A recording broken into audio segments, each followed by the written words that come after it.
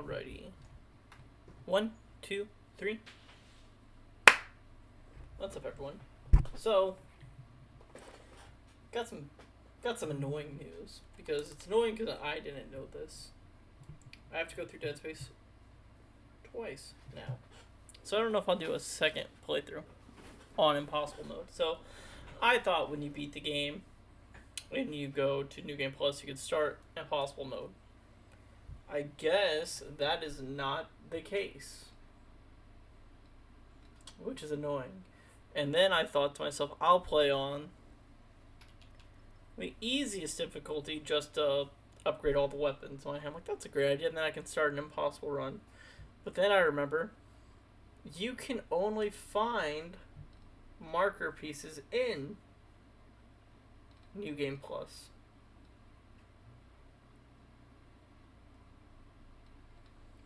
Which again, does not help me. So I guess I'll have to do 2 more playthroughs.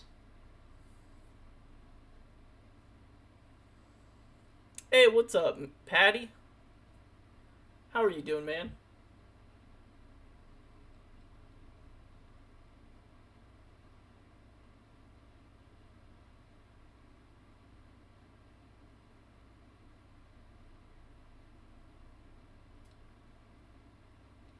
So it looks like we have 2 other endings, but that's not that big of an issue because we are going to be flying through this game quite quickly. That was such a British way to say hello. Hey, I mean, you know, if the shoe fits, wear it, essentially, you know? Alright, we will be playing this on baby bitch mode, on story mode, so we can just quicken this story. A up, mate. How have you been, man? How's life been treating you over there and across the seas?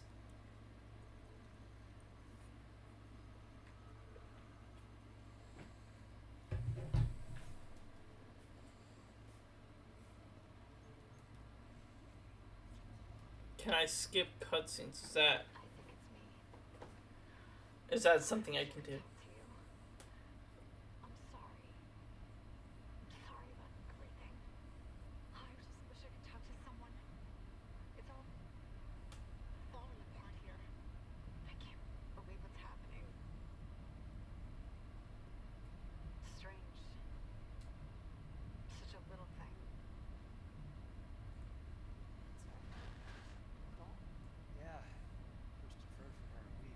Oh, that's like everywhere else. Weather's taking a turn and I work outside, so that sucks. How about you?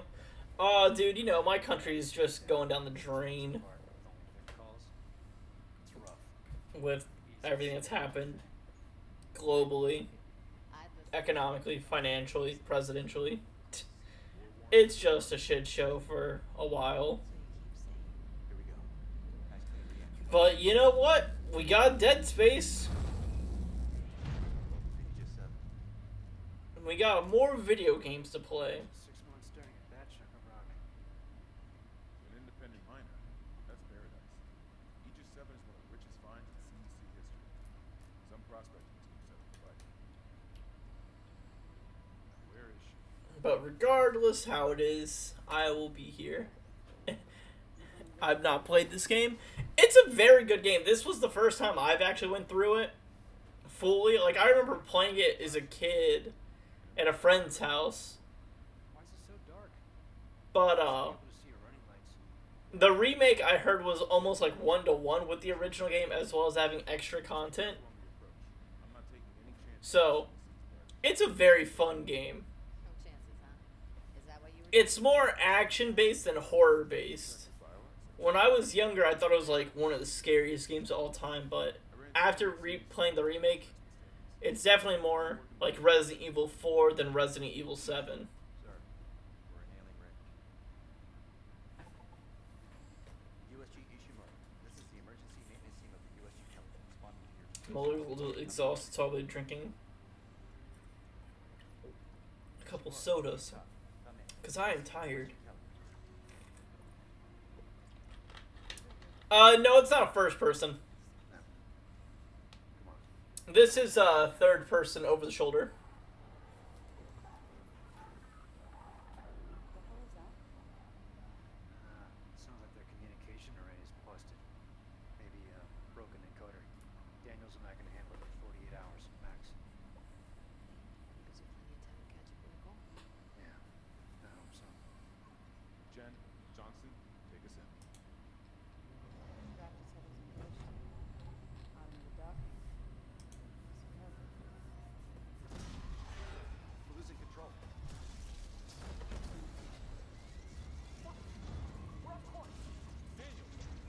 Guidance system override isn't responding. Shit, we're coming in too hot. It's gonna smash us into the hull. Jen, aim for that emergency stabilizer. There, the blue light. It might slow us down. Got it. Drop the flash shield. Everyone brace yourself.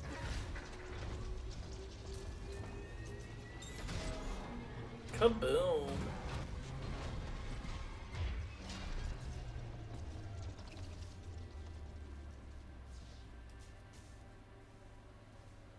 Everyone okay? Good. Oh, it is. Johnston, alright? Thanks for anything. Broken.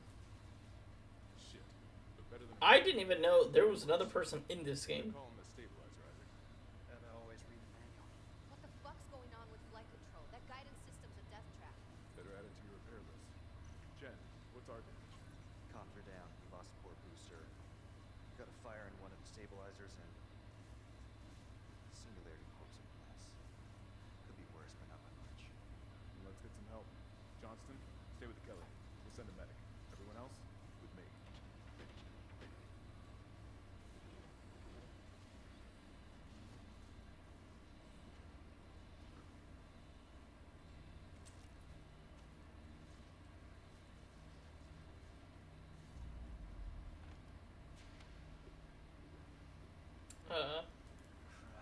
I'm trying to recall. I wish I remember where all the nodes were. Standard procedure, Mr. Eads. We'll register them in the flight. Hello? Because it took me so long. Shit must have heard that right. I don't recall where everything was like I did with like Silent Hill 2. What? You're off and about the first round. I wouldn't mind something to steady my nerves, especially on CECs. It'd be nice if when I start this I kept my override access, but I doubt it. No, nobody. Man, I'm looking over there. That's where it all ends.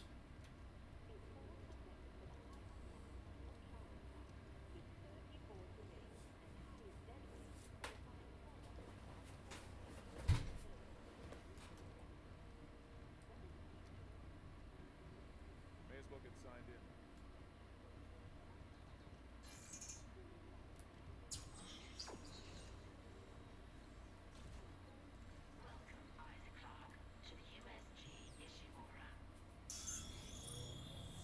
Look at all that health. Rig synced. Collect kinesis and stasis modules from acting chief engineer Jacob Temple. Location? Error. Employee not found. I can't reach security. Same for the chief engineer. What is wrong with your comms?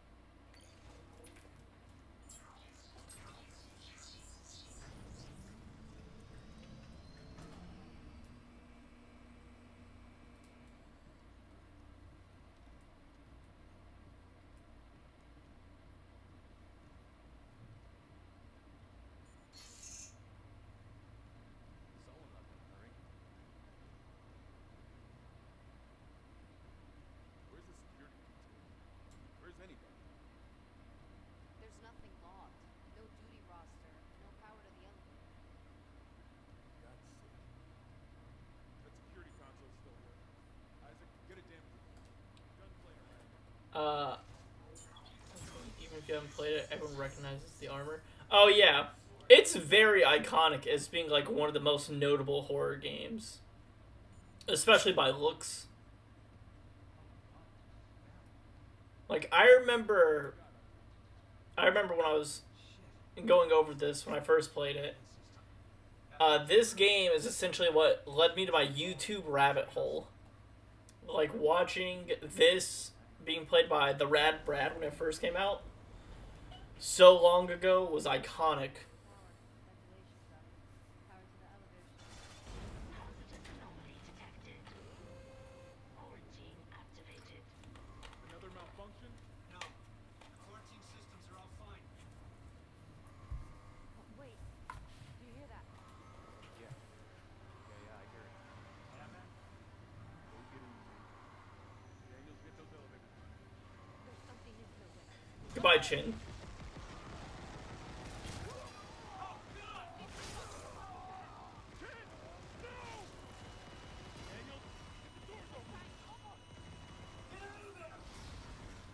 Hands up, door!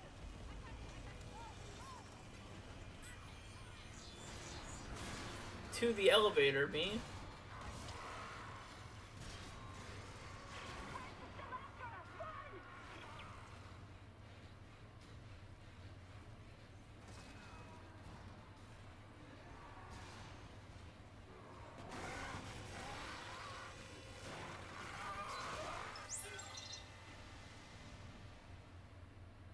Spooky.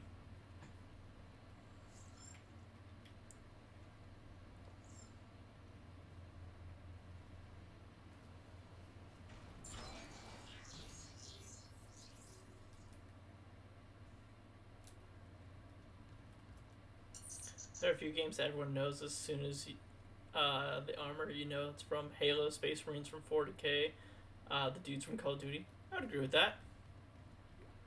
Our Lifeblood. Good ol' plasma cutter. And it should be pretty much, I think it should be still fully upgraded.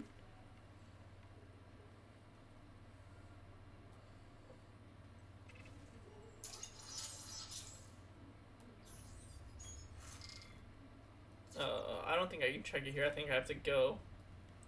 I'm trying to think of more.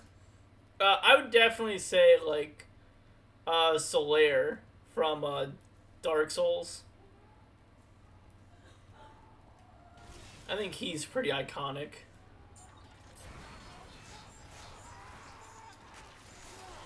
Oh no.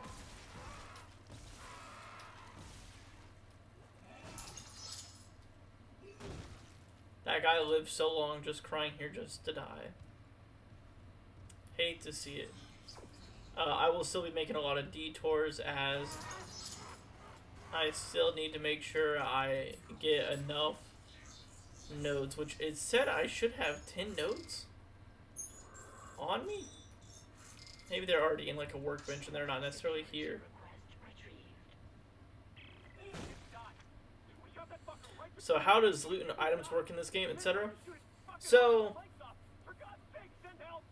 there are health packs.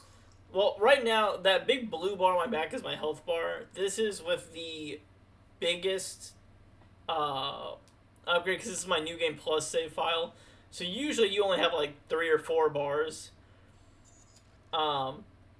In this game, you loot off of bodies you dismantle.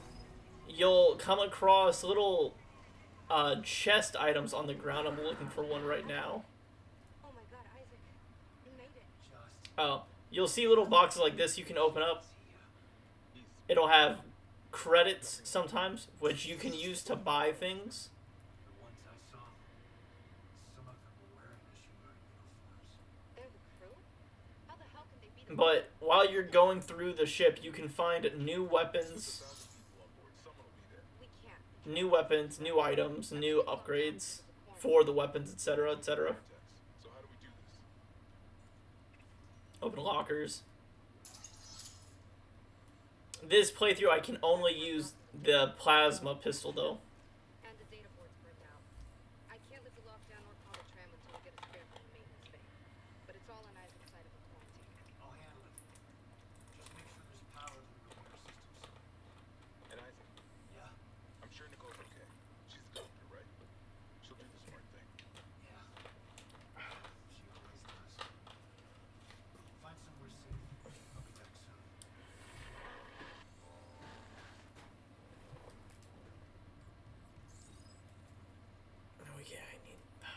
board.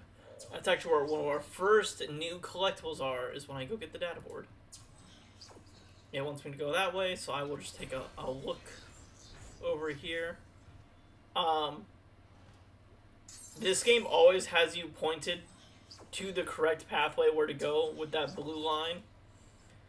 Which is nice, because then if you want to explore or do other things, you can, and it doesn't, like, punish you.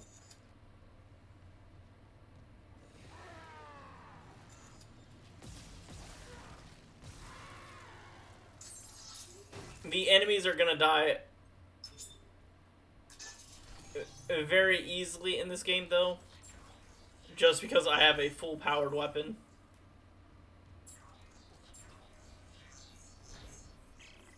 Isaac, don't bother shooting those fuckers in the head. Doesn't even slow them down. The only way is hacking them apart. Those arms, legs. Does that even kill them? Or do they just stop moving?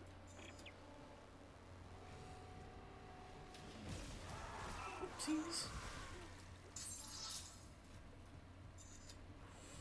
And what are the enemies and what's the story? Okay. Yeah. So, the enemies are called necromorphs. That's what these, like, all these, like, dead-looking enemies are called necromorphs. So, the story for Dead Space is you are Isaac Clarke, and you are tasked with your crew to go to a ship called the Ishi Midora, which is the ship we're on now, because their comms have been out and they're not responding. So you are essentially the guys that are tasked to fix it. However, as you see, we get here and then shit hits the fan instantly. There are monsters running around. These monsters are essentially the old crew. Like, this is, like, spoilers for, like, end game, but essentially you run into all these monsters.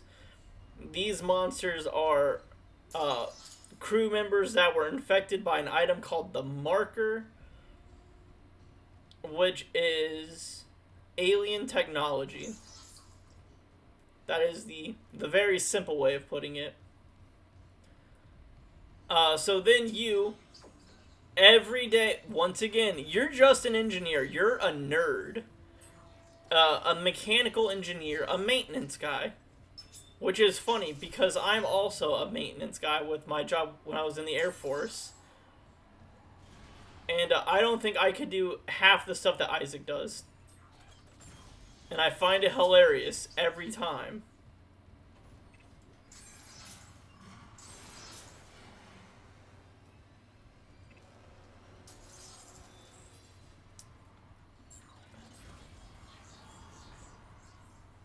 I hear something screaming. I don't know where you're at. I'm not worried about you. So essentially, to sum it up, in this game, it seems a little quiet. I'll turn it up a little bit for you guys. That might be too loud. You're an everyday guy that just loves his job and acts like a superhero. Ah.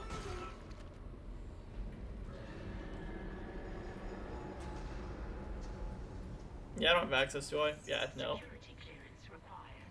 Damn. Hate to see it.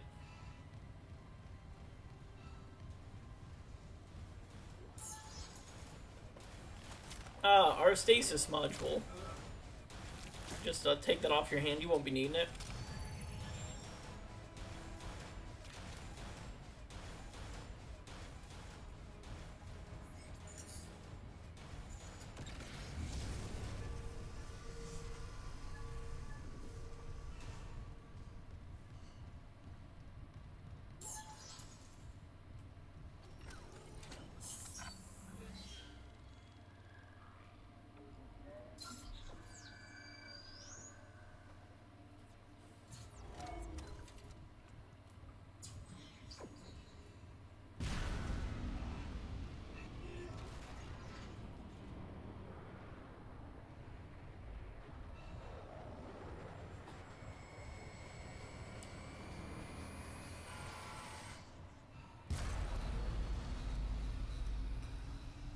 And while you're on the ship will just start falling apart.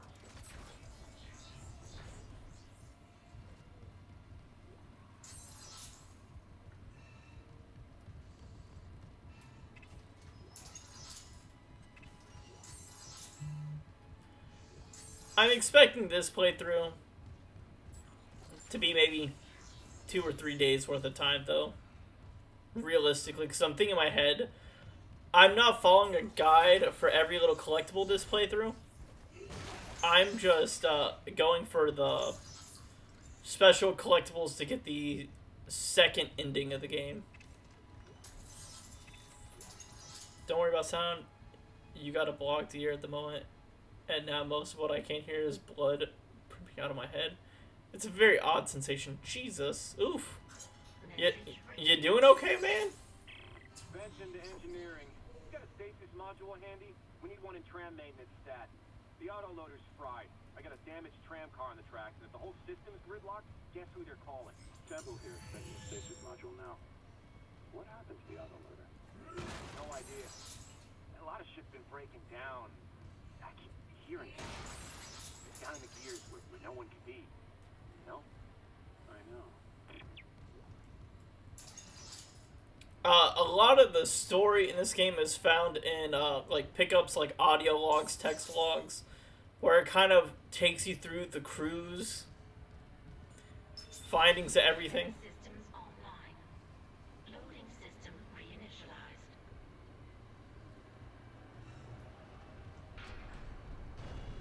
Warning. Autoloader malfunction. Please contact a repair technician. Oh, don't worry. Isaac Clarke can do it all, baby. Right loader claw engaged. Boom. Connected.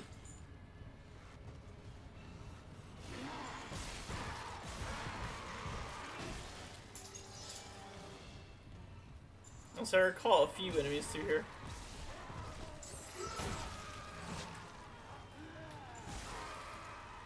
What I can say is having this upgraded plasma cutter is a godsend.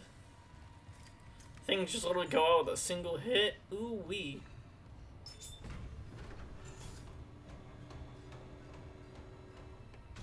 Left loader claw engaged. Perfect. Look at that. Replacing damaged tram car. Please stand by. Hell yeah, man. I'll be here.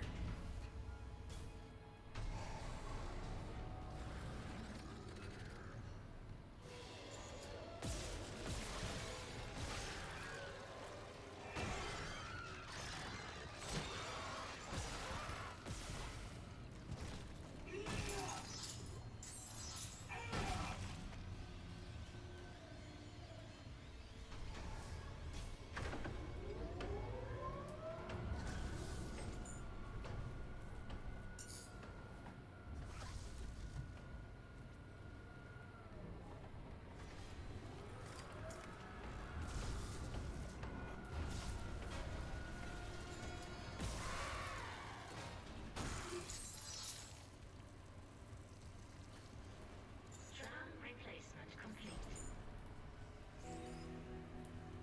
You got it. The tram was jamming the whole system. That's one down. You said a data board was fried too? Inventory says there's a spare board in the maintenance bay. That's where we gotta go to get Can't run the the trams without it. everything new as well.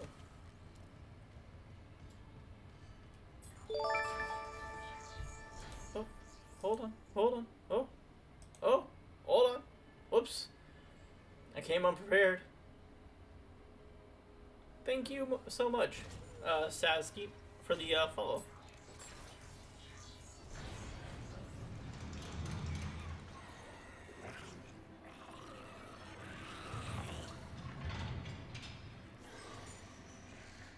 Ah, spooky. And we're going down, right? Yeah.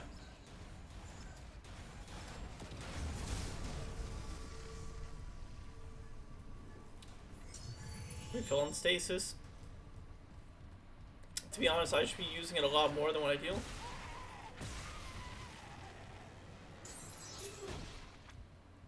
We'll spending, or going to be spending pretty much all of our money on this playthrough on nodes and ammo. I don't think I'll really need to worry about health at all.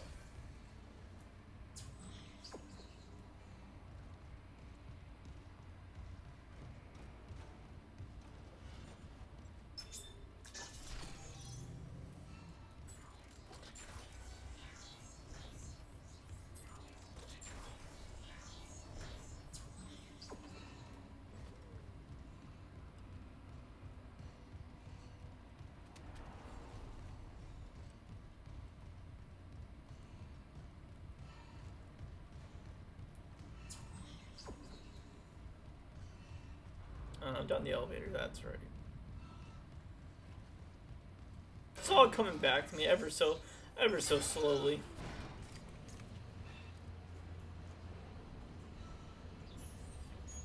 Welcome back. Dude, I already got 86 shots with this. Yes! That's great news, because like I said, we're just going to... I have to keep reminding myself this as well.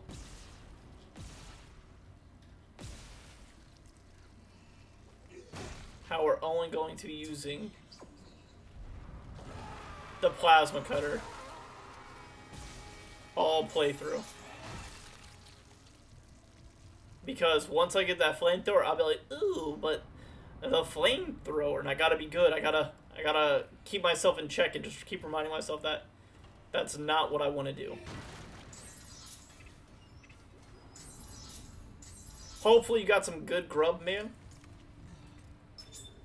Let's turn off the... I think I need to turn off the lights. And elevators.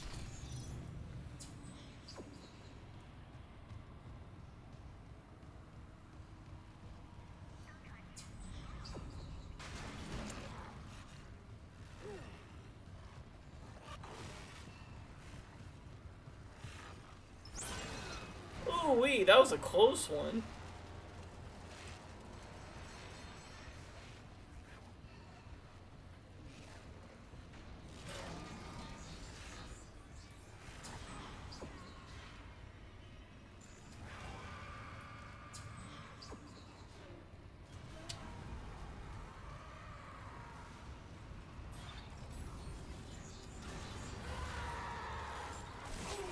I hear a lot of noise back there.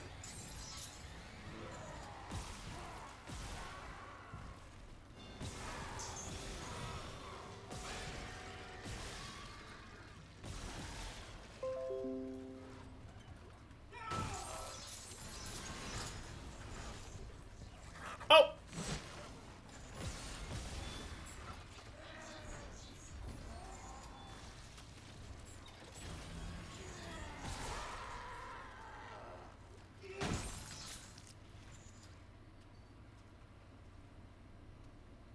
I think we're all good. I'm just kind of giving the 1-2 crunches.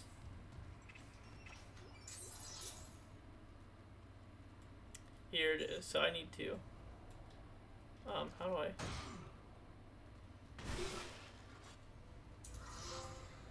Marker fragment.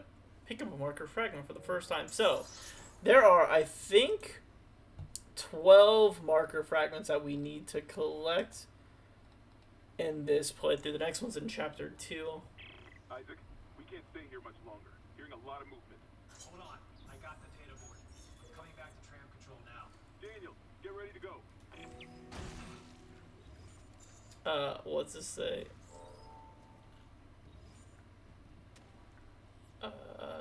To join is to survive.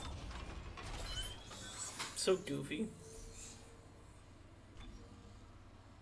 Oh yeah, we need to stop by a shop to can I start upgrading these here? I can. I don't even have to pick up the other weapons. That's very nice of the game. So all of these, am I right thinking you've been on holiday recently? I seem to remember you saying the last time I was watching, maybe not though. So once November hits, that's a lot of time I take off. So like Usually I stream on Wednesdays, but I didn't stream yesterday, at least our time, because it was my anniversary. And then I know coming up soon, you have like Thanksgiving and whatnot, but I don't think I have any plans to travel out of town or do anything with family this year. So I think this year in particular, I think I'll be more free than normal.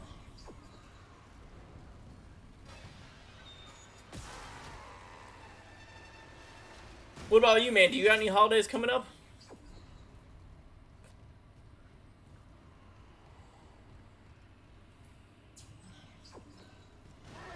Oh, that's spooky. Where are you at? Oh, God. Do you know who I am? I'm an engineer.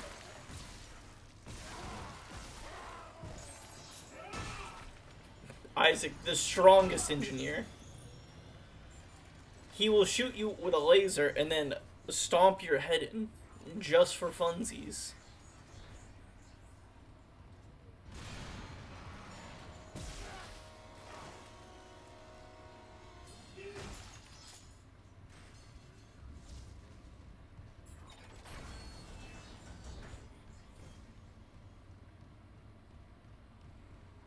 This goes here, I believe. Yeah. Data board. Complete. Installed.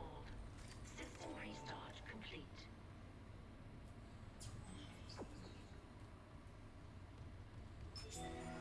Maintenance complete. But we had Halloween recently. We gave out a lot of candy a couple weeks ago, which was real fun. Now arriving at flight deck. And then next week, I'm pretty sure I get to work from home every day next week. Fingers crossed. That's super exciting. Just so I don't have to be traveling in the office. I know today was like the first day we saw snowfall. Nothing really stuck on our end, but man, I was nervous at first. We're on board. Something hit the roof, but it seems operational. One of the two possible trips for me, mate.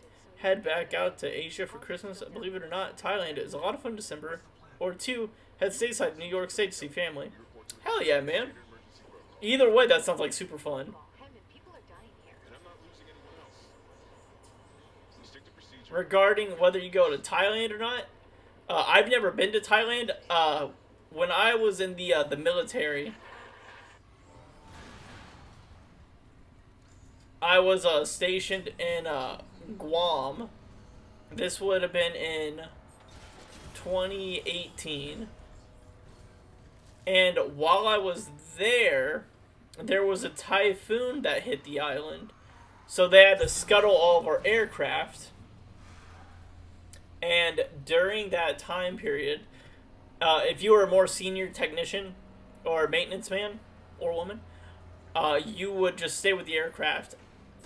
I was not one of the more experienced people at the time, so it did not apply to me, but some of my friends got to go to Thailand and whatnot.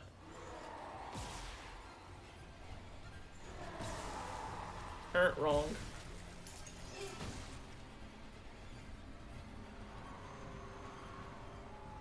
Is something... Oh, it's just a fan. Okay. But I don't think I've ever been to New York. I would love to go, just never had the opportunity. You love stories like that? Yeah, because I was one of the I was one of the newer guys still learning a lot of the stuff with the job. They let me stay with the hotel where we were staying. And essentially, I just rode out the hurricane. In a hurricane. Which was pretty dope, I'm not gonna lie. Oh. Is there not a store nearby? Maybe there aren't stores until chapter 2.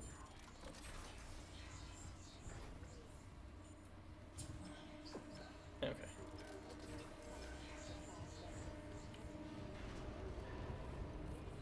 But I remember when the typhoon started making landfall, I was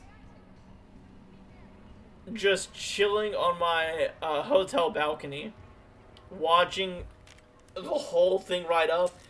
And I remember being on my balcony like 70, 80 mile per hour winds, And I was like, wow, this is cool. And then I saw lightning strike the building next to me, and I said, let me get inside. Maybe this isn't such a fun idea. Hold on, you. Is that blood? Haley, I need you to listen. The Ishimura's overrun with the fucking monsters. You didn't hear anything? What? No, the comms are still out. Isaac, We need the killing and fix it now. Got a damage report? it's there. Yeah, don't worry, I'll just do it. Well, everything's damaged.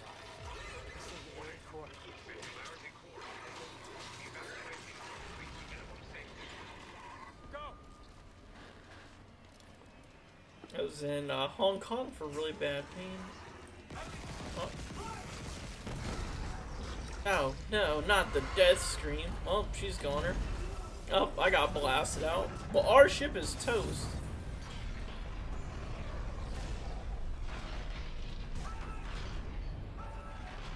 Trust me, Isaac, I don't think she cannot hear you.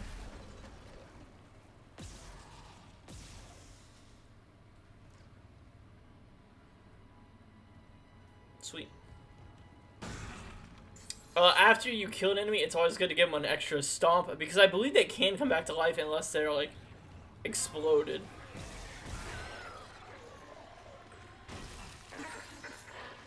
Or eviscerated. What's happening down there? Johnson's gone. That damn thing was swinging. Yeah, and that's how it was. So, like, my hotel, it wasn't super tall. Like, it was maybe, like, 10 stories, 12 stories, and you could feel that, but I couldn't imagine being, like, a high-rise. I'm not losing two good people for nothing. What about the command computer? It's a brick. All the primary systems are locked down with the captain's codes. So we find Captain Matthias, track his rig. Gotcha. Okay, here. Captain Benjamin Matthias. Location medical. Status deceased. Even the captain? God. Isaac, you're closer to medical. You can double back and cut through maintenance. Find the captain's body and get his rig. With his codes, we... What was that?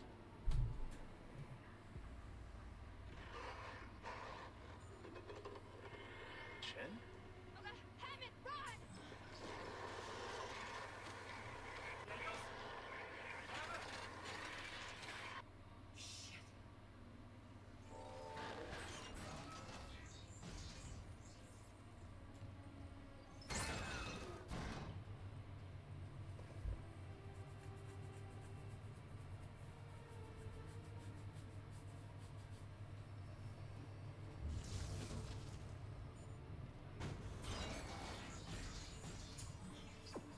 Store.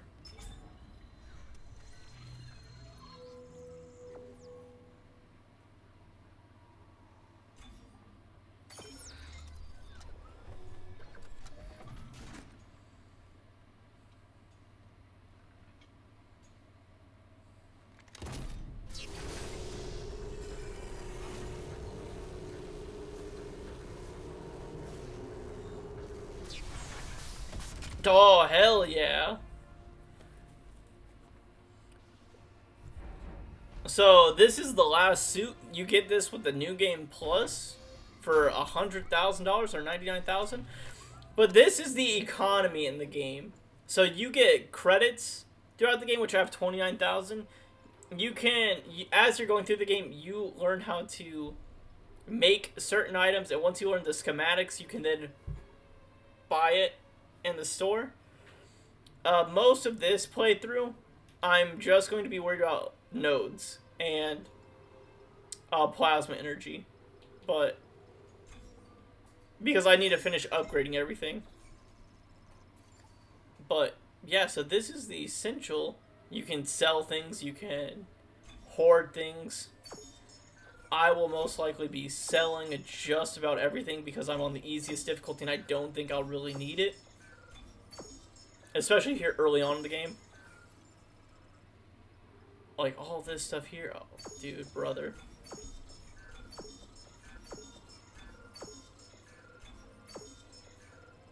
I'm gonna take all the plasma energy, though, move that to inventory. and just sell off everything else.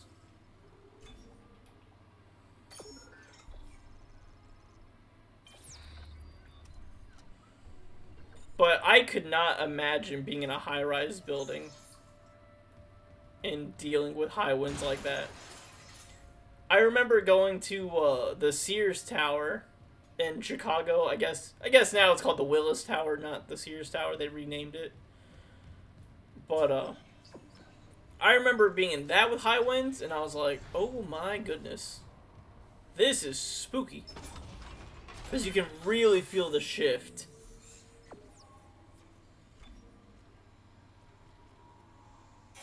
I'm just going to finish upgrading the suit. Sweet, now we have a maxed out suit. Plasma cutter, you're already upgraded, right? You need one more upgrade. You haven't been started, you're completed. Not started, not started. Completed, okay.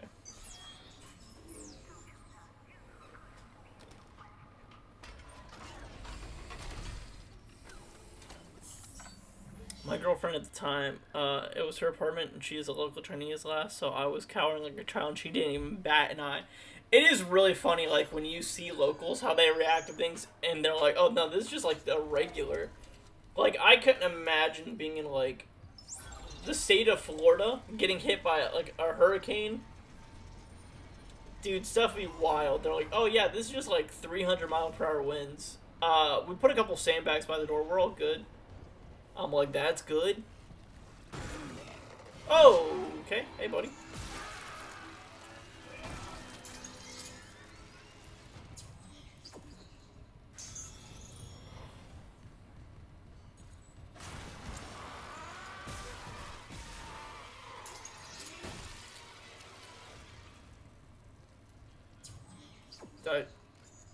I thought I saw something I could pick up. Maybe I did pick it up and just didn't notify me. It usually makes up noise.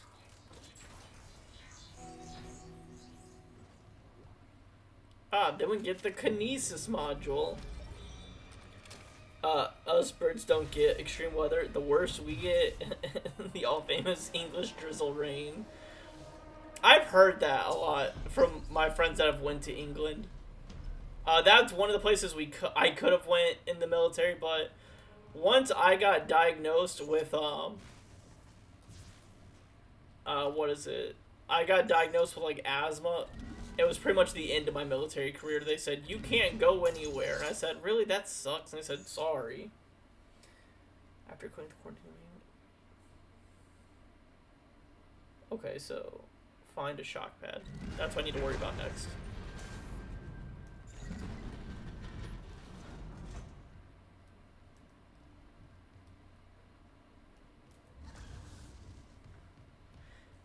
I am low-key jealous about the English drizzle because I love rainy weather. What's up, lady? That's fine.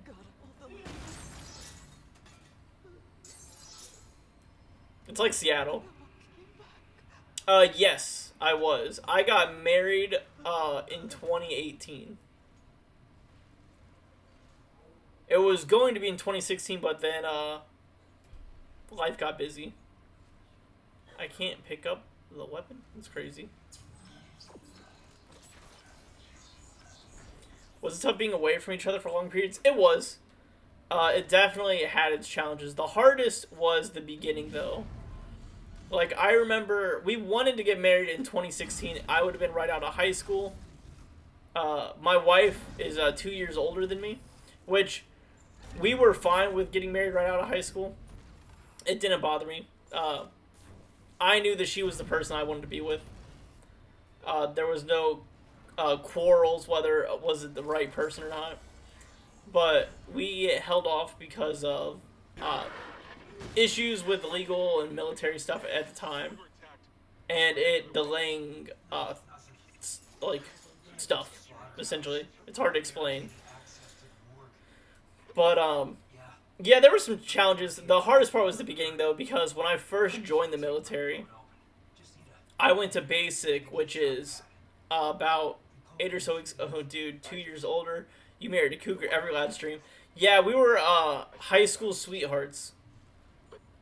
So I started dating her as a sophomore in high school. No, as a freshman in high school, and she was a junior.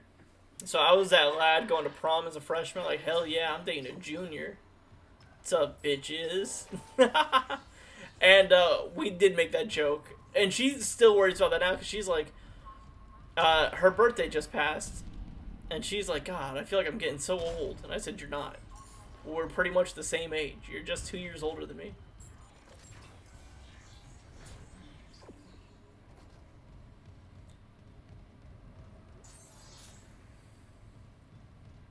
But, yeah, the beginning was the hardest part. And my thoughts, because I had 6 or 8.5 weeks of basic military training. Then after that was the longest break where I went to tech school right afterwards, and these were back to back. So then I was gone for another 8 months, 9 months. I was pretty much gone for the entire year.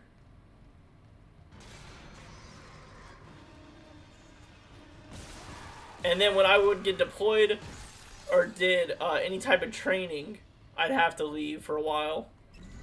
Whether it be for like a month or two or a couple of weeks. It all just kind of depended on what it was. Let's open the doors first.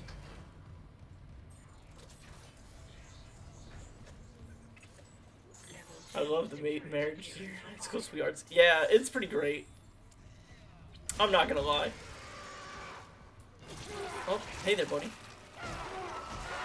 This new suit makes me extra powerful.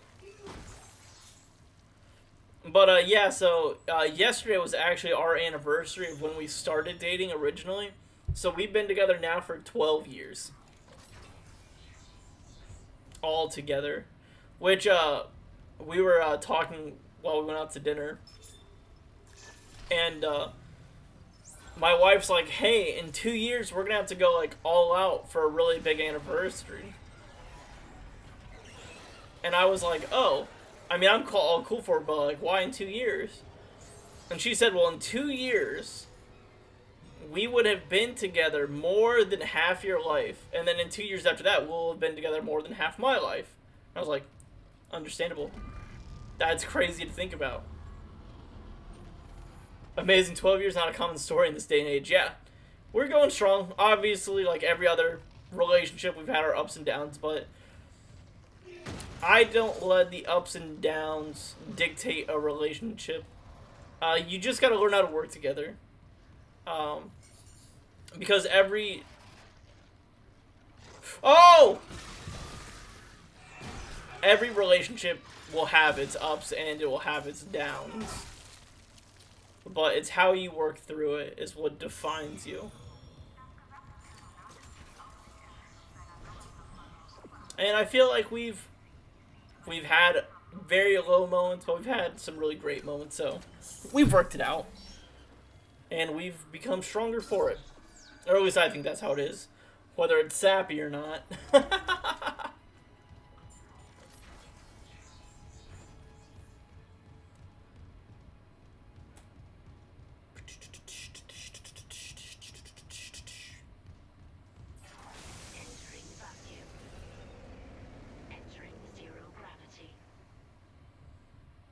Oh, dude, I have like 3 minutes I can just spend out here? Oh my god.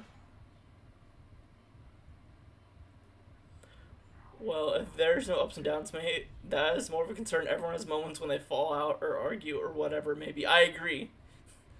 If there is someone who says, no, I've never had an argument with my wife, I said, that's a very bad relationship. Because you will argue. There will be times where you will not see eye to eye, and that is okay.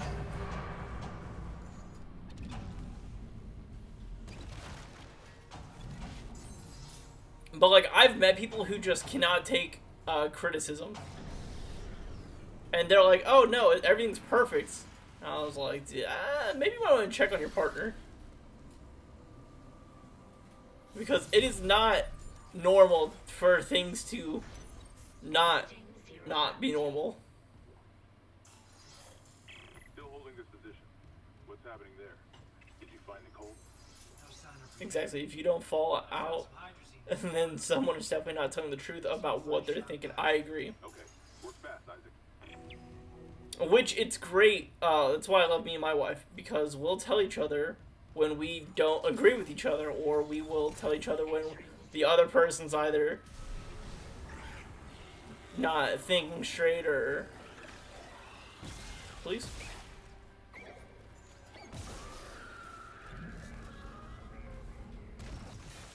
Please don't. There we go. We're not afraid to voice our opinions. And, like, I know there's a lot of times where me and my wife will be talking, and we don't agree on absolutely everything 100% of the time. What the hell? It shut the whole ship. I'll check it out. Which I think is normal. Oh god, I hate the zero-G experience in this game. Like, it's very well done because it disorientates me. Which is how it should be. I was hoping for a node. Not node hungry.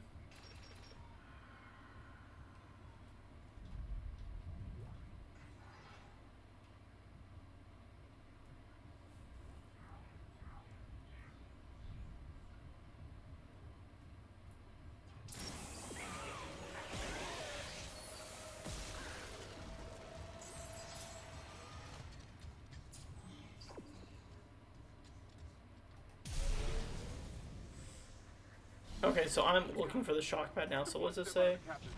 Find shock pad after quarantining the main lab. Enter Dr. Kine's office. Okay. I trapped him in a damaged escape pod. He's snarling like shit is fucked up. Hurry, Isaac. So once you get killed by Necromorph, so what's happening right now is Chin, one of our crewmates, the one that got impaled right in the beginning, he is essentially turning into a Necromorph. Which turns into what I think is the dumbest decision in video game history, which I don't know if we'll get to it tonight. We might, though. How do they get infected? So, there is a thing called a marker. A marker was like deep-seated alien technology that was hidden within a planet. Well, this ship is a mining ship, so it was digging up and it found the so-called marker. They brought the marker on the ship to study it. There's like a lot of religious symbolism in this game. Like it's a very religious type game. But essentially, like, there's a church called the Church of Unitology that worships the marker. Those people then took over high roles within the ship to then get their hands on this marker, so they could study it, so they could be a part of it. Once they brought it on the ship, it started infecting the minds of the people working here, and then they became necromorphs. As you can see, there's a lot of bodies that were able to die without being infected. They probably just offed themselves, most likely. But out of the people that do get infected, if they kill someone, I believe the infection can spread that way, which is what happened to Chin. Because he was not affiliated with the Church of Unitology that I'm aware of. But because he got murdered by one, you change into him? I believe is how it works.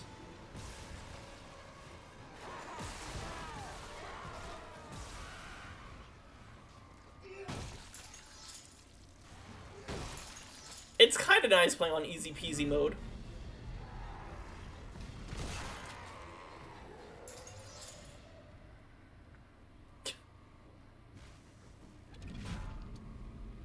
just because of filling the bodies.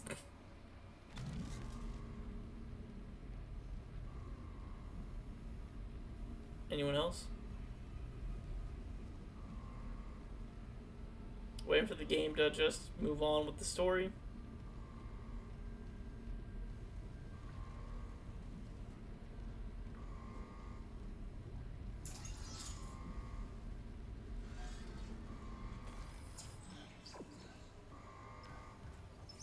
Oh, I guess I just keep going.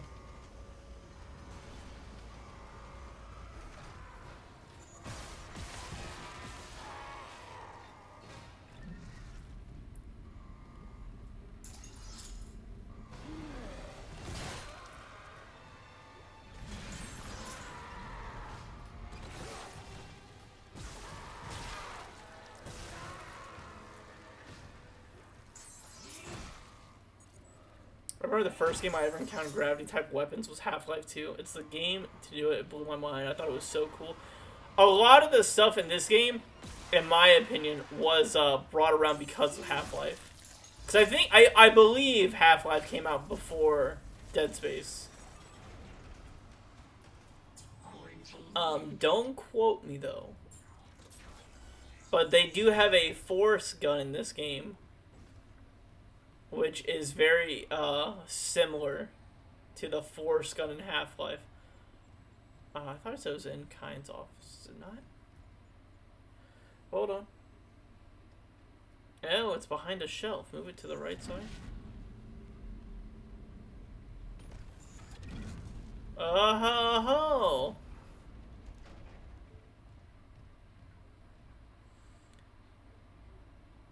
It's going good, Amelia. Also, don't quote me in Half-Life being the first to do it. It's a guess, if I'm honest. No, I also don't know if it's the first, but I would claim it to be the first.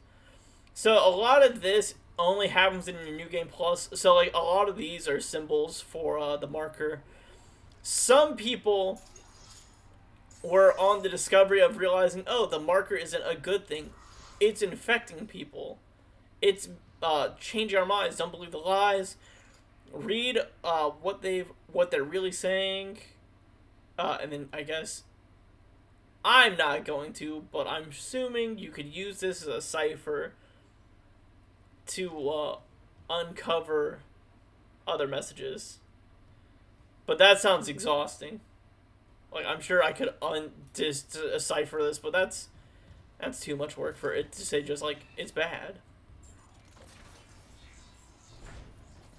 But is there any more marker fragments in Chapter 2? No. So now, Chapter 3 is where we have to go for our next marker.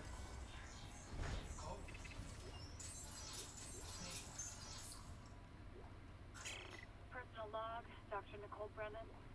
With medication and See before joining the stream is your logo. is showing improvement. It's okay, Amelia. I do not need an artist. I already have an artist, but I do appreciate it. Continues to interfere. It's very nice of you to offer, but I already have an artist. Significant. If I have to make a complaint, I will.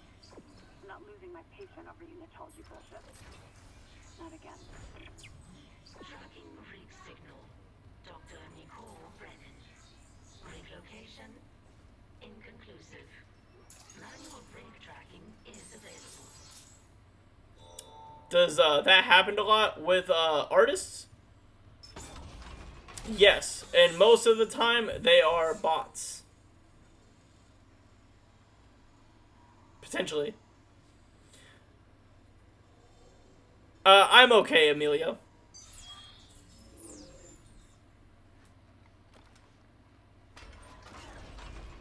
Like I said, my wife is actually my artist and she does all the artwork on my channel.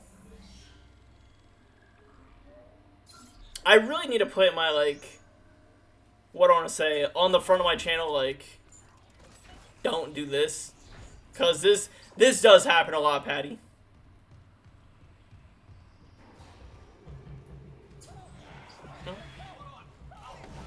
Like, these guys remind me of head crabs a lot from Dead Space, or Half-Life.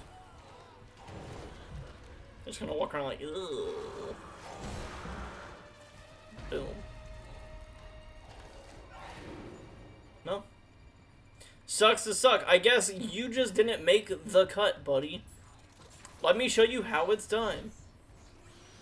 See him? You gotta fire when the tentacles are out. See, you couldn't do that? You had an engineer coming here just to do the job for you because you couldn't handle it. Hate to see it. Oh. Goodies. But a lot of the times, they end up being bots and robots because they're essentially trying to scam you. Like, one way to tell if they're... Or I guess it doesn't always happen. But one way you can see if they're a bot is, like... I responded to them, but they never said anything to me. They just kind of did their automatic dialogue. You responded to them saying hello to them, and they never responded to you because it's not in their coding to talk to anybody. And if they do, it's usually very similar, like, hello.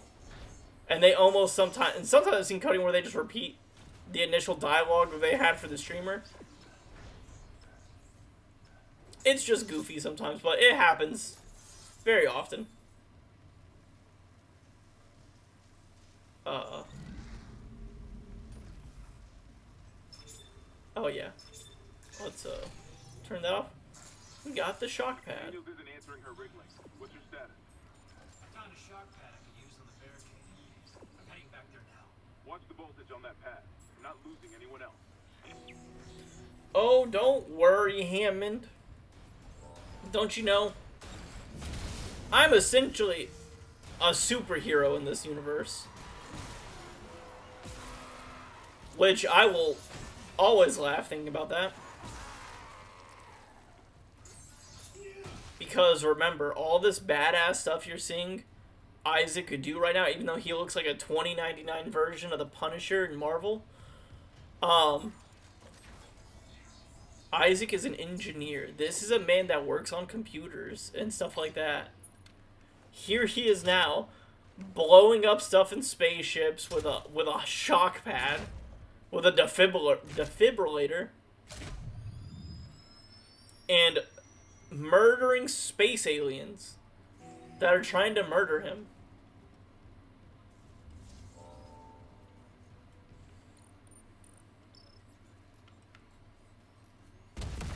We have run out of body bags.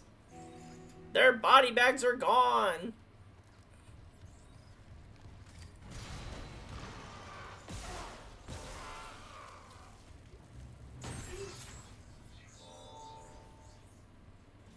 Remember, when you reach the morgue, find Captain Mathias' body. Get his rig code, and the computer's all ours. Security clearance required.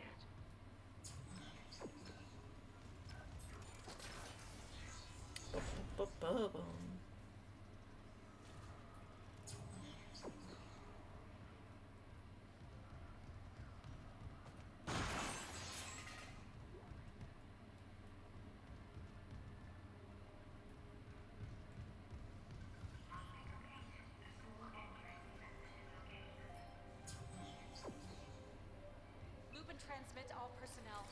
This is a huge ship. Is it an iconic ship from the outside? Yeah, it's a very big ship. Like, it is... Do I have a full map of the ship? Like, there is... If you look in the top left in the overview, that's, like, the size of it. But there are, like, multiple areas. So you... from... I guess I can only go to these three at the moment. But you have 2 more over there, 3 more over there. Hydroponics, all that. You have medical, which has 6 floors by itself. The cargo has 2, flight deck has 2, but you can go to like engineering, you can go to maintenance, you'll go to the comms arrays, you'll go to hydroponics and food storage. You pretty much go everywhere in the ship. It's a very big area, like a very big ship. And what's nice about the remake is, yeah, we're not gonna go follow Nicole. We're just not gonna do all that. Nothing is missable in the game. Like, there are times where you'll get, like, you need a security clearance of level 2 to get here. You'll need security level clearance 1 or 3. Security. Throughout the game, there are opportunities where you can get a security clearance, you can get master overrides to things, which is great. With that being said, you don't need, you can pretty much do everything up until the last part.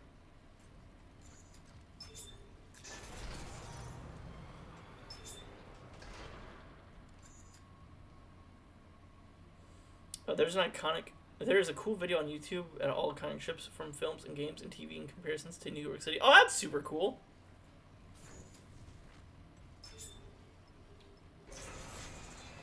Oh, there we go.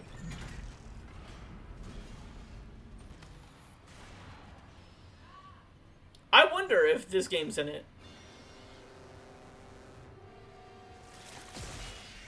Because like I said, it's a pretty big ship. I don't know if it's bigger than, like, New York City big. But don't quote me on it.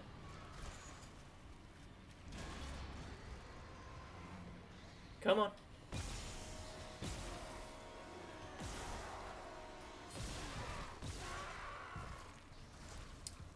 Also, the best way to kill a necromorph is not to shoot it in the head, but instead dismember. Dismember it. Where you at?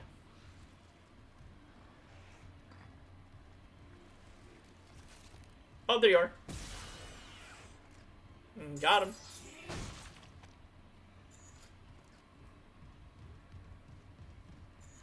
Where's the, where'd the, thing go? Ah, here it is.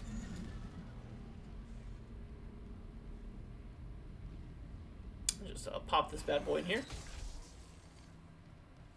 It's cool. It starts with, like, the shuttles from Star Trek and Firefly ships all the way up to the Death Star. That's super cool. Ah! That's again. I understand.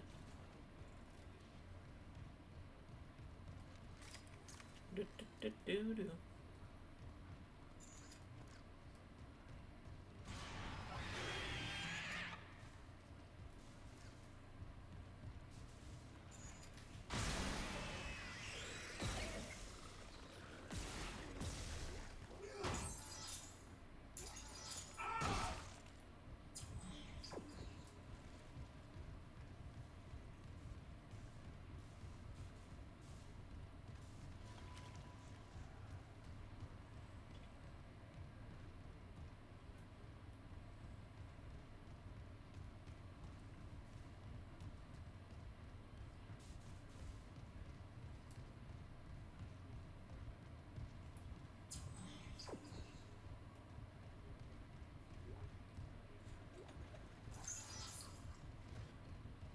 Ads finished now, so I can see you. Hell yeah.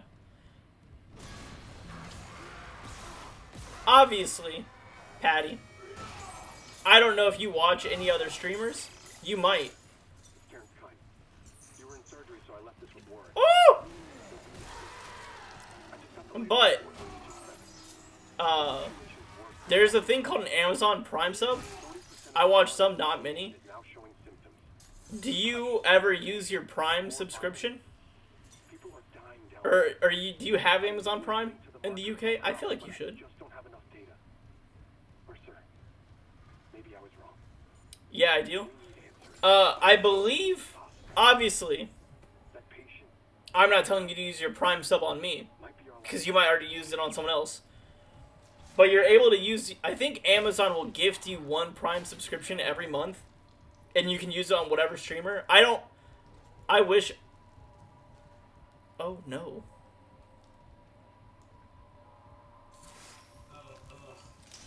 Isaac, new phone, so I haven't even downloaded the app yet. Yeah, I can't remember how to do it. Like, that would be something... And I should look it up, so if anyone ever wants to do it and, like, use their Prime subscription on me, they can. But I always forget the details because I'm terrible at remembering things. But you can always use your Prime subscription on me, and I will never complain about it. A little bit of helping me out, and then it also helps you out with watching, so the ads don't infect you. Which, I don't know why my ads are so bad recently. Because I was talking to Seaborn about this recently. Like, I feel like when Twitch updates, it changes a lot of my ad revenue settings. So then I have to go through and change it.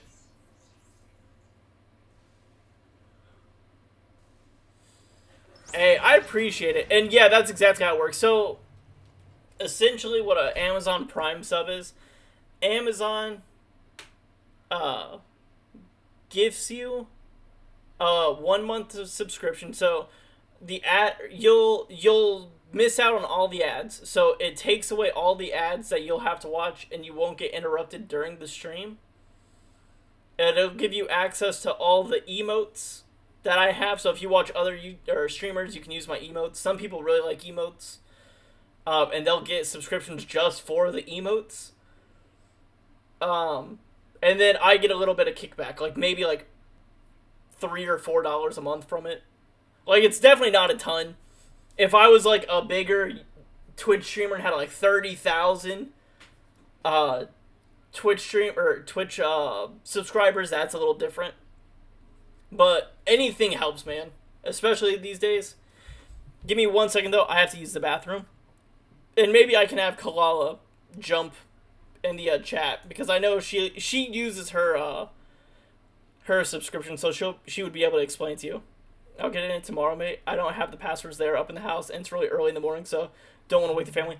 Hey, I understand, man. No rush.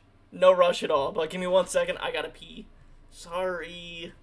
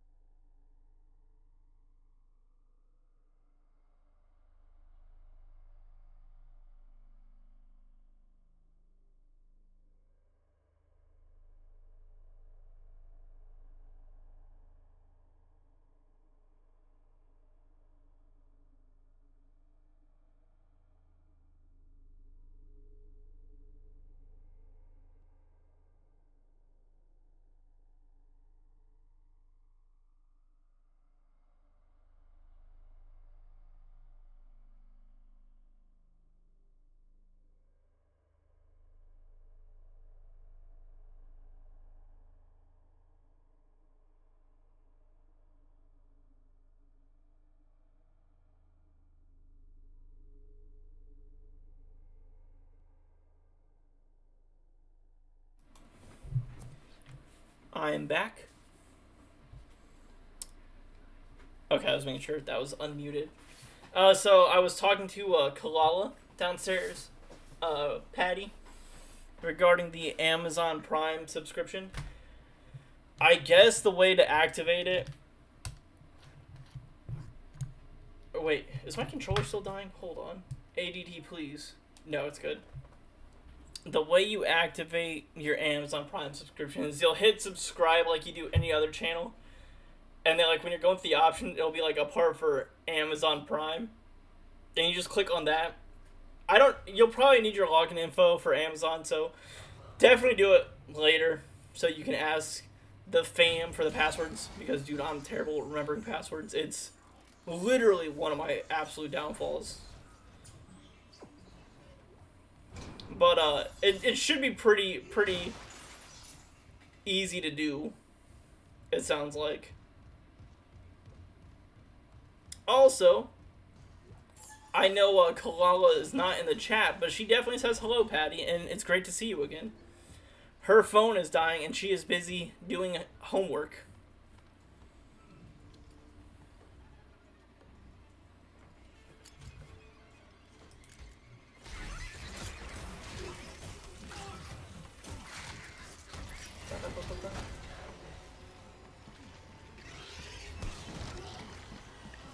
Oh, this is how necromorphs also infect other people. This flying guy will, like, inject them with, I don't know, ooze of sorts.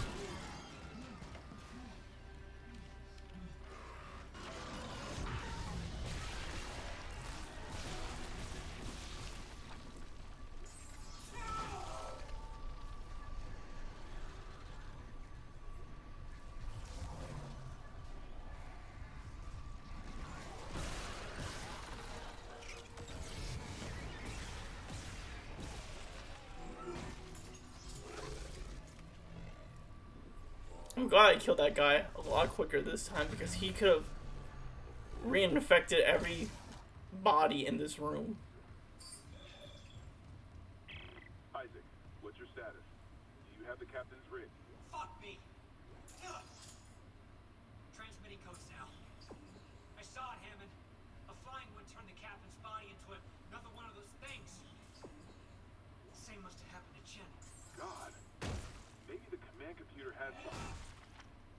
Where's Daniels when you need her? Head back to the security checkpoint. It's safer there. At least I can upgrade your clearance.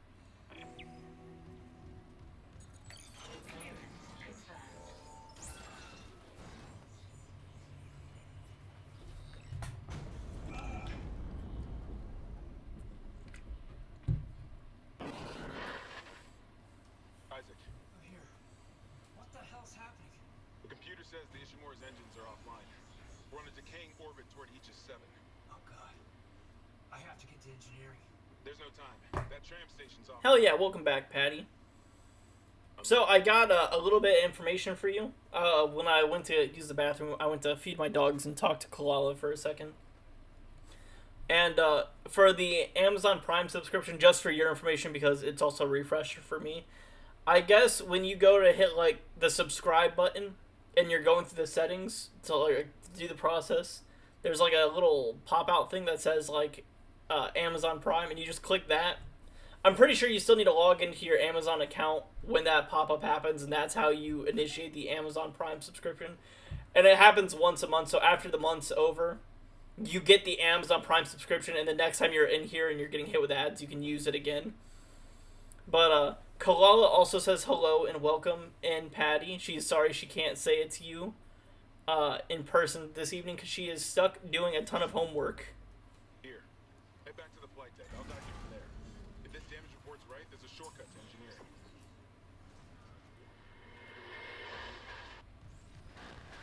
Now I can open up level 1 stuff. Because now I have the captain's thing. Which, it's funny. It's only $4. I'll just subscribe. Oh, man, that's super nice. I greatly appreciate it. It means a ton, man. that little bit goes a long ways. But like I said, you can always use the Amazon subscription. Patty, thank you so much.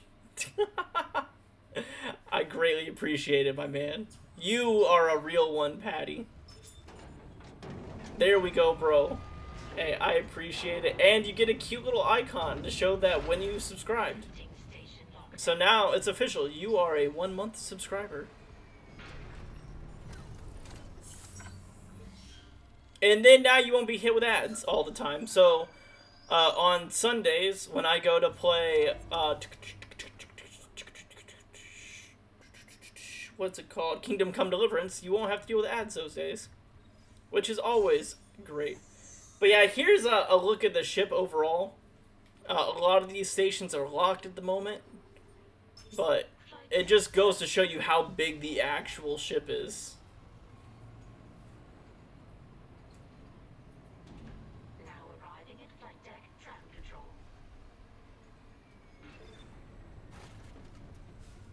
And throughout the game, you can like backtrack and go to all the places as many times as you want, which is very nice to the game. Like I said, I think in the original game,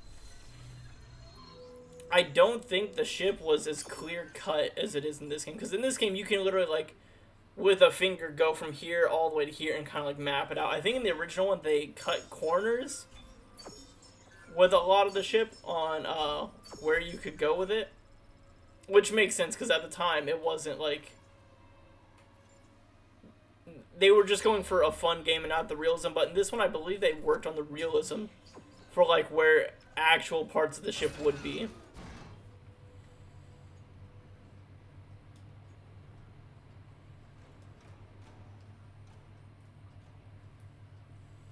You gonna play the new Halo when it comes out? Or is that only on Xbox? I believe that's only out on Xbox. Which, I will probably be watching it. I love the Halo series. Like, that was one of my most beloved game series. Hey, look, it's Chin. I watched this from over there.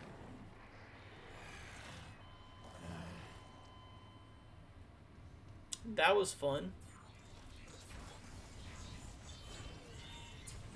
Where am I going? Back to the main hangar bay. So sadly, I will not be playing the Halo game. Isaac, this damage report says there's a broken cargo lift just I think I'll open them now. next on the main game side of things. Actually, I don't know what next will be. Hold on. Let me look in here real quick. I have a lot of stuff going on here. I don't know what we're doing next.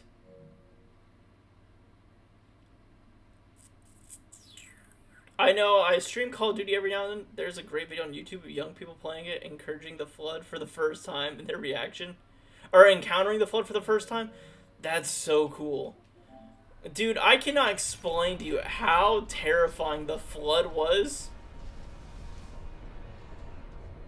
When I was a kid.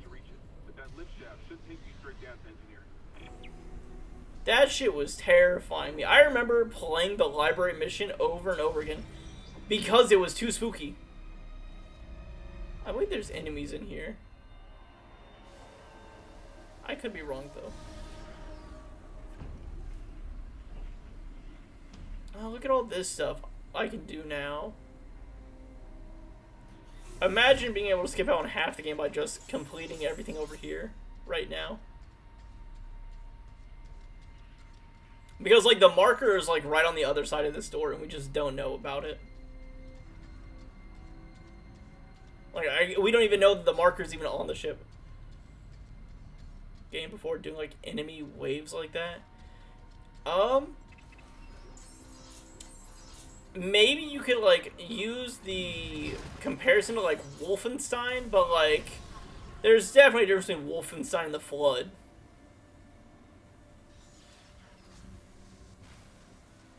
Come on. There we go.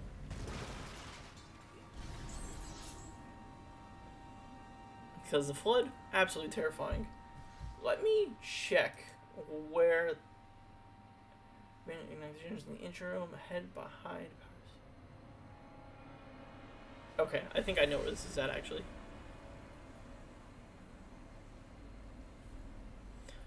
The most terrifying thing in this game. One, you have auto thrusters, which never run out, but like the second you go out here into like deep space, this should be terrifying. Like, if your thrusters just go out and you just floated off in that direction, that's it. That's game over. I definitely hear something running around.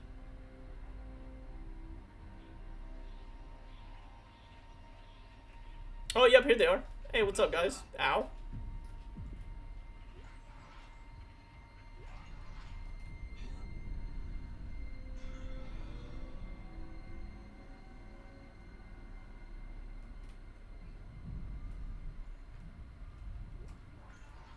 There's a little bit of that. Oh, please. Come down here. That's stuff I can sell later. We're gonna just keep going down, down. Oh God, please. It gets so disorientating. Which way is which?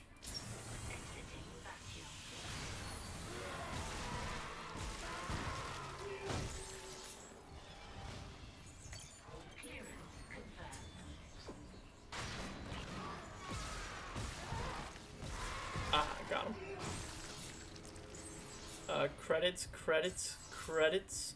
Node! For sure, any film where some poor person ends up floating off in space in a spacesuit just makes me feel ill. You still have a bit of oxygen, so you're alive easily long enough to know what's going on and what's happening to you. Yeah, Oh, you know what I should play next? Patty. One, do you play video games? Or do you mainly just watch people play games at this point?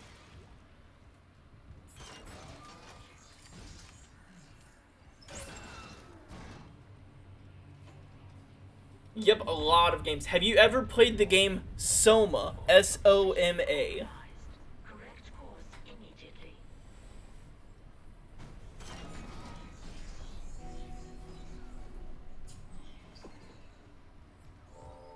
It's by Frictional Games, who are the people that created, never even heard of it. Okay, so, do you know what Amnesia is? Amnesia: The Dark Descent. That came out in like 2006, 2008, I think. Yep, okay, so the same people that made Amnesia never played them. That's alright. It's very iconic. I don't think it holds that much weight today, but it's definitely, it gets its flowers for revitalizing the horror game community. Because for a while, they just stopped making horror games until that came back around. And even then, that was like the pillar of horror for the longest time. They made Amnesia, and everyone loved it. Then they made a second game called Amnesia: A Machine for Pigs, and it stank. It was terrible. So their third game wasn't tied to Amnesia. It was just called Soma, which, if you want a fun game that, like, it's I guess technically considered a walking simulator, because you're just walking around, you're reading notes and trying to figure out what the hell happened. You don't fight enemies. You can run away from enemies. It has one of the most compelling stories. It's probably my number 3 game of all time. It's not a long game. It's maybe like 4 to 6 hours. I think, actually, let me look up. How long is Soma? It's definitely not long, though. How long is Soma? Oh, I guess I'm wrong. It's about 9 hours. If you're trying to read absolutely everything, maybe 10 hours. But it has one of the greatest endings I've ever seen to a game.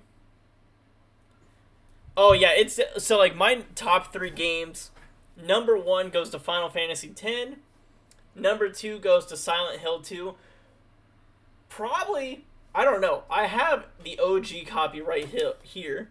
I love this game. It's my all-time favorite horror game. The remake is incredibly good. Also, I'm gonna kind of blend those together to make a good baby. But Soma is a fun packaged game that doesn't overstay its welcome. It has a lot of horror vibes to it, but it has a lot of psychological and a lot of philosophical conversations about what it means to be alive. And it's just so good. And the ending is fucking exquisite. Some people hate the ending, some people love the ending. Like, it's a very polarizing ending. They're out of fuel. The centrifuge is offline. We're tethered to a 4 trillion ton payload. Without the engines, it's dragging us down to the planet. Can you handle it alone? I know for PlayStation, I think if you have like a PlayStation subscription, Full restart. I think you can get it for free. Don't quote me on it though. Fast as you can. If not, I don't think it's a super expensive game. The controversial ending sounds like my cup of tea. From what I've gotten out of you, Patty, like just from our interactions over the past, I don't know, maybe a couple months, I think you will really like it. And I think you'll really like the deep psychological aspects in the game. Like I said, I think it's absolutely brilliant at the game. There are some people that just feel like the ending is a cop-out and it robs them. I disagree. It's pretty much like a very small synopsis just to kind of give you a taste of what the game is like. You are a man named Simon Jarrett. Oh, hey.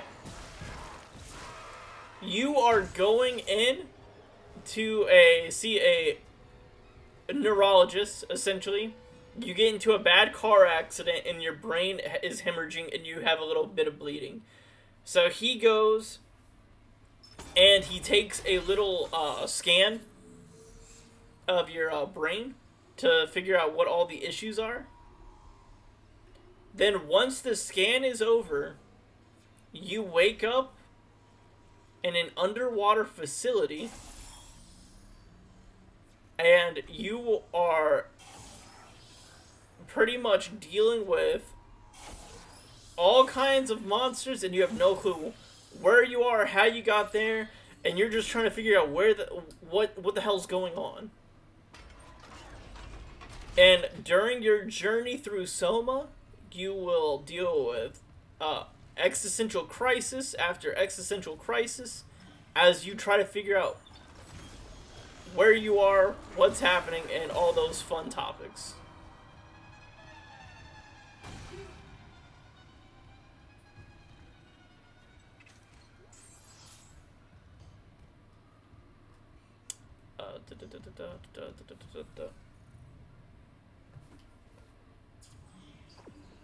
It's on Steam, yeah? I'm pretty sure so. I will look it up real quick.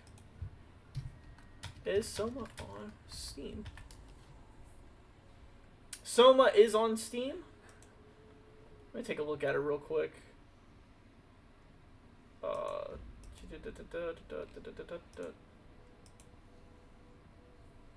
Right now on Steam, it is looks to be about $30.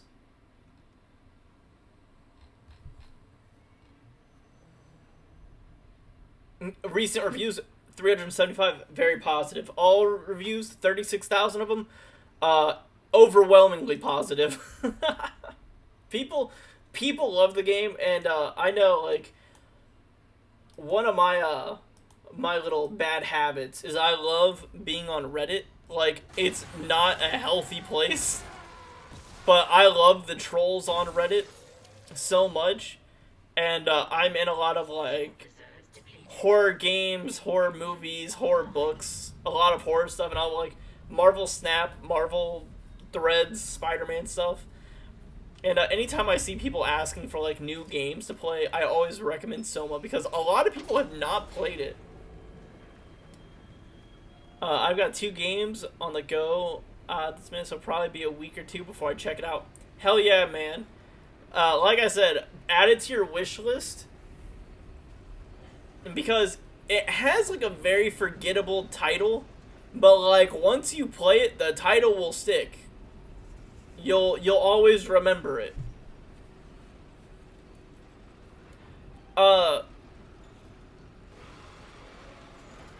I think with games, especially out of my favorite games,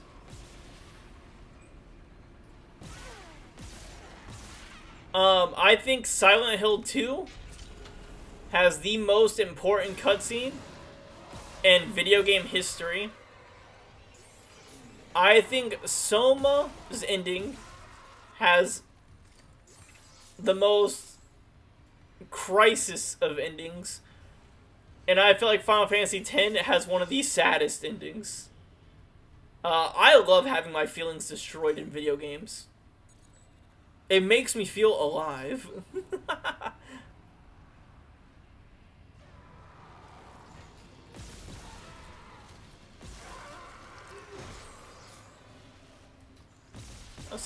I remember there have been quite a few enemies here.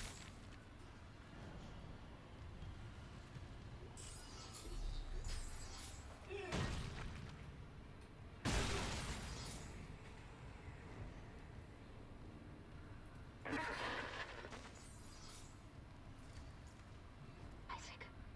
Damn it. Daniels? You made it. Thank God. After the bridge, we thought that... Glad to disappoint.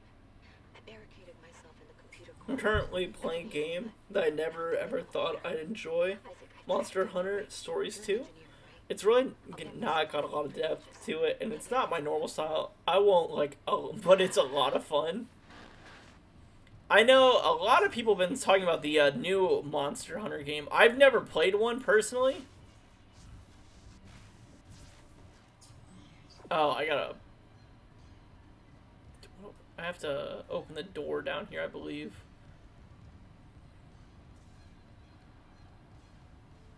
I know one of my good friends and co-host, and I helped do a lot of stuff with Most Epic Arts, or Mike Watson. He got the new Monster Hunter Wilds game that just came out, and my man loves that game. He is so excited for it to come out in February. Like, he's already asking me, he's like, "Are you getting the game? I think you'll really like the game." And I was like, "I'll probably get it." Like, if it's half as fun as he makes it sound to be, the game sounds incredible.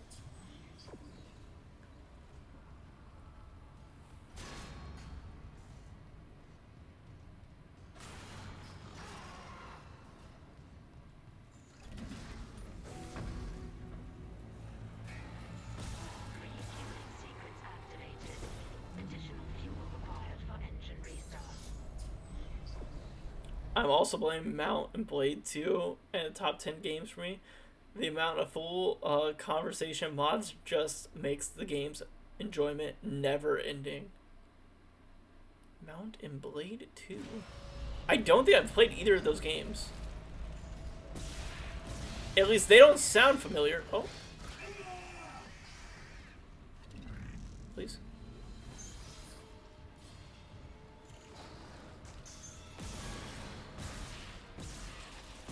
I know a really hot take that a lot of people would fight me over.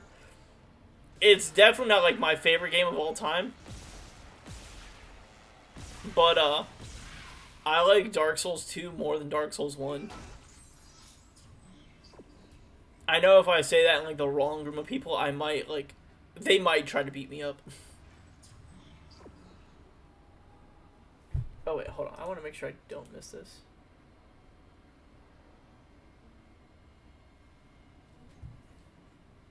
In the engine room, I just want to make sure. That's back up this way, right? Oh yeah, I believe that's on the other side of this door here.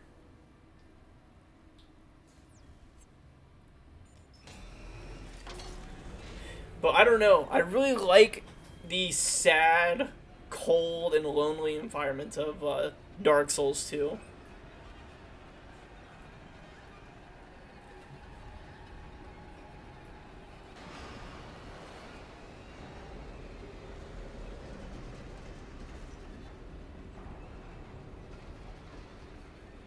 God, everything about this ship is incredible. With how big everything is, the scale of it all.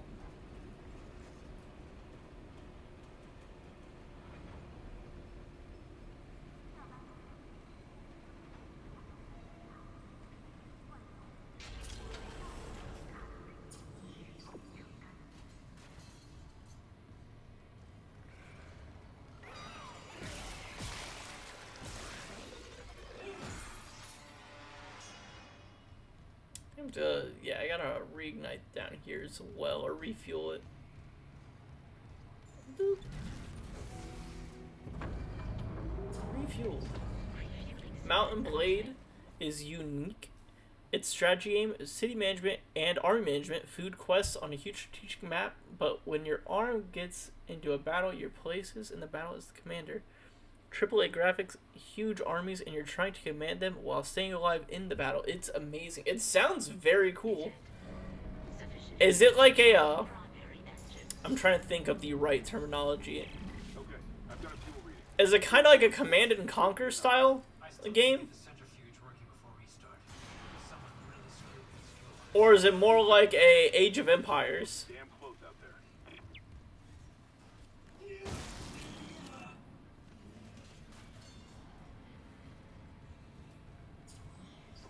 Or is it like neither of those?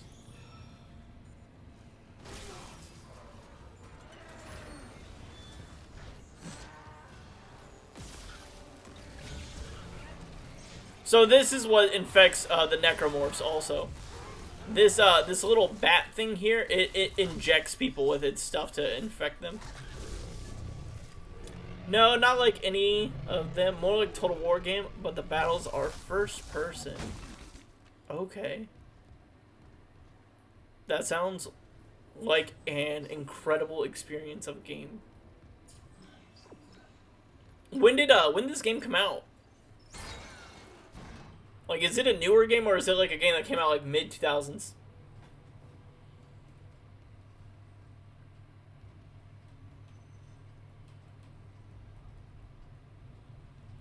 I wonder if Seaborn's ever heard about this game. Because I feel like this would also be right up his alley.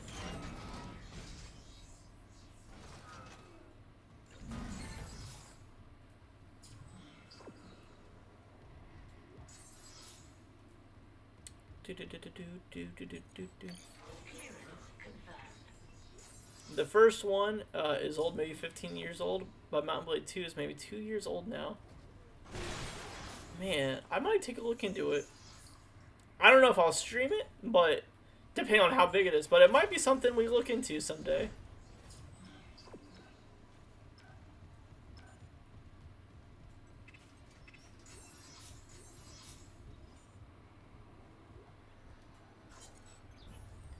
Oh god, not the text logs, please. I've read through every text log in the game. I don't want to read any more text logs.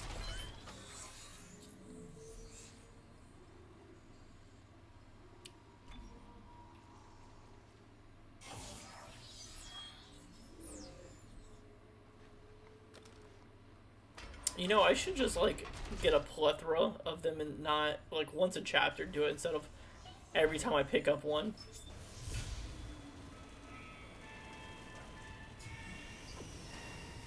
Decontamination sequence activated. Please stand by.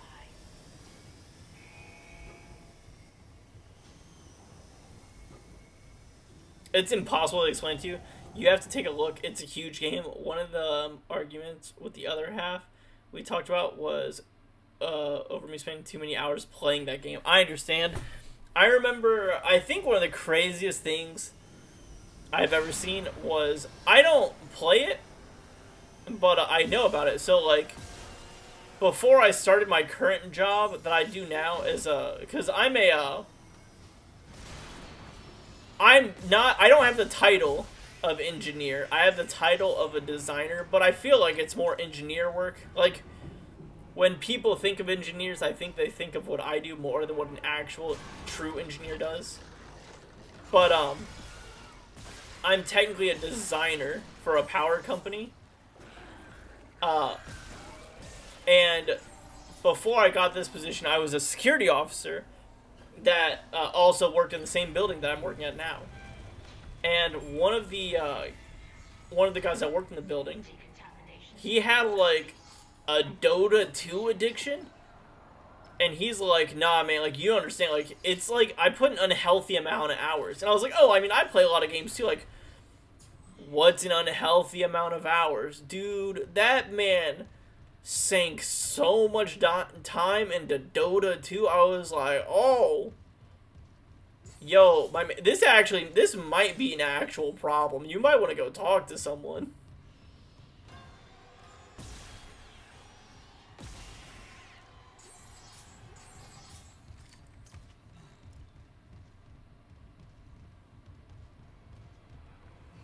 I know one game that I kind of want to look into getting is, what's it called? The new Warhammer game that just came out maybe a couple months ago. I've never played Warhammer. Some Japanese kid died from playing WoW of malnutrition and from not eating enough. I believe it, which is crazy. Like, I've never thought, like, that could ever possibly happen. But then people shock me every day.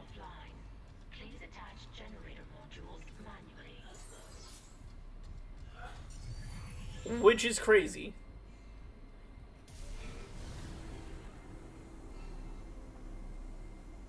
Like, I personally just don't understand it. Like, I know what it's like to play a game that you love. Oh, hello. Where did you go? There you are. I too love playing games. But it is a major problem. Oh yeah, wait, do I have to freeze them first? I think I have to freeze it and stop it and then put it in. That's what she said. Unfortunately, I spent a year in rehab. They had this section of teens, and there was a loads of them in there with gaming addictions. Oh yeah, I know it's a thing. Like, I've always said this, I think addictions are some of the, like, hardest things to go through. Like, personally, I'm lucky that I've never had to go through it myself. But, like, I've had family, friends. I feel like at some point, everyone either goes through addiction or they know someone that has gone through addiction.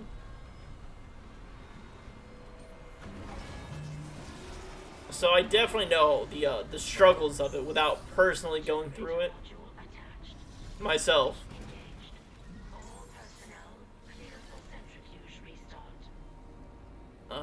I gotta remember. I think this is up here, maybe.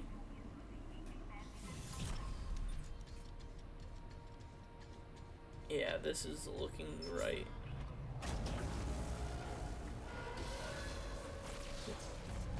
So you tried to be a security guy, then, mate? So are you a big dude then? Oh no, not at all.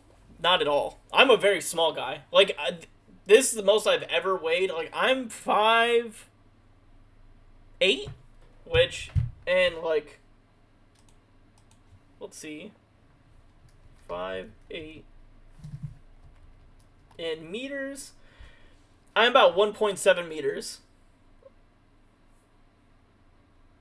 And I'm just like a modest build. Like, I'm not super strong or anything like that. It was a very chill security officer position. But when I was running security, I mean, I was in a lot better shape then than what I was now. Because I was also in the military during that time. So I was at least working out regularly. And then when I got the position I'm at now I'm like in an office environment, sitting and working on computers and doing design work. Centrifuge activated. Re-establishing balance with tectonic load. Manually ignite the engines. Yes. I have to remember how all this goes together.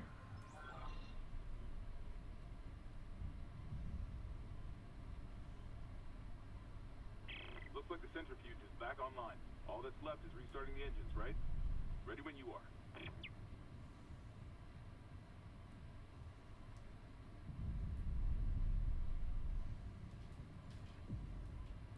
to chill here real quick. That'll take care of him.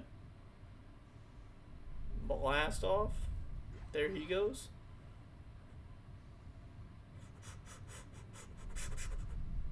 Just made it.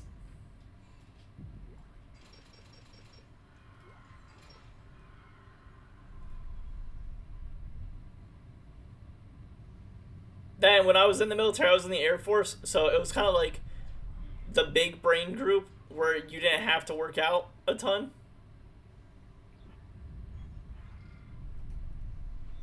I want to look at something real quick. Is this? No, this isn't the room.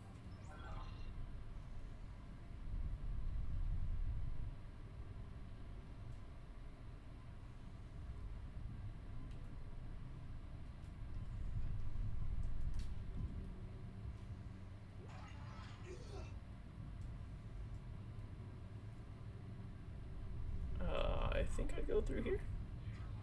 Yeah. Being a goalkeeper now in the summer, there's a lot of sitting down on big ass or guard keeper.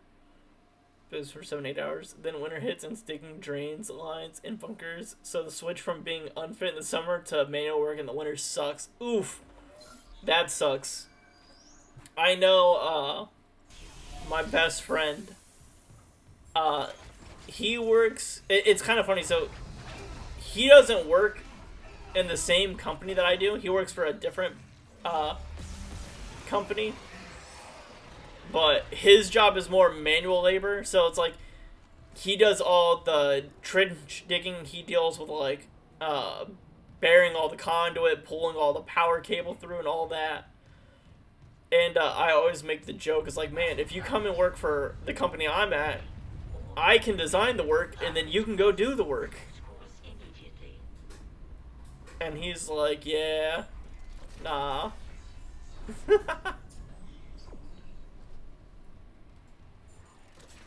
But he complains all the time about digging ditches and whatnot, especially right now, because right now it's starting to get cold out. So like today was the first day it snowed. And like it didn't, I don't think any of it's sticking on the ground, thankfully, yet, but I couldn't imagine being outside and it being like 40, 30 degrees Fahrenheit or 1 or 2 degrees Celsius, 3 degrees Celsius. That sounds like a nightmare. And just working in that climate, especially when we get into the winter months, Ohio can be very drastic, because that's where I'm at. In the U.S., I'm like in the beginning of what they call the Midwest. It'll give you access to the engine chamber.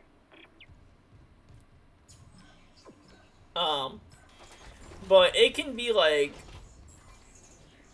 let me do some measurement calculations. 30 degrees Fahrenheit to Celsius. One day it can be -1 Celsius. The next day it can be -23 Celsius here. Which sounds terrible. So working on power plants, mate. You have any info of thoughts on the power plant in Japan that got hit by a tsunami 5 or 6 years back? Sorry to change the angle of conversation. No, you're fine. So, with what I do, a lot of the stuff I end up dealing with is, I plan upcoming housing units and subdivisions. Something alien. That's impossible. But it would explain why Aegis 7 is meant to be off limits, right? Earth's authority. There's that. Found the artifact and reported So, like, information. when I do my design work, But the Ishimura brought this marker on board anyway. I'm... Okay, back up. Oh, hold on a Where's this second. marker now? Cargo. There you are. I was gonna say, I hear you out here. Anytime there's a new up-and-coming subdivision, apartment complex, condos, any type of residential work in the city I live in, I pretty much do all the work for that. Which sounds pretty boring, but it also can be exciting at times. Where is this at? Oh, I have to go into the engine room for this. As for the tsunami that hit in Japan, after working in a power company, not in the know, I'm not even to think that needs to happen. Yeah, it's something you don't think about until you work in that spot. So, like, for comparison, let me get out of this very loud room. This is a much quieter room. So, for instance, anytime there's like a major storm duty or a major storm that hits, so like let's say there's a major blizzard tomorrow and it hits the Midwest or even the South, I could be called on what they call storm restoration, and I will go out as a designer. So what that means is I would go out where there's like where people lose their power, and I will assess all the damage on the power lines and say, this is broken, we need to replace this, this, and this, and go through all the physical, like writing down all the parts and pieces to get the power back online, and then I will send all my notes to the electrical workers that will then use my notes to fix it.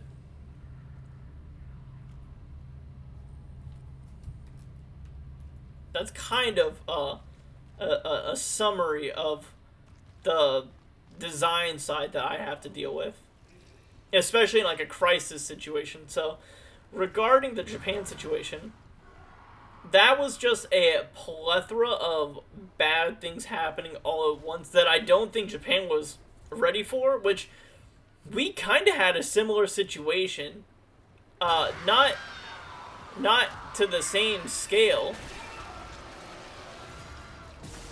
but for instance, I think it was a year, maybe 2 years ago, the state of Texas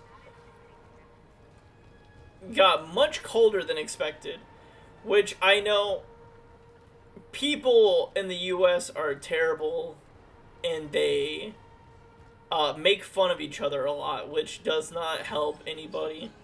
And it's very, like, it's a very sad thing. So when you live in an environment, and you're not expecting things, which actually you can relate to this being in the UK, because you guys had that incredible heat wave. Was that this year during the summer, where it was just ungodly hot for you guys early in the spring summertime? I mean, earthquake, hurricane, tornado, all bad, but a coastline, huge tsunami is just another level. And yeah, you guys had mad heat, but not all of your houses and your housing have air conditioners because your guys' infrastructure isn't built for it. You guys have more of a neutral climate where it's nothing too drastic. So then when something out of the ordinary happens and you're not prepared for it and your electrical grid isn't prepared for it, it can tank an entire system. For instance, in your situation, when that mad heat wave was happening, when if everyone who did have air conditioning was trying to turn it on, and it was causing brownouts in some places because their electrical grids were almost overloading, that's something that we have to worry about from like a design side.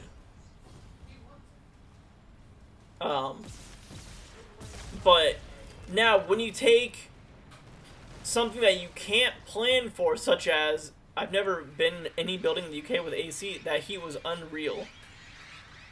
No, this is annoying. I forgot about these guys, so I just gotta deal with it. I've never been in any building in the UK with AC. That heat was unreal. We had wildfires, for fuck's sakes. Never seen that before in the UK. Exactly.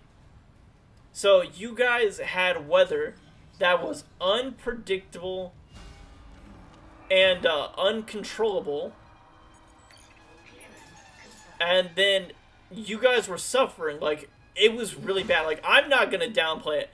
There's a lot of people in America that was making fun of people in the UK because they're like, it's only 80 degrees over there, it's only X amount of degrees, it's like 110 here on a cool day, And I'm like, well, yeah, but it's 110 degrees where you're at, but you also have AC.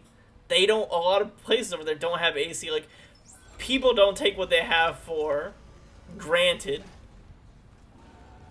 and think about how other places just don't have those things. Like, people are just really, like, selfish. Oh, hey there.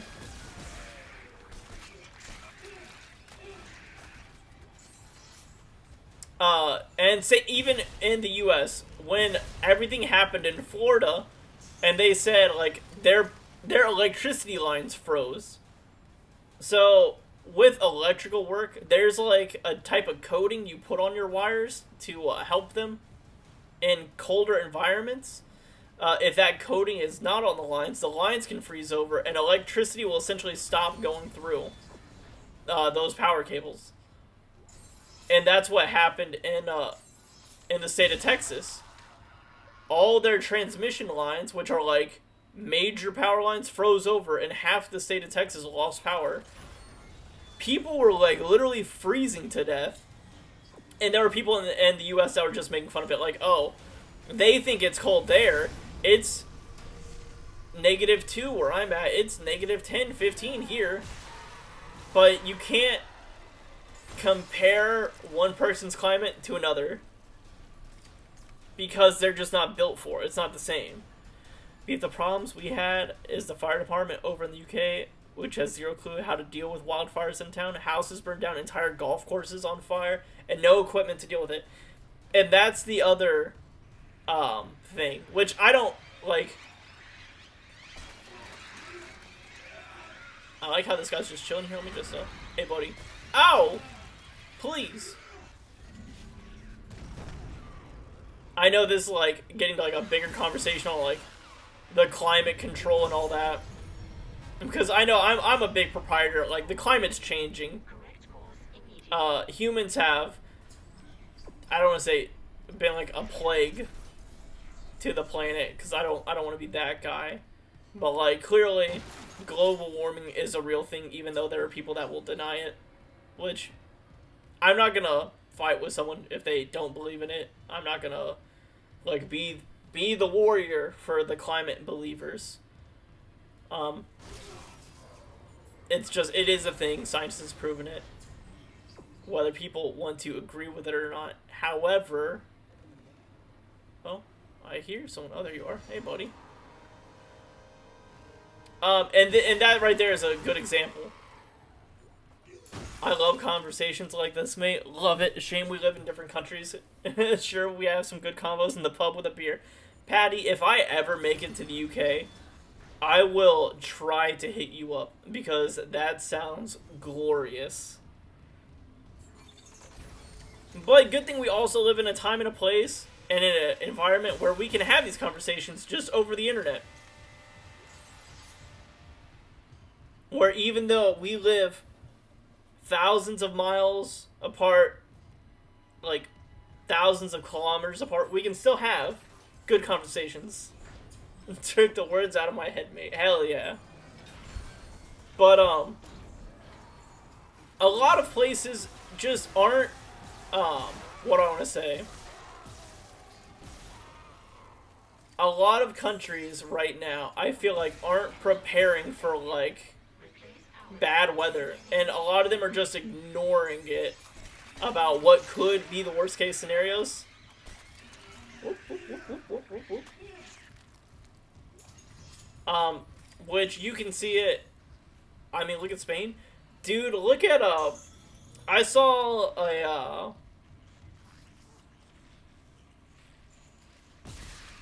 report. Yeah, it's crazy flooding. There was crazy flooding here in the U.S., which I always forget. Oh, dude, I found the marker fragment. I didn't realize this was the room it was in. Glad I found it, though. So the next one's in Area 4. Do I show these anywhere? Like, do I have, like, a thing that's like, hey, you found the marker fragment in this chapter? Wasn't the Appalachians? Yes. Yes, it was. Which, I didn't go on storm duty for that, but a couple of my buddies in my group actually went down there for that, and there was like entire bridges and all that just wiped off the face of the earth. It has taken out entire cities. Like, it's almost just removed them off the map. Because when a hurricane came through, it was a lot stronger than they predicted, and it just decimated it. It was crazy how powerful it was. And that's the thing. Like, people don't take climate seriously because they're like, oh, well, it's not going to happen in my lifetime. Well, the crazy thing is, it actually, that's what the past, like, 3 generations of people have been saying. So at this point, it is happening in our lifetime, which is wild. I read a report where the pollution in India right now, I believe I can't remember if it was in New Delhi or if it was in a different city, but they said going outside and breathing the air throughout like a regular day is the equivalent of smoking 50 cigarettes in a day by just how bad the smog and pollution is there right now. There's also mad stuff in China where entire rivers have been just dried up. Not little rivers. We're talking about full, huge, major rivers. Yeah, it's crazy right now. Like, the planet is heating up. And I remember I got into so many, like, arguments with people. Because, like, what was it? It was the ocean. The ocean overall temperature went up by, like, I think a degree. And they're like, oh, like, what's a single degree do? It was like a degree or maybe like 5 degrees. But they're like, oh, well, I mean, that doesn't sound like a big deal. Like, what's 1 single degree gonna do? And I said, that affects entire ecosystems. That affects entire hurricanes and whatnot. Like, that 1 little degree doesn't sound like a major issue is, like, it could be potentially cataclysmic by all the stuff that 1 little degree can do. I think 4 or 5 degrees and the world changes. Oh, no, if the ocean were to rise 4 or 5 degrees in a quick succession, it would be catastrophic. Like, potentially world ending. And people just don't understand that. Because they're like, oh, it's just such a small change. They're like, I can change my thermostat 4 degrees and it doesn't affect me. And I'm like, the world is a lot bigger than your house there, Susie or Steven. These are just made up names for this fun little story, but I've had these exact conversations with people, and it just dumbfounds me how ignorant and careless people can be. Because they're like, well, it doesn't affect me, not my problem. But I'm like, yeah, but like, it affects like literally everybody.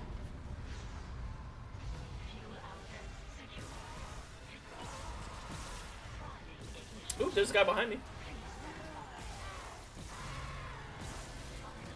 I think the energy takes had a body to water like ocean a few. Yeah, exactly, and that's the scary thing. Like, if the overall ocean temperature raised by like 4 or 5 degrees, we're talking like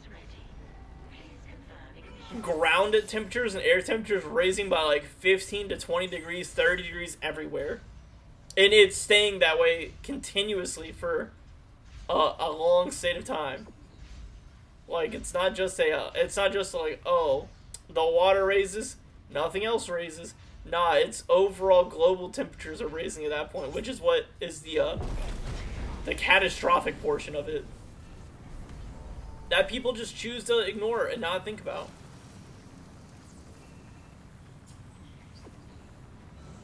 Which is terrible. Like, I don't want to be like a nihilist, but I hope humanity changes for the better. Wait, you're flying us through the planet crack debris? That's what the asteroid defense system is for. But the ADS is offline. I've got the system. Because it's not looking very good for us as a species if we keep going in this decline. Shit.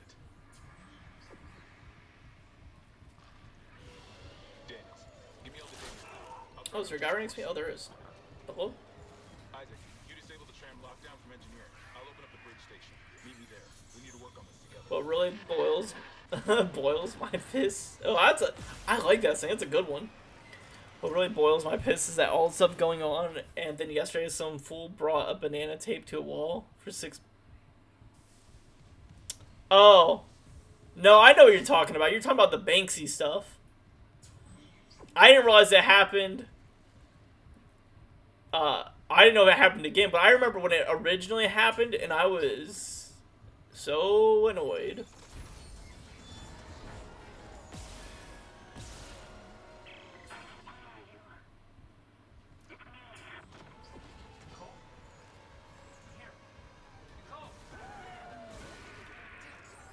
But I'm even though my wife goes to art school, I'm not a fan of like modern art. I think modern art is a huge issue. And I think I know right now it's really scary here in the US right now. I think yesterday some artist grafter taped a banana to a wall and sold it for $6 million with instructions on how to change the banana after it rots. They just took the Banksy thing and did it again. So this happened, like this exact same scenario happened like years ago. Like maybe probably over a decade ago at this point. So it's crazy like this banana thing just gets brought up every so long. It was on the BBC last night. That's wild. Yeah, there was a guy in I don't remember if it was in America that did it named Banksy, but I believe I like to always fact check myself. Maybe it's because the technical side of me. Banana art wall. Oh yeah, $6.2 million. I see it over there with you guys.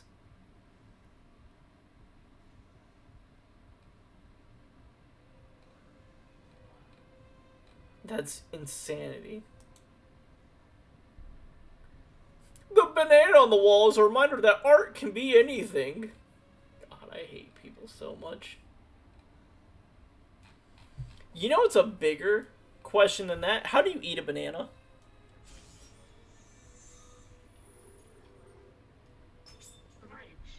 It's mad. It blew my mind.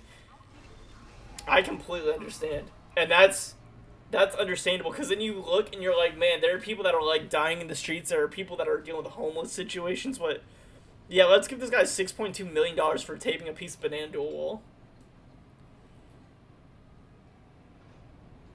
I'm a peeler. Take it all out and then eat it.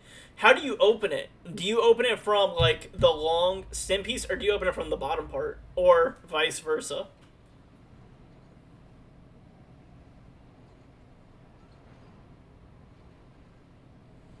I've seen psychopaths eat it with the skin on. Dude, so funny story about that. There was a time where I was drinking heavily. I can't remember what I was drinking for. What event was happening. I can't remember if it was a holiday or what it was. But when I got home, my friend was crashing at our house. He now lives here with us just because of his living situation, which is fine. He lives with us. He was like, hey, I dare you to like take a bite of this banana peel. Like no banana, just banana peel. Nothing will dry out your entire mouth more than eating a piece of banana peel. Dude, it's like the second the banana peel entered my mouth, my whole mouth became a desert. I felt like SpongeBob going, water! I need water! Is what I felt like. Stuff was mind-blowing. Like, it was like, and I couldn't explain to someone, so I was like, nah, just try it. Take like a small piece of banana. After you eat one, take a little bite of the banana peel. Dude, it'll just, gone. All the hydration just gone instantly. Dude, he thought it was the funniest thing in the world. Every time I start to drink, if we have bananas, he might go out and buy bananas just to watch it happen again. And I will probably do it again.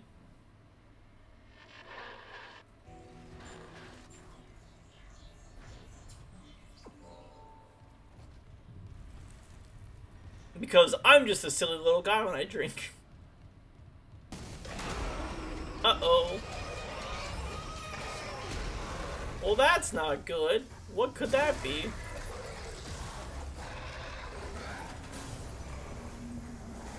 Reminds me of the 5 cracker challenge back in the day. It's very similar to that.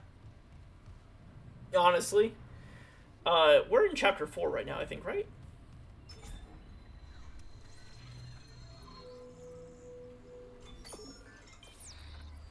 In chapter 4, the objective is to reroute power from the electricity on floor 3 of the bridge into the breaker and the fragment sitting on the floor.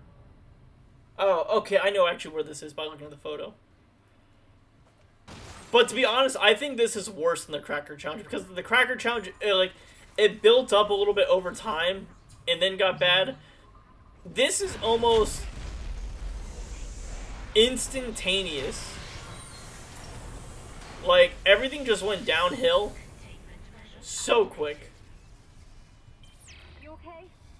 At least containment and life support are holding. So far. Aren't there guys in this room? I know there is later, but I thought there was some right now. There's the audio log.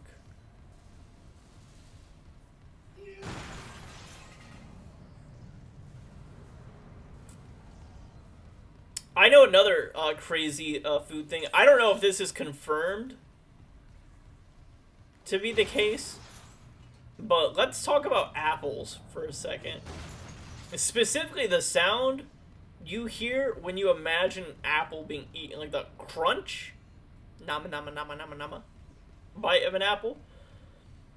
I stand by this statement wholeheartedly, all 10 toes down. The noise you hear in movies when someone bites an apple, I don't believe that is from an apple. I wholeheartedly believe that's from a potato. We go from games to relationships to weathers, then bananas, now apples. Dude, this is the... Tell all your friends, bring them all in here. This is where we come for conversations. This is where people connect and have just have a good time. This, I didn't think we'd get here. This right here is the most frustrating part of this game. This next sequence. It annoys me to the extreme.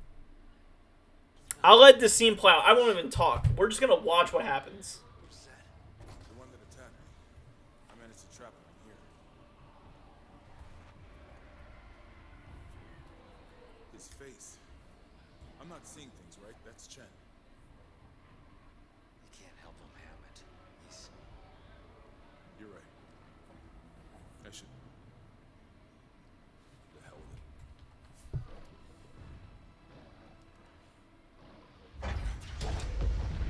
Escape pod 47 launched. Let me just talk about how what you did is one of the worst possible decisions you could do. I'll come back to the apple and potato conversation here in a second. I just want to go on a soapbox. You, sir, over there on the left, Hammond, you are the commander right now. He didn't open the door. If he would open the door, whatever. He sent one of the aliens out in an escape pod. And now, escape pods, this is a spoiler from later on in the game. Two things could happen. Yeah. You know how long I've been waiting for this? Ooh, I'm about to make a name for myself. Yeah. Welcome in, Seaborn. Welcome in. Two things about launching out a diseased, infected monster in a escape pod. One, let's say that ship, or that escape pod, he sent that out into the ether. What the fuck? That's what I'm saying, Patty. This man sent one of the most dangerous life forms that we've ever witnessed just out into space in a space pod. It'll come back to bite us later. But two things can happen. One, it could be picked up by another ship because it has a beacon on it that says, hey, this is an emergency pod. We need picked up. Which may happen in the game. Or two, let's say in the off chance it lands on a different planet that people are at. Because clearly we have space colonies. Dude, you just infected like an entire world. Because you're like, yeah, not my problem. Sends it out into the ether. It's terrible. It reminds me of the ending of the movie Life. It came out, I think, 2014 with Jake Gyllenhaal, Ryan Reynolds. Pretty much they find like an alien life form and they're like, wow, look at this alien life form. The Jism alien again? Yes, the Jism alien. At the end of the movie, spoilers for those that haven't seen this super old movie, the alien life form makes it to Earth on an escape pod instead of their plan of thrusting into outer space, which is a dumb idea to begin with. And they pretty much annihilate the human race. That's the ending of the movie in a nutshell. But they followed that exact same thinking. The xenomorph method, yeah. What's the worst that could happen? At least now,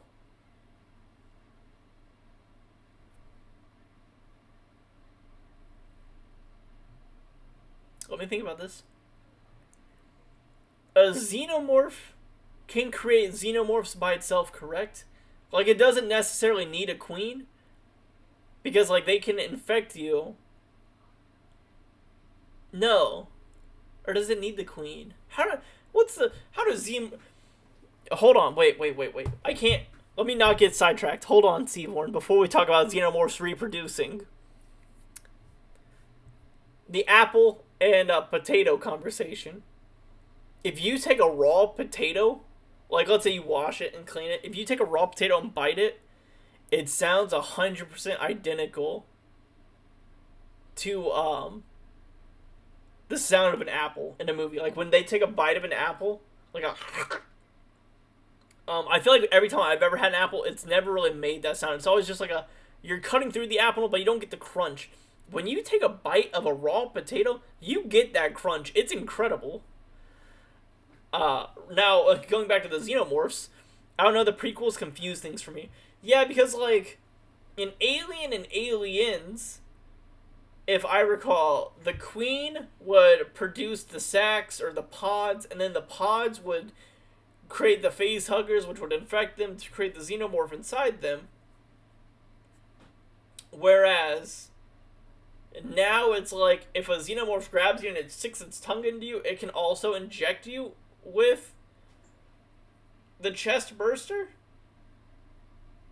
which turns into a xenomorph. I know Ridley Scott hated the idea of the queen altogether, I think. I can hold this position for a while. No more asteroids come through the roof.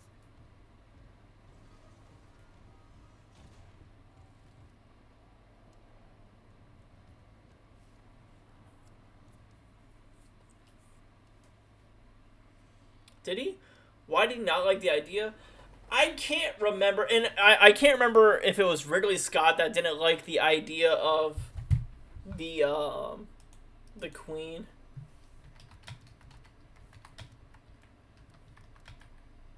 I had a cool action figure of the queen as a kid. I have a cool action figure right now. Like, it is, like, massive of the queen from Aliens.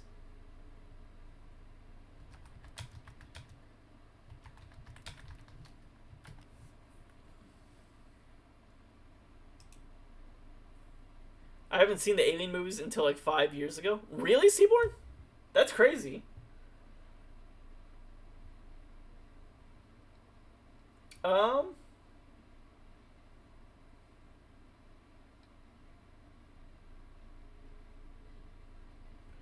Yeah, so originally the Queen wasn't brought up until Aliens. That I think this is what the where the disconnect was. So Ridley Scott created the movie Alien, huge success. Everyone's seen it. When Aliens came out, that was created by James Cameron. I believe James Cameron directed it. And that's when the Queen is brought up. However, Ridley Scott, I guess, just hated the idea of the Queen. So then he tried to retcon that as much as possible, which causes all your confusion, Seaborn, with like the black goo and all of that nonsense. But yeah, there's been I think there's a lot of conversations where Ridley Scott comes out and says he doesn't like it. James Cameron, the GOAT of second movies. Did James Cameron direct Terminator 2? Did he direct Judgment Day? Yep, dude, the man can make an incredible second movie. whether he makes great movies overall, questionable. I think some of them are very good. But let me take a look here. James Cameron movies. Unless it's Ready Player 2. The Alita movie always freaked me out. The Alita Battle Angel. I hate the Avatar movies, personally. I'm not a fan of them. I kind of fell out of love with them. But has there been a Predator film where we seen their homeworld? Yes. You love Alita? I don't know. I think it was the eye thing. I wasn't a fan of, like, the big eyes. Yes. So if you watch Predators, I guess it's not technically their home planet. Alita, I enjoyed it also. Maybe I need to give this movie a chance. So it's not their home planet, but the closest we ever see to like a good Predator movie where it follows like their traditions is if you watch Predators, which don't confuse it for The Predator or Predator, but Predators, it was a 2010 movie starring Adrian Brody. Well, all of her people look like that. They're cyborgs. You know, I've never seen it, so I didn't know. I thought it was just she had, like, freakish anime eyes. But, if you watch the movie, watch it. Okay, I'll make sure I put it on the docket of things I need to watch still. But Predators follows a group of human warriors. Some are mercenaries, some are... I'm not going to give the big spoiler one away. But some are mercenaries, some are like KGB, some are special forces. And they throw them all on a planet and the Predators like hunt them. And it's how they do like their training exercises for like coming of ages. It's a pretty fun movie. But you see a few more like alien monsters or Predator monsters, which I think is fun. Or even the Prey movie that came out on Hulu. It's also very good. It's in like super old Predator tech. Some of them are also criminals. Prey was dope. Prey was very good. It was I went into it with the lowest expectations and it blew me away. Which is great. Here. All I can tell is the ADS power router. Because after watching that, like, it was shot near where I live, that's super cool. Aren't doing much. We could redirect power from there. I need to rewire the junction box. Is Prey the one with Native Americans? It is. It's very good. Isaac, about what Daniel said. I don't know about any illegal mining or the money. I swear, I'm just here for a repair mission. Look, Hammond, I don't know you or Daniels well enough to judge, but CEC had to know about the marker. The company paid me. Shit like that's above my pay grade. Look, we can get into it later. You'll need a way down to those junctions. Dude, I feel like I'm walking. You'll have full access. One of the few female leads in recent years that aren't Mary Sue. That's true. You upgraded yours already? Yeah, just in case. Isaac, I heard something up there. Something big. Watch your back. Will do, Hammond. I don't know, just change conversation. I've been hitting the American Civil War documentaries and guides of battlefields. Hell yeah. Let's jump into the Civil War biopics. Seaborn. The conversations tonight have been exquisite, man. In the best way put, Patty brought it up. Let me go. I'm scrolling back to the chat log. It went from... Oh, where is it? There's the banana on the wall. Maybe it was after the banana on the wall. Potatoes.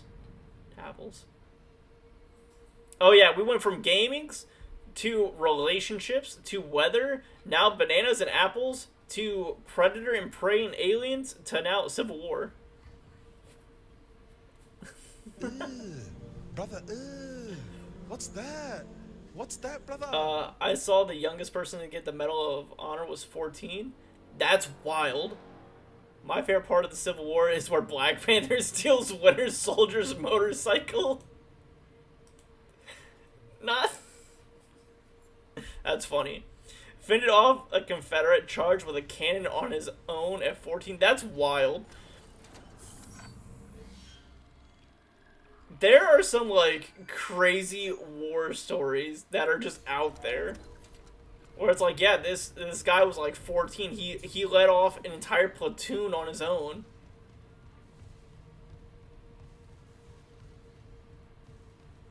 Also, I want to let you know, Patty, if you hear that brother ooh thing, that's Seaborn's way of telling us that he's in an ad. Oh yeah, I forgot about you, big guy. I'm back from ads.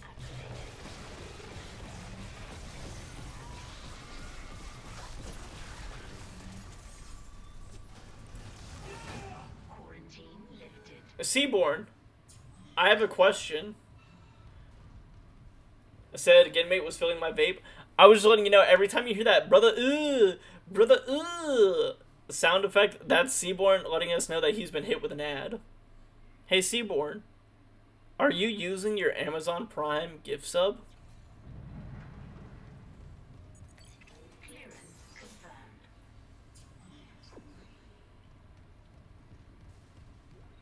If you are, no pressure. But if you're not, I just wanted to let you know that you always get a free gift sub once a month from Amazon. You may be using it. Click the bunny next to your message box. Wow, you can send messages? How do I do that? Dude, I love it. We're all coming together.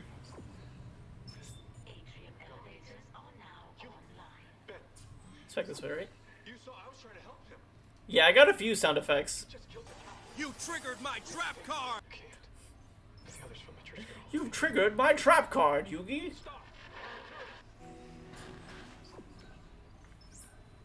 Yeah, we're going to the second floor. Yeah, they cost redeemable points, but you've been here long enough, Patty. You probably got quite a bit of points. And I try to keep all my stuff like super cheap because I'm not one of those people that are like, I only want these people to do it. Emotional damage! Are you on a phone, Patty? Or are you on your computer? Or on a computer?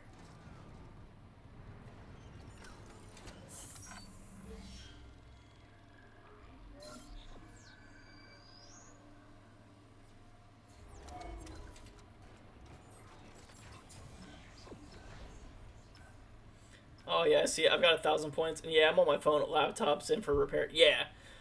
So I was gonna say, 'cause I think it's a little bit different, but not too much different on phones. But yeah, Seaborn. So if you are not using your Amazon gift Prime sub, you can always use it here, and then you never have to hear the brother ooh.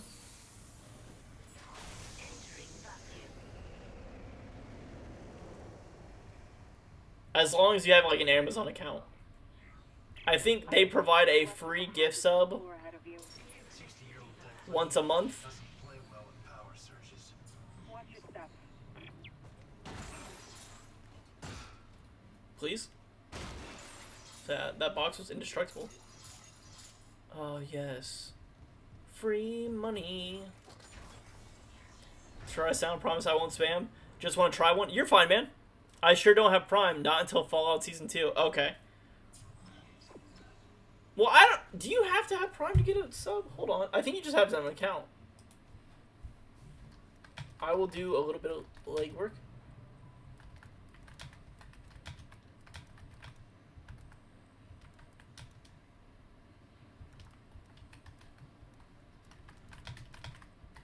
I'm about to kick your ass. I'm about to kick your ass. Yes, you need an Amazon Prime or Prime Video account to get Twitch's Prime subscription. Okay. Well, when Fallout Season 2 comes out, you can use your Prime subscription on me, and then you won't have to worry about ads. Yes, I love it. You can go through, oh, hold on.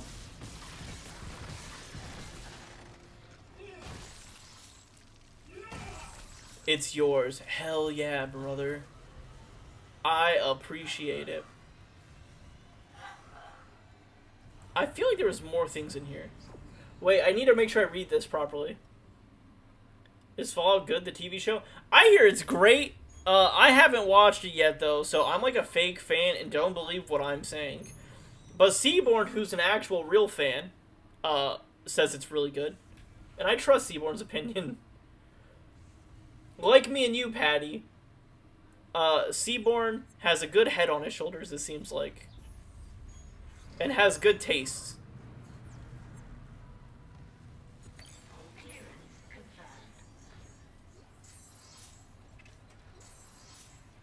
Except they retcon a lot.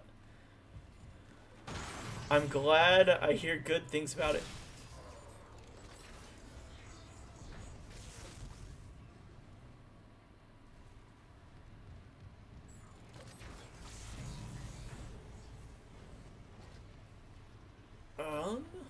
Is there any nodes in here? No.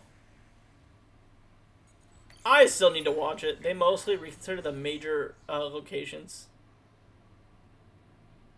I watched Borderlands the other day. Oh. I'm sorry. Do you need to, like, go, like, talk about it with someone, like a therapist? They might be more qualified than us. Brother, what's that? The face says it all. But, where did they host? You know, ended up back in rehab after that one, mate. How did where was the location into the Fallout show, Seaborn?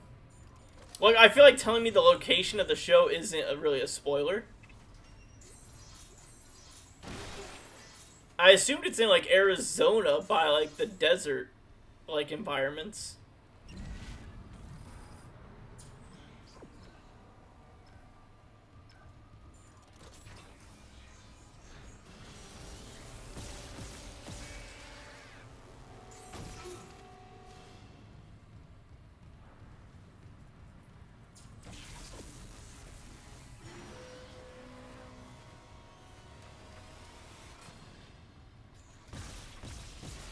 Please. Thank you. It was Decimate, but honestly, it was that bad. Oh. The movie was just that bad. Oh god, it looked terrible. It starts out near Sandy Shores, Fallout 1 and 2, and ends with a tease for Fallout New Vegas in Season 2. Wait, and you didn't like it? The teasers?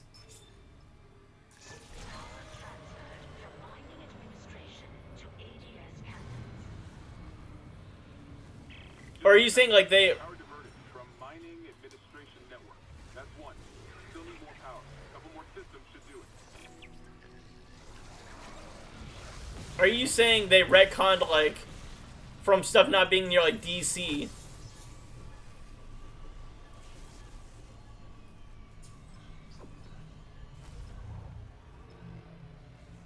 See, like, you're way over there, buddy. Got him. I did. Okay, so in the game, Sandy Shores in Canada, I thought there was a guy right there in front of me.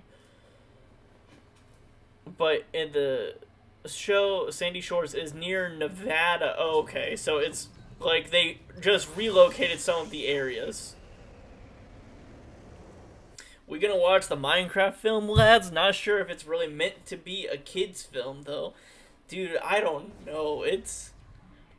I'm so annoyed at the thought of the Minecraft movie. One, I'm not upset that they're making a Minecraft movie, because like I understand the marketing for it. I think it'll probably be a good movie, but I just wish that they didn't. I wish that the people were animated in the movie. I wish Jack Black was an animated character of Steve and not like a full-grown Jack Black in an animated movie. It's weird. Like, does that make sense? Exactly. And if you're a New Vegas fan specifically, the teaser does hurt the feelings. Oh no.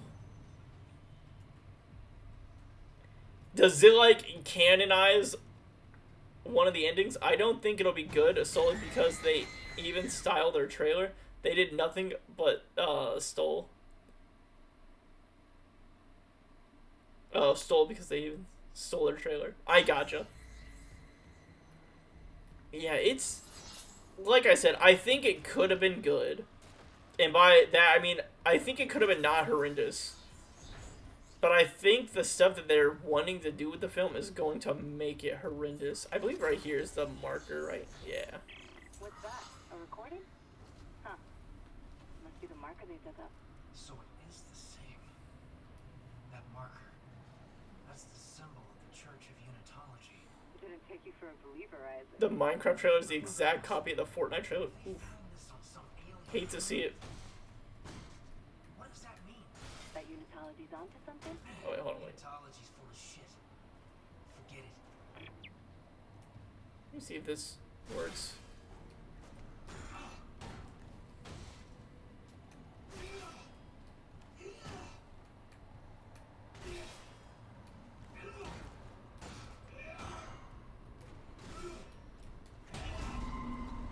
Ah, it does still work. Interesting. Good to know. Mr. House is still alive and New Vegas has been destroyed. Oh, that's disheartening. You're right, Seaborn.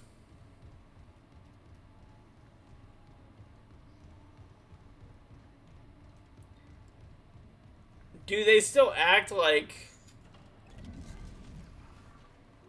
New Vegas happened, or are they just like retconning New Vegas out of the storyline?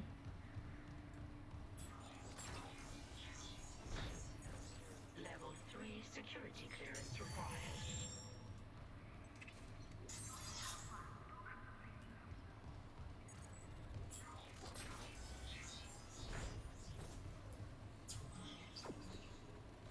Which, to be honest, you know what? Now I'm thinking about it, I'm okay with Mr. House winning.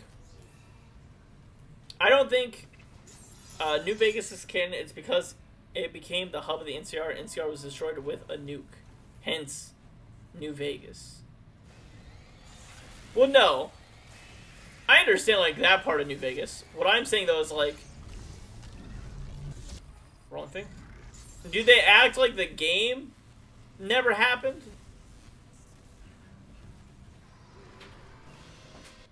Hold on a second, guys.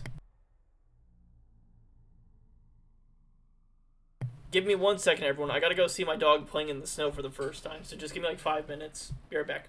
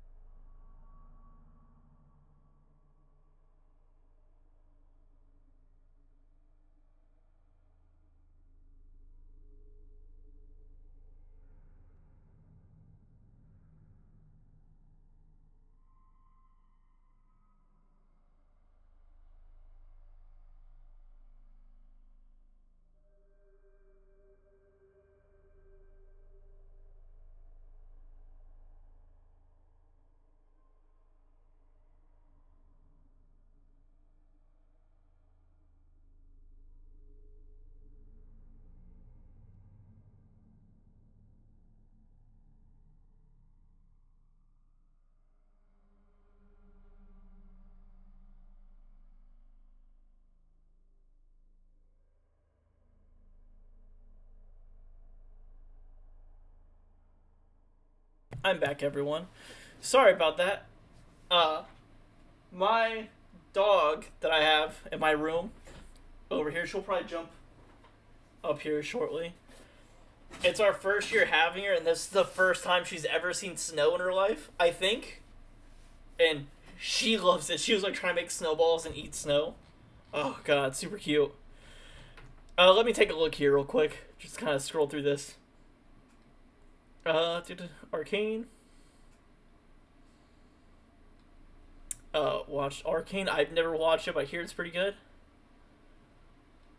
Ooh, Arcane's brilliant, even if you're not in the leagues.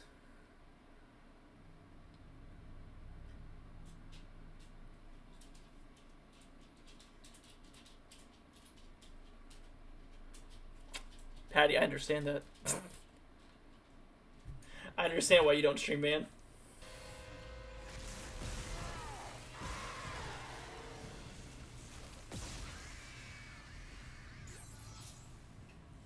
But then Seaborn, let's get food.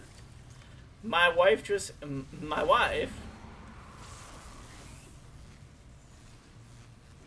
head to bed because she has work tomorrow morning or school tomorrow morning. Oh! Hello.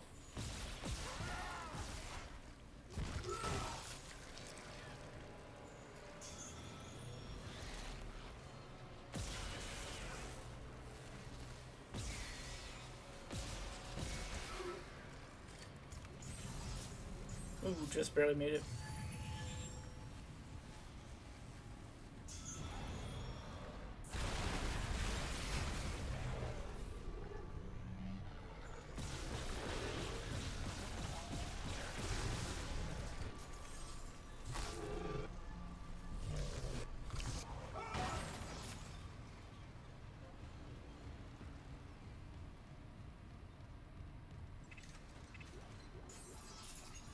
What was I doing again?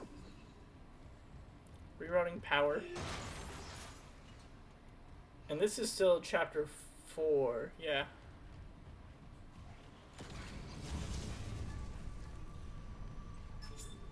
Transferred from electrical systems to ADS cannons. Okay, I'm seeing a power reroute from the electrical system. Just watch the outlets. The grid's unstable. That's 2. One more system and we'll have power for the ADS.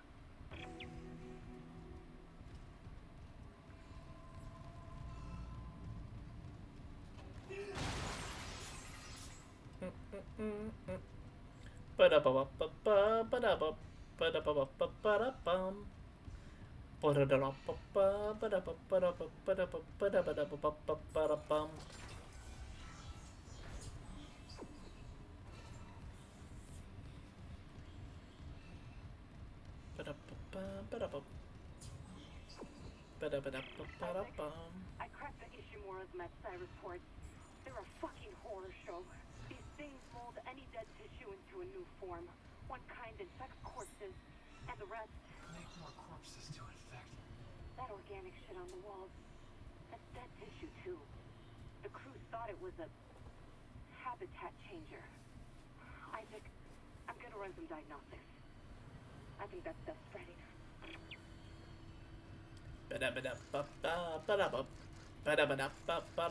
Do you always go down? Huh. Weird.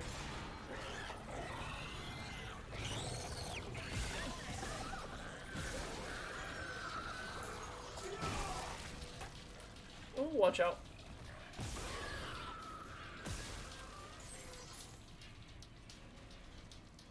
Anyone else? Nah? Look Gucci in here. Security clearance required. Do I go up this elevator now? Right, yeah.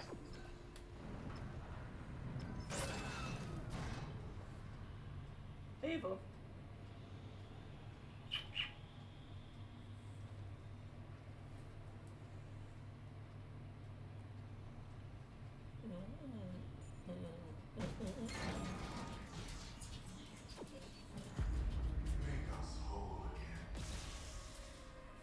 I'm back. Welcome back, man. That was the first time I think my newest dog has ever seen snow.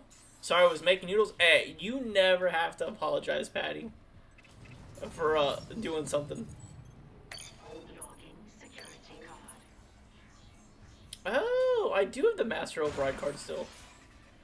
Oh my god, dude, she loves snow. She was out there trying to like make snowballs with her paws, cause she's still like just a very small. Like she's not a puppy necessarily, but she's or was she freaking out? No, she was just out there having the a ball out there. We were making snowballs, and then she would come and try to eat the snowball out of your hand, and then she would run off with it, and then it would get too cold in her mouth, so then she'd go bleh, and spit it out, and then she would just start licking it, and then we would get a snowball and throw it at her, and she was just having the time of her life out there.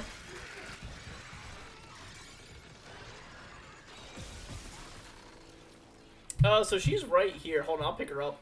So you can also get a size of her. Let me pause the game so I don't get, like, smacked by anything. If I go to just me, will it just be me?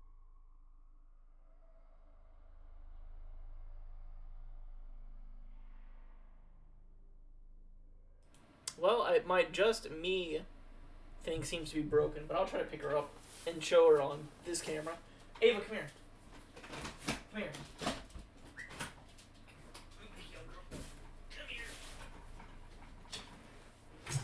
Oh, this is Ava.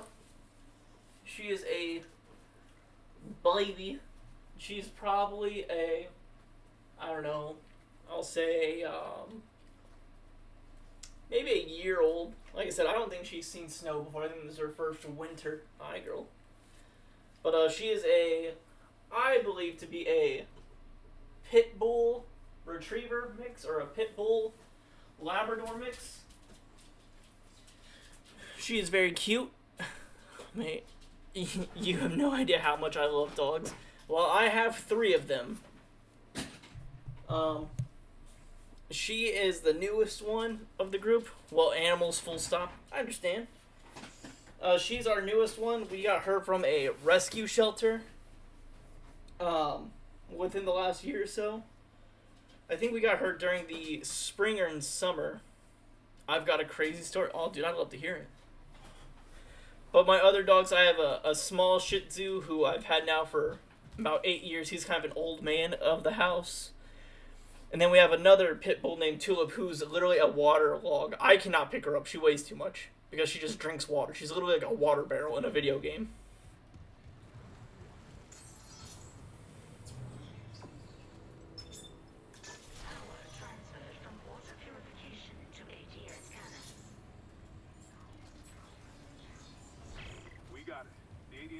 Back online. Wait, auto-targeting offline. Calibration data not found. Fuck. No auto-targeting. The cannons are useless. What about manual targeting? You want to go out there with all that shit raining So in rehab, there was a street dog that lived on site. We bonded, and as I seemed to do with animals every night, I'd sneak her under my bed, and she'd sleep in bed with me. Sleep in bed with me by then. That's adorable. I hope this is like a Steve-O story and you adopted this dog. I hope you know what you're doing. There's more. Hang on. Oh, okay. Sorry, I'm jumping the gun. I'm too excited.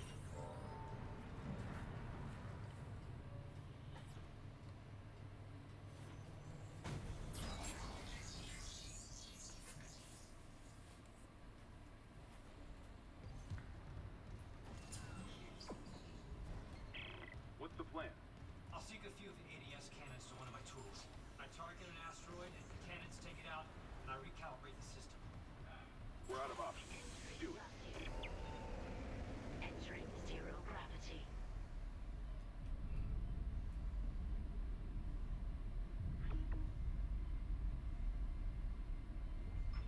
Syncing targeting system.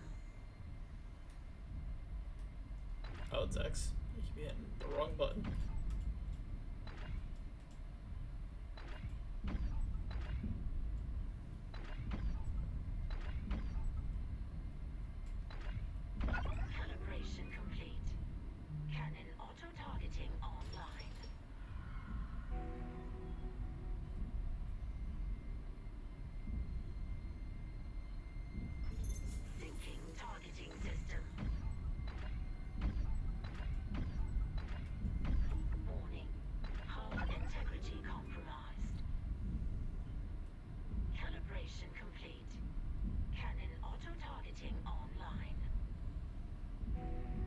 I will read that in just. Oh, wait, hello.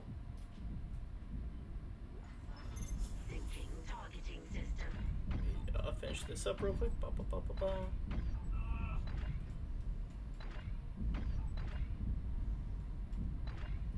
Data migration complete. ADS recalibrated. The local staff complained about the dog. Would see me in like a group therapy and jump in the damn window into my room, and it just got a bit much. My therapist thought it was taking me away from the reason I was there. Then they took him away to a shelter 23 miles away? Oh no. They're back. The ADS cannons are online shipwide. Thank God. Engaging autopilot. Get yourself inside, Isaac. I think I figured out our next move.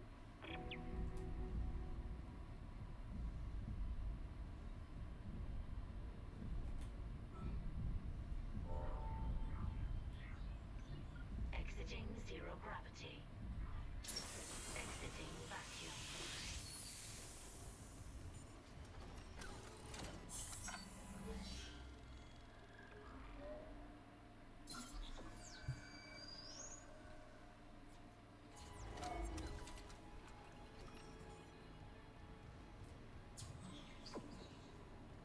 Isaac, Hammond. I won't lie, I was vulnerable at the time, so I got a little upset. 5 days later, I was playing my guitar on the football pitch, and bang, something hit me in the back like a train. I fell over. The little fucker escaped. It ran 23 miles back, got hit by Ace, and flies up and found me even with his injuries. That's so adorable. See what you make of this. This is Senior Medical Officer Nicole Brennan. Just a cool moment and a pretty tough time. I understand, man, but that is so great. I love that. Please join us. Nicole, I'm going back to medical. Makes sense. I'll head to the crew deck and look for survivors from the bridge. I'll be in touch. The crew deck. Wonder if he knows something we don't.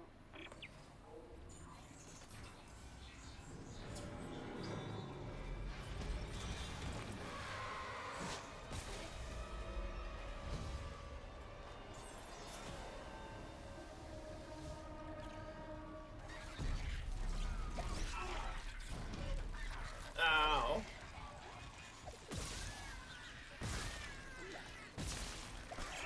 Elizabeth,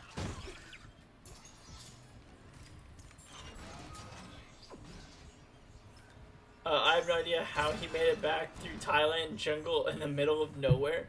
Dude, animals have like weird senses. I remember, what was it? I had a cat once that my dad or better yet, forget about the cat story. We have / had groundhogs at our house, which are kind of like little prairie dogs. A little bit bigger. They bore through the ground. They can be kind of a nuisance, depending on what they're doing to your yard or house. They can be kind of damaging. I try not to upset our groundhog because I love him.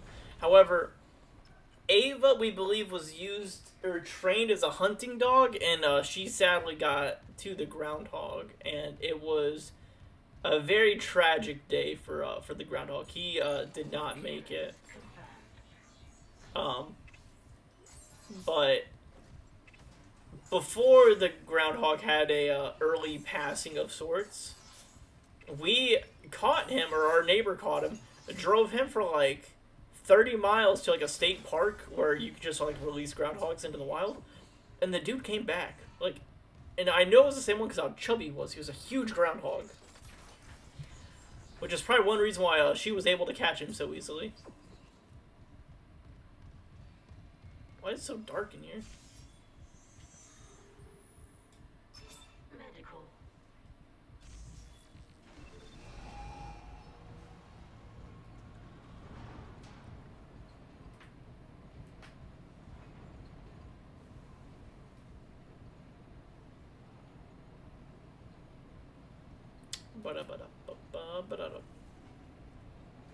I wish we had wildlife like you guys have in the U.S. Yeah, because the U.S. is just such a big, vast land, we have a ton of wildlife everywhere. You said the chemical lab? I can barely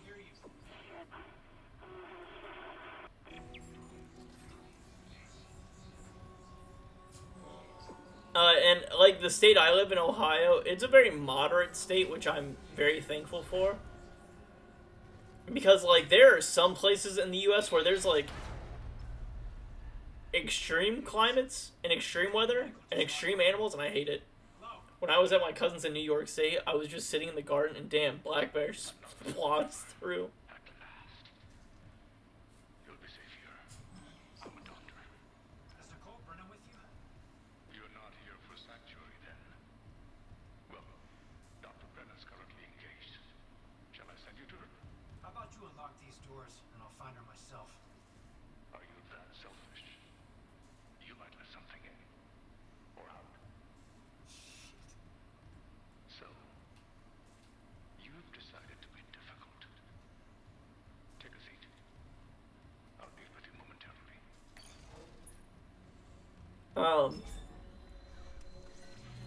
Yeah, like we have black bears here. I think once you get to like southern Ohio.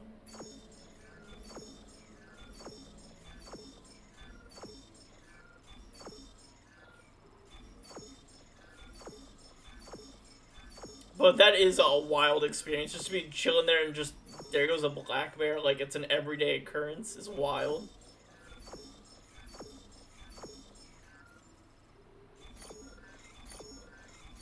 But funny, dark humor. We all canned the dog junkie and we got it a color with the name in. Nice.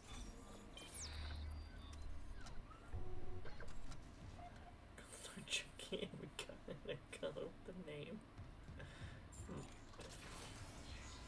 Oh, let me look around here. Oh, hello.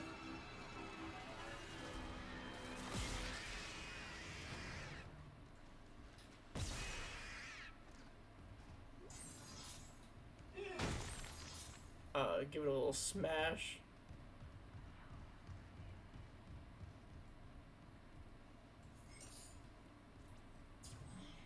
It'd be cool if throughout the story, the more of these markers you picked up, you would hear things. Did you say before, I forget what other games you play or going to be playing? So I was thinking about it. I don't know what's next on the docket. I think it might be the new Warhammer game.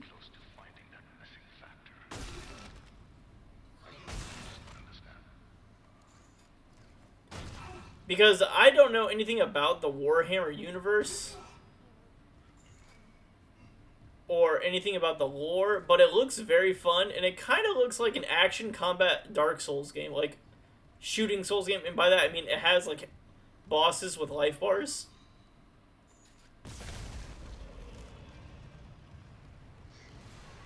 But other than that, I don't know much about it.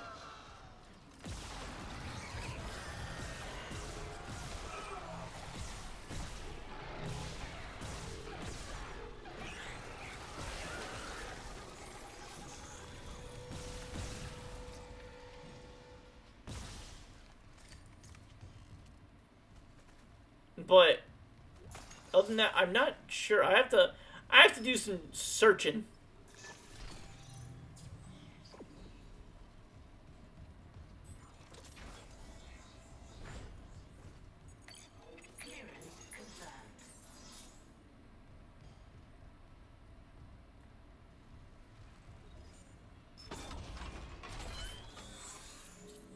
So I'm trying to think of all the new games coming out. Oh yeah, I forgot. Follow the path.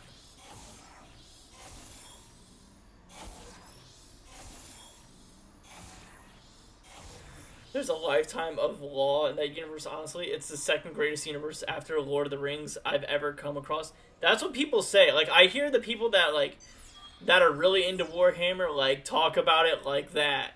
And it looks cool, and I want to try to get into it a little bit. Like, I just want to kind of dip my toes into it. Have you played or seen any of the new game?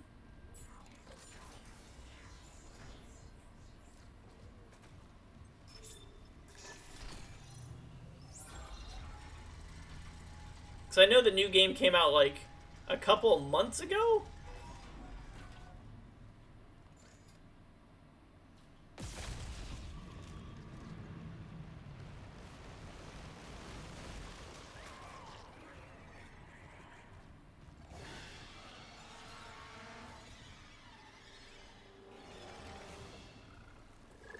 Oh. So I hear you. I hear you squelching around.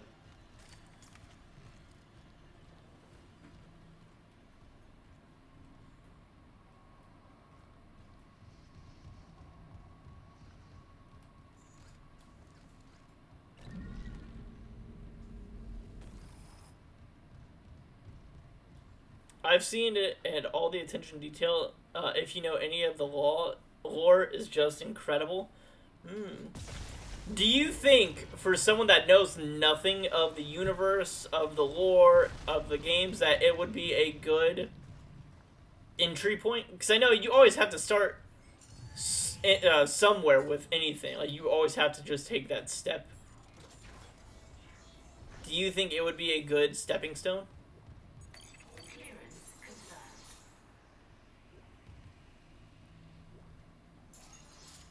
Like, for instance, the only lore I know about, from what I've seen, it's the best entry point. Okay.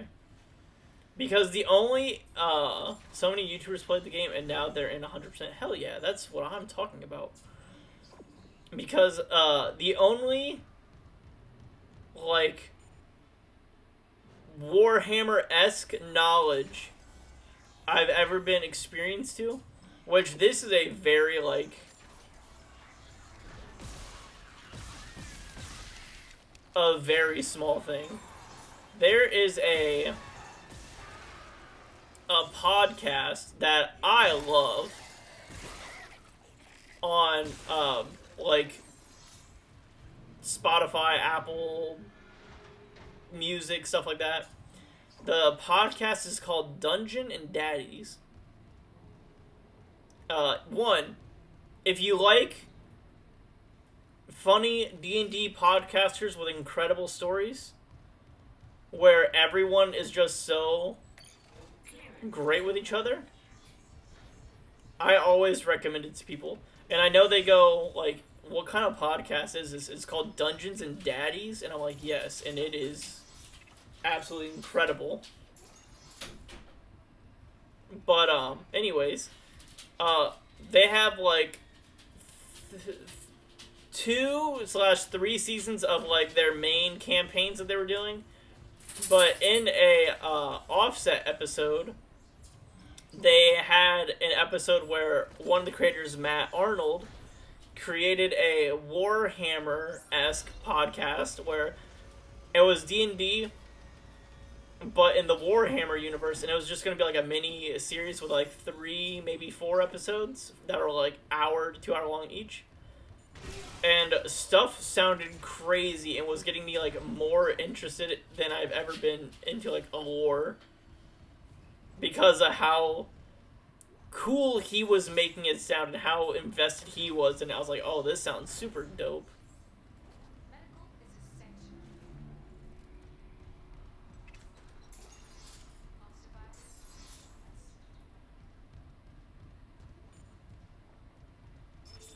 Shipwide transmission override.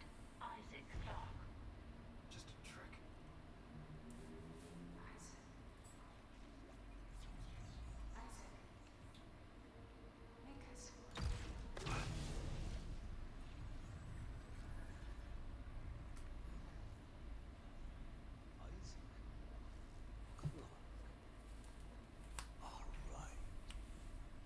Dr. Brennan's nearest and dearest.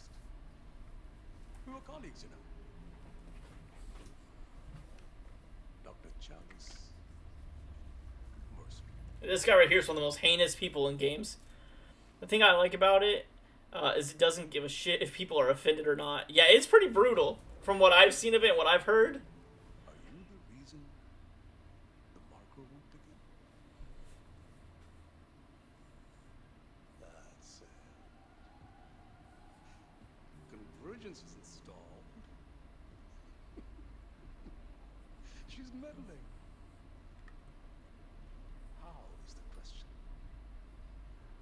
even if I was to ask, I suspect you're not the talkative type.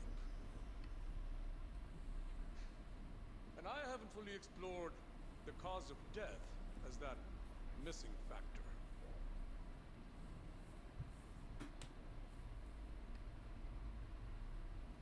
Dismemberment. Now I think it's just the most brutal universe with total reviled and people doing the most horrific things, but so high fantasy that it's okay. Don't know whether that makes sense.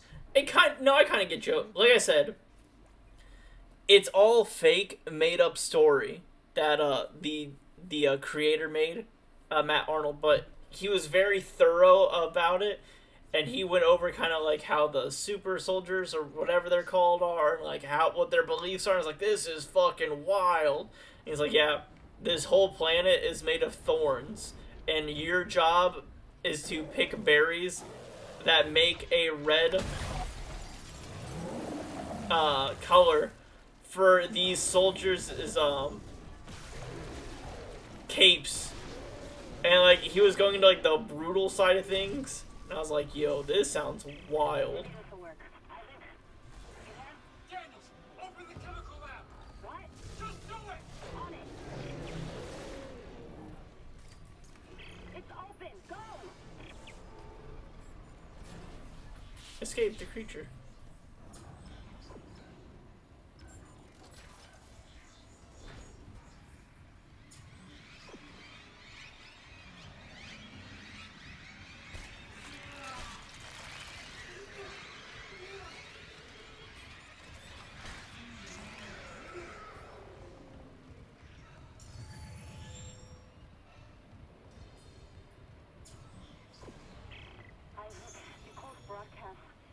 It was a trip by a fucking unitologist. Dr. Mercer. He's locked down medical to experiment on the crew. Oh, God. Every way out is locked down through one of the offices. Must be Mercer's. I can brute force the internal doors, but you'll have to reach his office and lift the lockdown manually.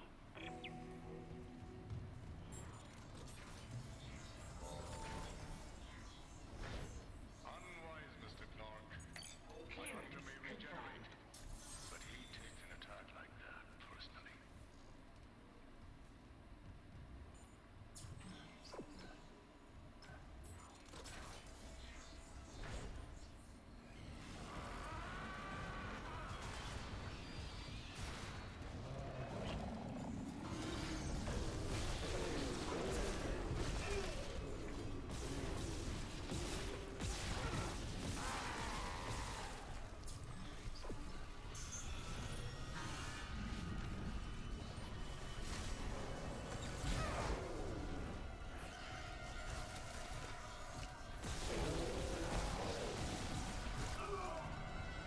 Yeah, man, for example, the Elders are a race that's been around for hundreds of millions of years. They're so advanced on every level, from tech to art, there's no more room for improvement, and they can't find joy in anything anymore, so they start to do the most brutal things to each other just to feel something.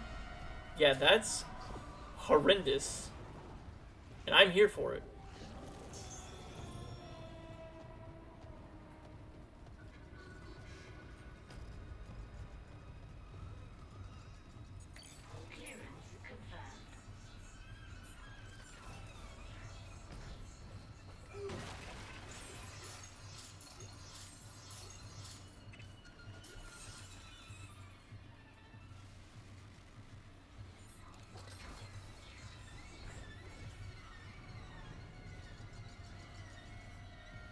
It reminds me of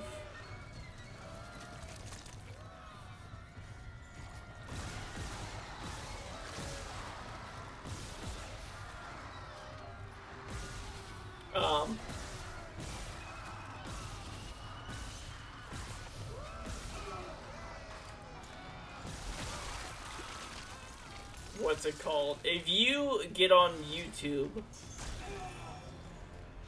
you can look up a thing, like, this is actually, like a pretty much essentially torture in modern days that people pay for, which is wild. But if you get online and look up McCamey Manor, it is a extreme horror attraction in the U.S. where you have to fill out like 100 pages of like exemptions and medical documentations, which signs away pretty much over the rights so people can break your bones, pull out your teeth, make you eat your own vomit for a horror thrill seeker that if you can withstand it for, I think, like 24 hours, you can win $10,000. And hey, fun fact, no one's ever won it because people are passing out and like losing consciousness and like have to go like get medical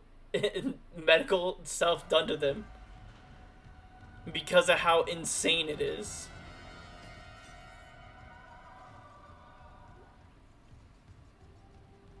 And they also stream it all, so you can see all the stuff that happens to these people.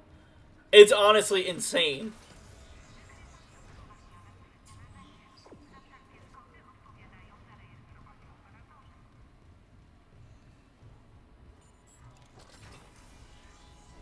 Oh, it's insane. What's even crazier is people will spend money to do it. Only in the USA, that would be legal.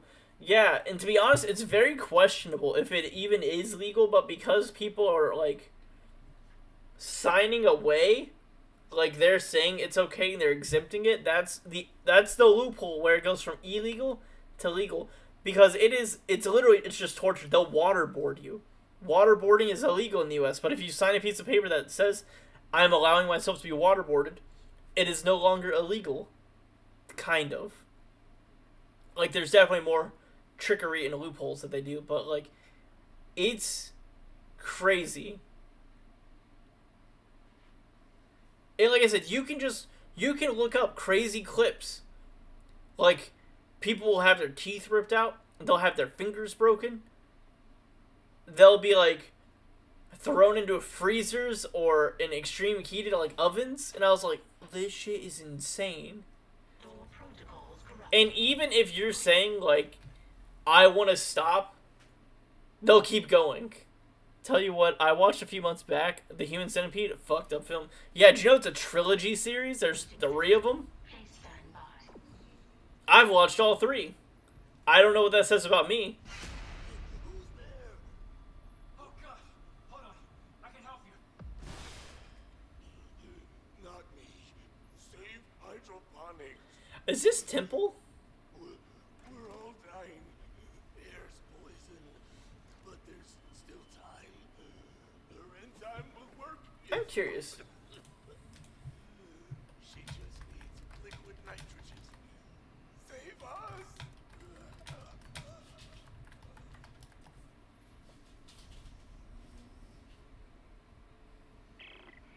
She was right. Air quality is dropping. Oh no, Temple kills Mercer later. Never mind. Hydroponics. If we lose our air supply, I didn't know there was 3. And the guy in front of us taking shit just fucked up. Yeah, it's wild. So like the first movie is just like the Artur guy. The second movie is about a man who's they try to do the meta version of it. So it's the guy in the second movie is a security officer who watched the first movie, who wants to recreate it. And it's like, this is wild. I could do this, essentially. Then in the third movie, I believe it's a guy in charge of a prison camp. Oh, hey there. And he's like, yeah, I'm just gonna let my workers subjugate, or not my workers, the inmates in this prison cell. Like, if you just look up the thumbnail of the third movie, you'll get a gist of what the movie is. there's gotta be. Here, there's emergency vector controls at the security checkpoint. Go, I'll try to lock them out.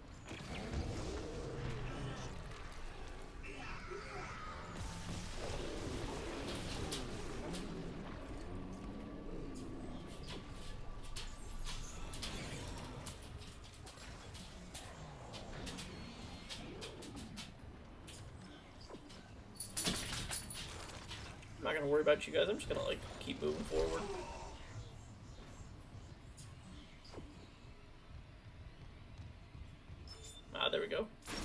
Have you seen the South Park episode of it? Oh, I absolutely have. Okay, it's clearing. Mercer, pump that gas in from Do you want the beef burrito or the wasabi? I'm gonna need a faster way to cryogenics. I'll open the other door from the pinnacle lab. It'll take you straight there. Bean burrito it is. South Park, one of the very few shows that just stay relevant and stay funny at the same time.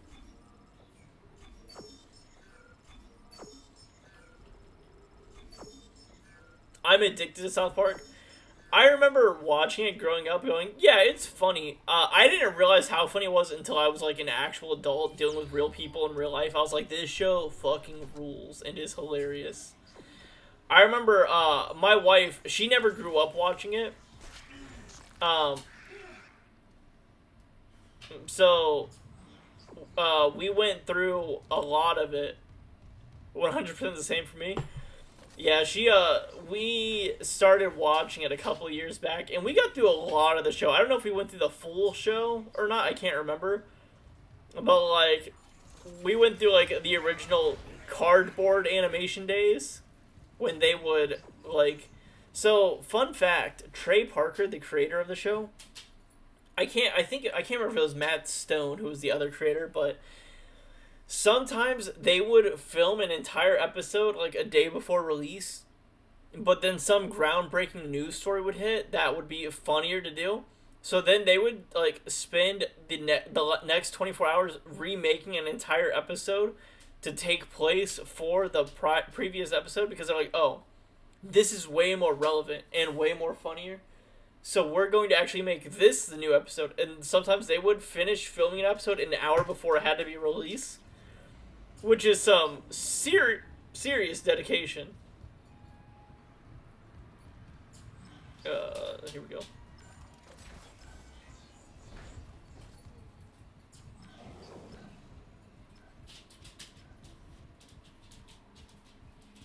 Okay, there's chemical lab. Here we go.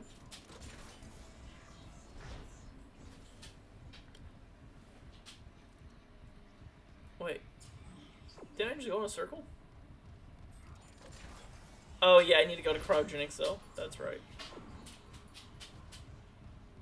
Which, remember, Wiley, remember, there are 2 markers in this chapter. Not just 1. So we got 1, we just added the second one now, which is coming up, I believe, in, like, the next room, maybe? Level 3 security clearance required.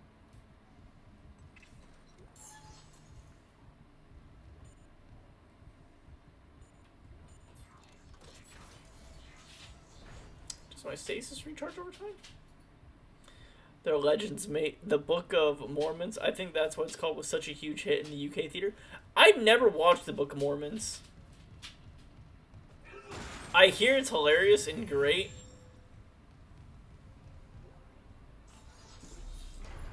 But it's just one of those things I've never watched, read. I don't know anything about it, to be honest.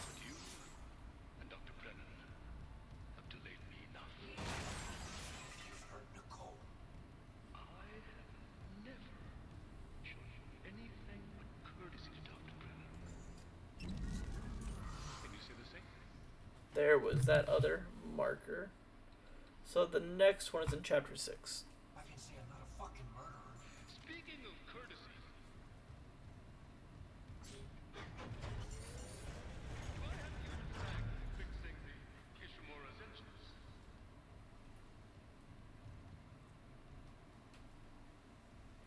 Our homecoming will be truly divine. And I doubt even you can stop a convergence event fueled by the entire population of Earth. You take these things to Earth, it's all over. Only for the faithless. Humanity will be made whole, Mr. Clark. It's kind of look like Resident Evil Tyrants. Oh yeah, hey, there he is. I'd say I've not been, but my dad has. He said it's brilliant. I think between them, that made 300 or 400 million on the back of it. That might be around Facebook though, so don't quote me. I understand that. Yeah, I don't ever like to downgrade, like, religion or anything like that, because I'm not going to tell you what you believe in is wrong or right, vice versa. I don't know. I don't have, like, a god complex or think I have, like, any answers. But I think Mormons are, like, one of the funniest religions.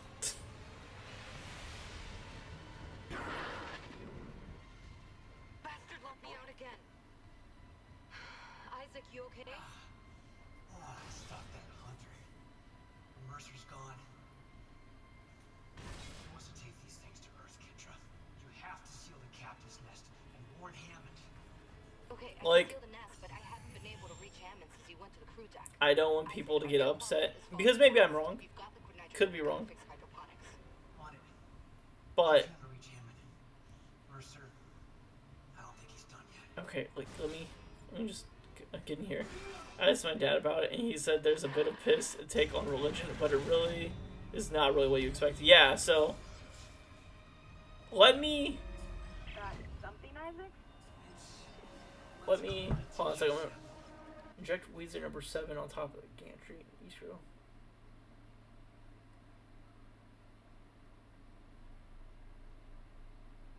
So 6. Careful. If I can recall how the story goes, once again, this is very bastardization because I don't know much about it. So I'm not saying this is fact or this is the 100% truth, which could get me in trouble because I don't want to offend like actual Mormons, but they can correct me if they'd like. There was a man who dug up golden tablets, and he said he was divine to be able to read these tablets, but no one else could.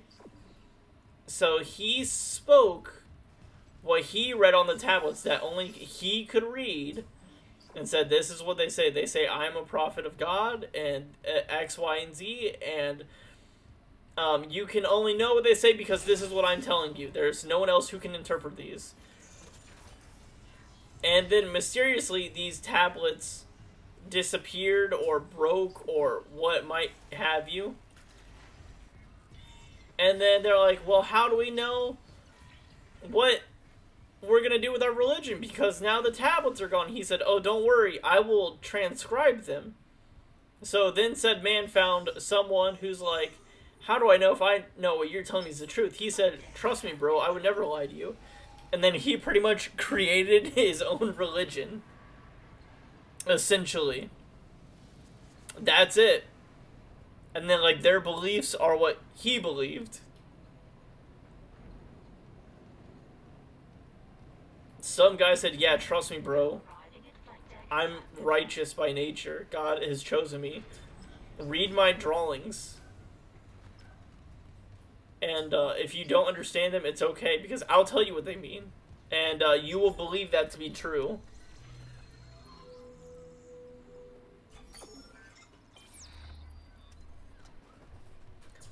There was no questioning, and no one could question it, because no one else could read these tablets. So if anyone disagreed with him, he's like, no, but you're wrong, that's what the tablet says, and that was it.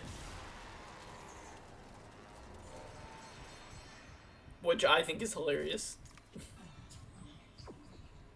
But once again, I'm not going to shame anyone for being Mormons, because I'm not like super religious myself.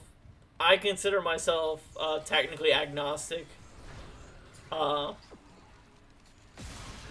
grew up Christian, like, and I know there's like 20,000 derivatives of Christianity. I grew up Baptist, essentially. However, I would say I'm not Baptist. Like, I would say, like, I don't want to say I'm not religious. I just don't know.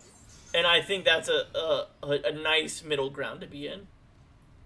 I don't know if God's real. I'm not dead. I would like proof. That's all I ask. I believe in science, and I believe in being a good person. And to be honest, I think that's what most religion states, but people take it too literal. Yeah, I smell. I mean, I'm not religious, I won't lie, and I have nothing against people who are and use religion for good, but I can't get on board with the current major religions, as before any of them were a thing, the world used for their religion was even spoken by any humans. There was other religions that humans believed in. Exactly. My thoughts, and just, once again, these are my thoughts. I think religion is a good philosophical tool to teach you how to be a good person. I think once you get the evangelists that are like, oh, my religion is the right religion, your religion is the wrong religion, is when conflicts start. While every religion says, almost every religion says conflict is bad, the people that run the religion, who push it forward, are the truly bad people because they create the conflict within and they start butting heads. Well, my religion's right. No, my religion's right. Then you get the extremists that push it too far. And I mean, every religion has this. I'm not going to be one of those people right now that are gonna blasphemize one religion over another. I know right now there's a lot of stuff happening in Israel and Palestine and whatnot, which I'm pro-Palestine. I'm not going to say F Israel or anything like that because that's a wild take. But I believe that I believe in the good of humanity more than religion. I believe what's written on a book is important, but how you treat someone else is way more important. I think a book is supposed to teach you the golden rule, while in principle you are supposed to follow those rules. And I think that's where a lot of people don't. I'm reading a huge mass in food storage. Too big to be anything they grew. It looks like But once again, I'm also just an idiot on the internet with no, like, responsibilities or understanding of the world. Station now accessible. Thank you for your patience. I think most religions have the right idea of being like, hey, we want you to be a good person. But some things get twisted, they get manipulated, people get greedy. I mean, you can look even back when the Roman Empire was around, and look how that ended up. Look at how the Catholic Church fell and split. Like, everything is painted in golden stars until it all falls apart. But if they would have just remembered, hey, maybe we should just be good people, then everything could have worked out better.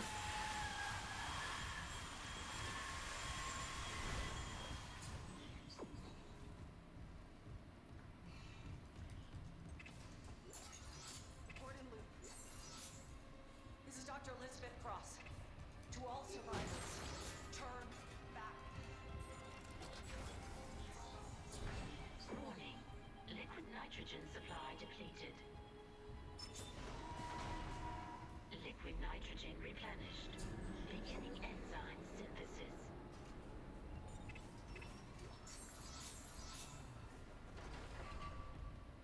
Enzyme synthesis complete. Caution. Do not ingest. Any luck? Yeah, finished the enzyme. It's been modified to digest something big. They must have been trying to kill whatever's in food storage. Let's hope it works.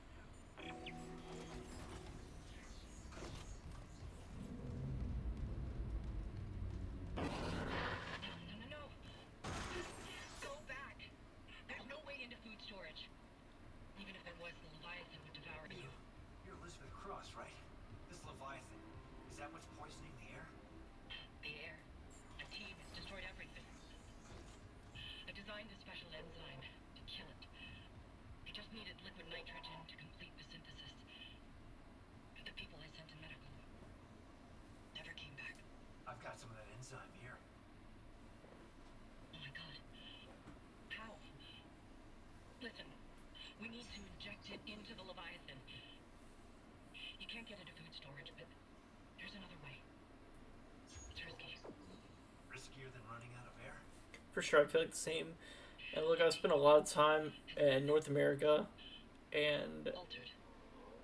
Or wait. They're all NA for drug use has definitely made me, how do I say, spiritual for want of a better world. I'm connected to things that are bigger than me, for example, the sun. That's far greater thing than me, and try and connect that sort of way of thinking has been kind of cool.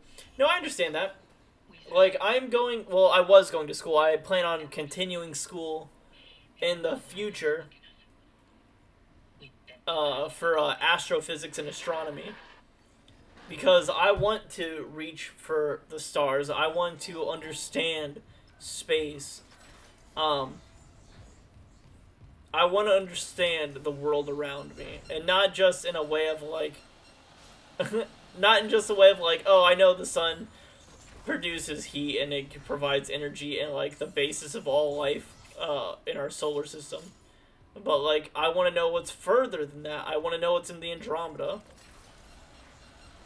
Do you Brian Cox? I don't know who that is. Or at least the name doesn't sound familiar. Maybe I know who he is and the name isn't ringing a bell.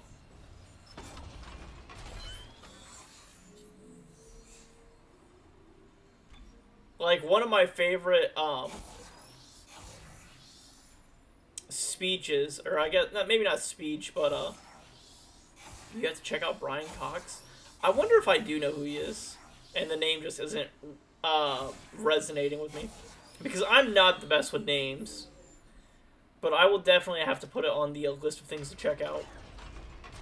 He's been on the Joe Rogan a number of times. Gotcha. Let me look up a picture of him. Because maybe I do know who he is. And I'm lying to myself. Brian Cox. He looks familiar. Oh, yes. I know who this guy is. I've seen him before on like TikTok and whatnot. What did I watch him in? Oh, I watched something where he was in it. Shalom. Welcome in, Seaborn. Welcome in.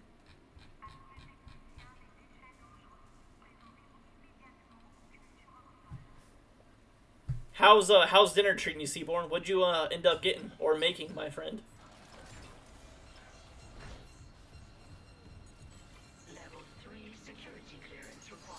I promise you, he'll blow your mind. He talks about unbelievable complex things, sometimes all about the universe and stars and black holes. Yeah, dude, that stuff right there just gets me super excited. Like, I remember looking at some of the first, photos that the, Weber Space Telescope came out with, compared to, like, the Hubble, and I was like, dude, this stuff's mind-blowing. A bag of burgers from Brahms. Hell yeah. I don't know what Brahms is, but I can get down some burgers. I know when I get off tonight, I'm going to go reheat up. I got a chicken and shrimp carbonara from everyone's favorite restaurant where they use a microwave, Olive Garden. It's where me and Kalala went for our anniversary yesterday.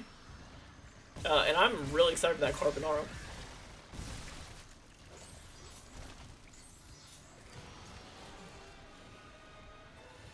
Oh, get back here, you... Woo! Guy right behind me.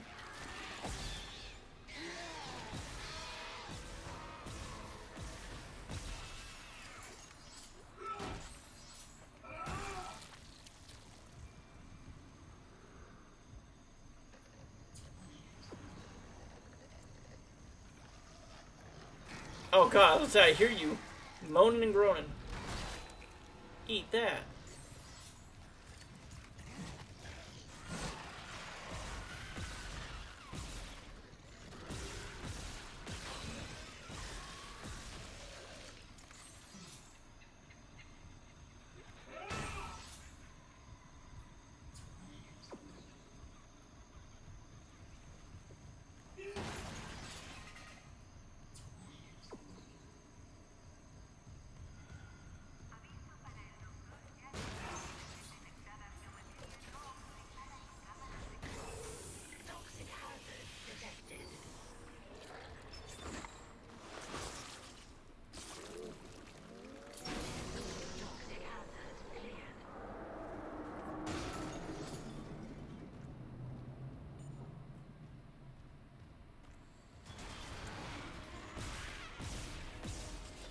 Brian said to Joe Rogan about black holes. He said, if I write it on a bit of paper and set it on fire, in principle, I can use the information I have in principle, put it all back together from ash, and I would end up with the bit of paper again. But if you get sucked into a black hole, there's nothing.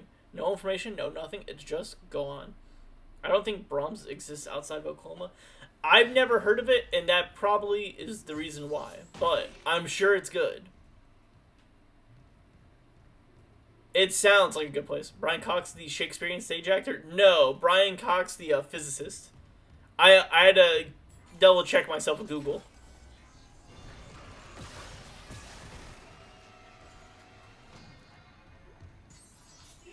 Close, same name. Not the same person.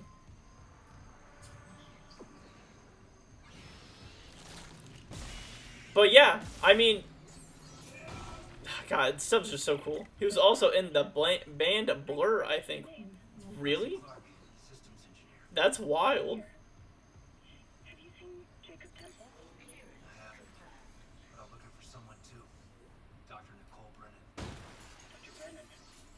Doesn't she help people leave unitology? Yeah, like my mother. That's how we met. I hope she's okay. Was Brian Cox the band Blur? Now I'm so curious.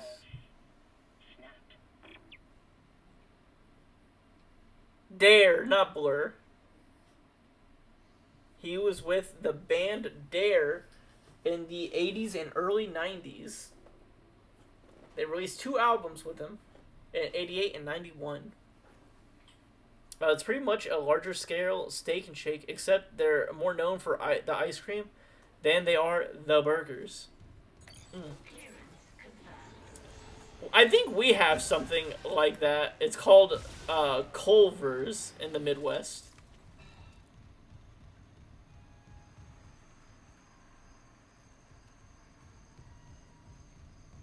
Where Culver's does like malts.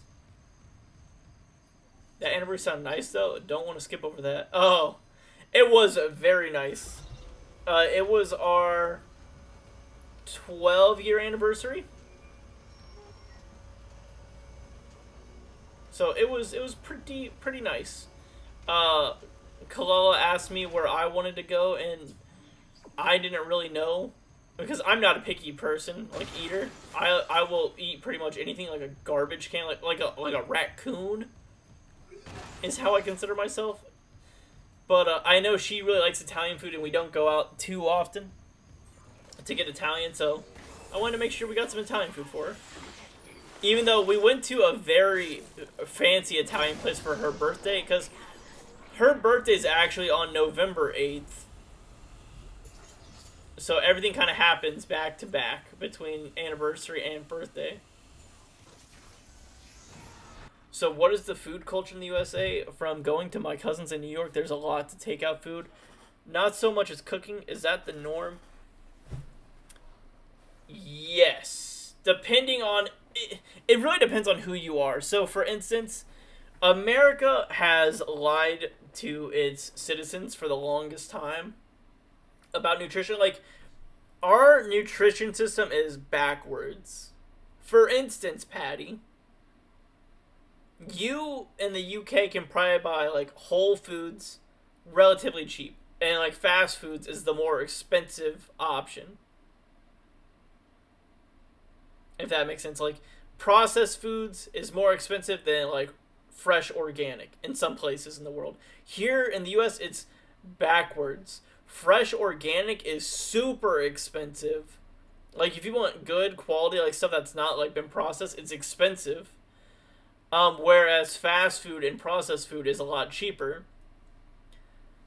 So, in the US, they pump out processed foods and fast food at an exceptional rate, make it the norm to be eaten.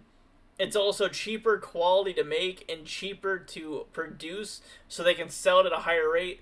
Plus, it also has been founded to addictive substances they put in the food to get people addicted to eating the food, because it releases like the serotonin to be like, this food's real good, even though it's real bad for you. So a lot of like the obesity rate in America is like, when people talk about obesity rates, it is very large here.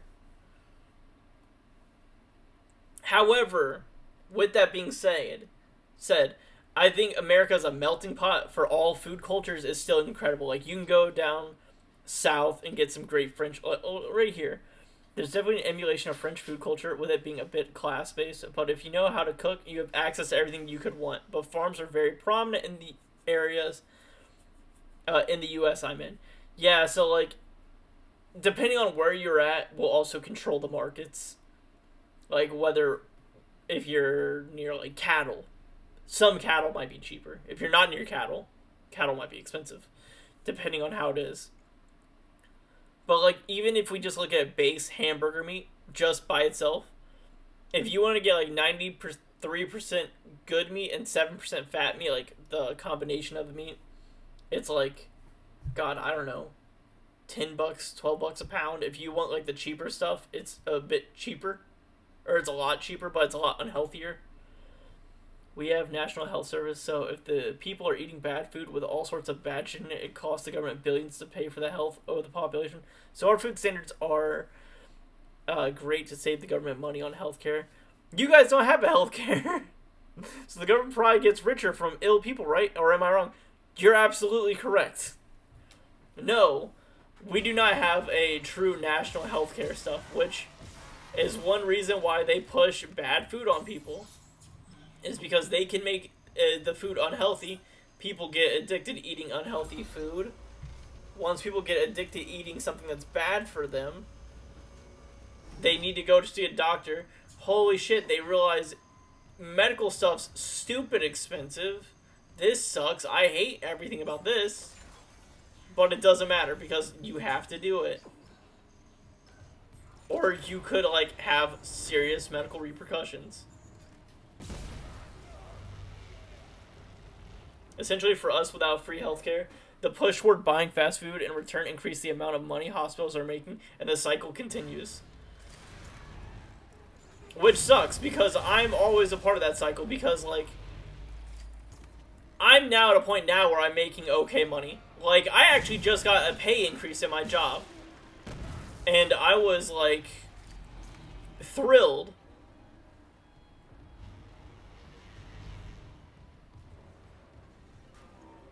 Is there any more of these guys that pop out? Maybe not. So, like, I'm not saying I'm big ballin', because I'm definitely not that. How much will it cost you if you break your legs to call out an ambulance? If I break my legs, Patty, I'm never going to call an ambulance. I would rather crawl to a hospital with my bare hands or contact an Uber or, like, a taxi to take me before I call an ambulance. If an ambulance showed up at my house, I would cry and ask them to please leave. I can't afford you. Entering zero gravity. Minimum I say is 4K. Dude, I don't even want to know what it is. It's cheaper, or it's more expensive than an Uber ride, and that's all I need to know. That blows my mind, my man. Yeah. Like I said, America doesn't have its priorities where they should be.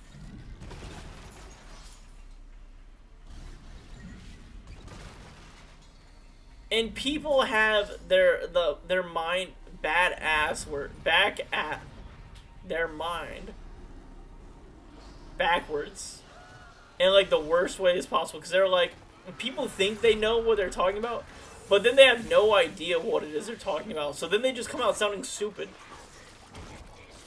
I mean, we pay in tax like $2 a month. Other than that, it's free. Do you have to pay to give birth to your children? Oh, hell yeah, we do. Child labor is so expensive.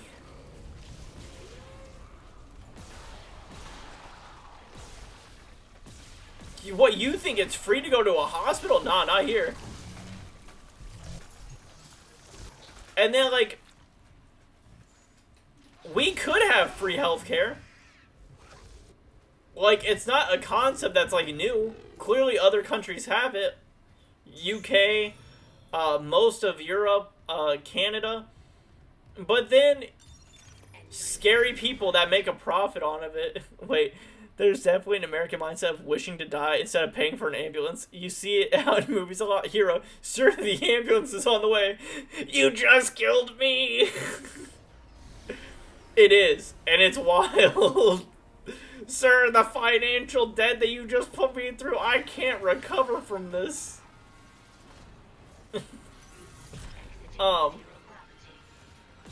There are plenty of places where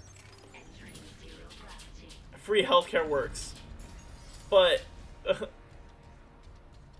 I mean, America has a lot going on with some amazing stuff. That shit is so effed up. Me, who doesn't have health or life insurance. Dude, what's crazy, Seaborn, is I have life and health insurance. However, it doesn't really do much. I went to, like, I pay, like, not the highest premium because, so, Patty, for insurance at my job, to have, like, really good health insurance, which insurance is a scam, by the way, for anyone that's ever went like, man, insurance, it's really complicated. It is complicated. It's a scam. Patty, the reason why we don't have free insurance is because of insurance, or free healthcare is because of insurance companies. But I did buy a gun recently, so take that, UK. Not take that, UK. Seaborn, but they don't have mass shootings like us.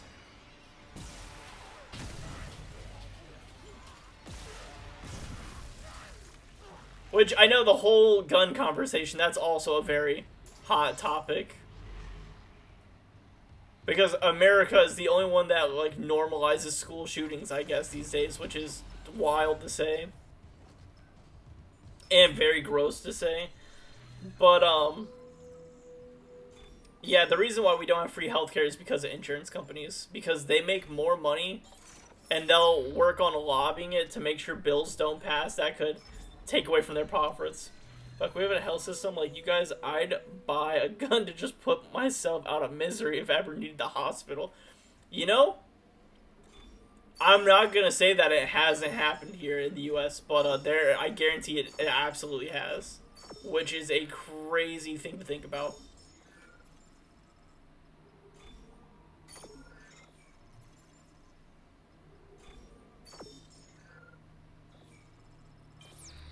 But especially, like, I mean, I have a weapon in my house. I think it's important to know how to use it, to be prepared in case of emergencies. Especially with how, the climate is going in my state. So if you get cancer, that has to be free, right? Oh, no, cancer's, like, one of the most expensive things out there. Like, you just go into, like, lifelong debt. This is becoming the most common cause of death in our country, actually. We just legalized the euthanization of the homelessness. Yeah, that's also very scary. Like, I was reading up on that, Seaborn, and they said it's illegal to be homeless. I'm like, what does that mean? Like, people aren't choosing to be homeless. Like, how is it illegal to, like, to have something terrible happen to you? To, like, where you can't do something. And then, like, you're just trying to survive day to day. And then now you can just be arrested for trying to live somewhat. Is insane. It's insanity.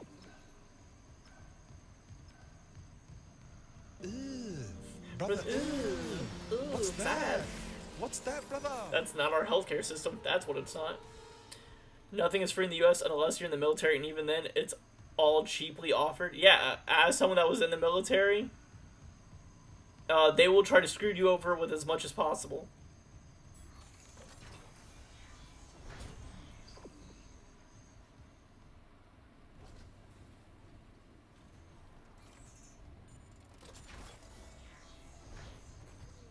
I remember when I was in the military and they injected me with, like, when I went to basic training with, like, 6 needles into my arms, and I just never questioned what it was. I returned from ads. Welcome back, Seaborn. I was talking about when I was in the military, I remember they injected me with, like, the super soldier serum. The peanut butter shot. So, luckily, I did not get the peanut butter shot.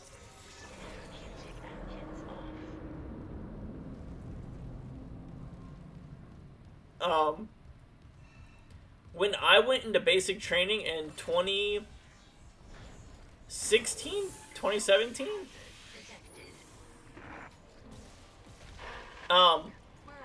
there was a female that actually had the peanut butter shot go wrong, and they injected it.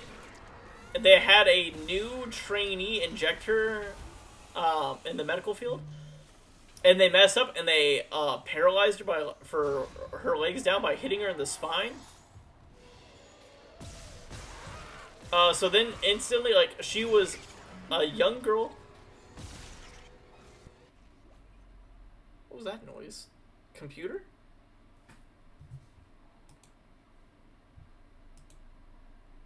What was that noise I just heard? I just heard a noise and I don't know what it was from. I had to get one to go to Korea when I was hosting Mando Fun for the CBs. I don't even know what that is.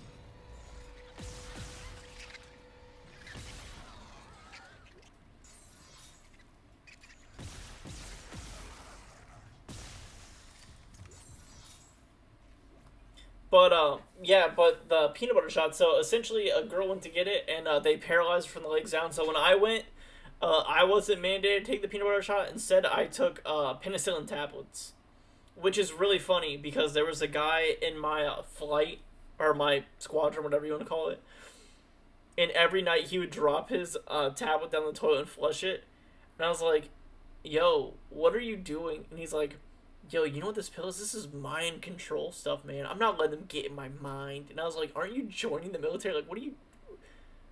Are you, like, trying to, like, be a deep-seated person against the man while joining the man? I was like, this is such a weird thing. The gun thing is an odd one. I think one of the Scandinavian countries has almost as many guns to population as the USA, but a way less gun crime and shooting than the USA, so something else is clearly going on. No, so... There's more guns in the USA than people that live in the USA.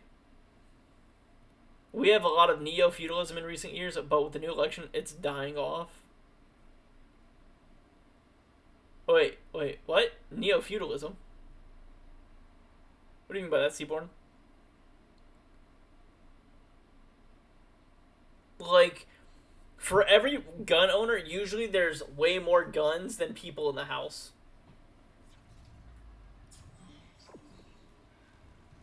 Like, I know some people that have, like, literally enough weapons to arm a entire army platoon. And go, yeah, but what if they try, like, what if something happens? I was like, brother, you have enough weapons to, like, take out an army. Oh, God. Oh, my God. Kendra?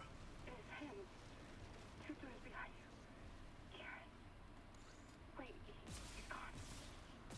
He waved at me, and... But that's why it's so scary, especially where I live. Because it made national news about, like, white supremacists marching down the street just pepper spraying people in the face. That was, like, not, like, it's not, well, it's in the city I live near, or live in. But, like, stuff is crazy.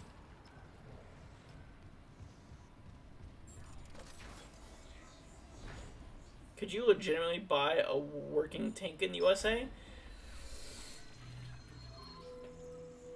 I'd have to think about that one. Which, isn't that a sad thing to say? You have to think about if you can buy a tank. I don't know if you can buy a working tank. You might be able to own it for show purposes, but if you had one, I don't think you could just drive it around. Ow, what the? The door just hit me?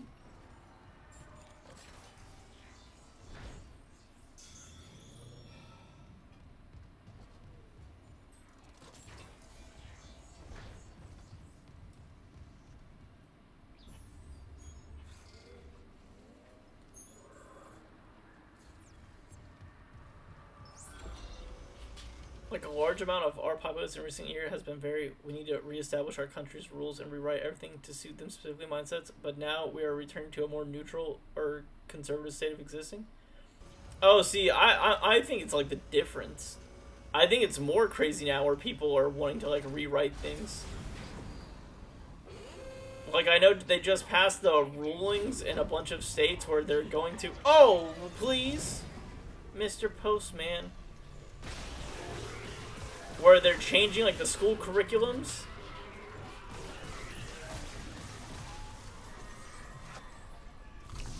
To, be more, like, based around religion. Some refer to it as the woke mind virus. I don't know, there's a lot of problems in America. Food, education, all that. I'd move to the US if you could. Babe, just pipe into the shops. Gina, take the Abrams. Have you seen the keys? That's funny.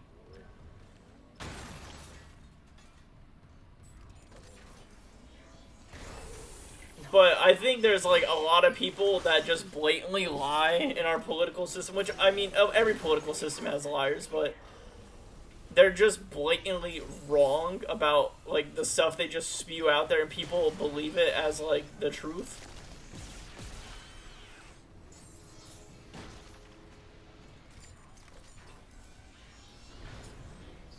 Uh-oh. By the way, I don't mean to suggest any of that is completely wrong, but it has gone a bit far. Oh, I think it's gone extremely far.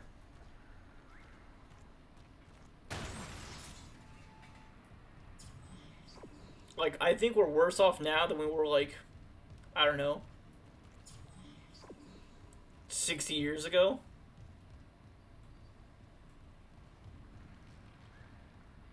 Where are you?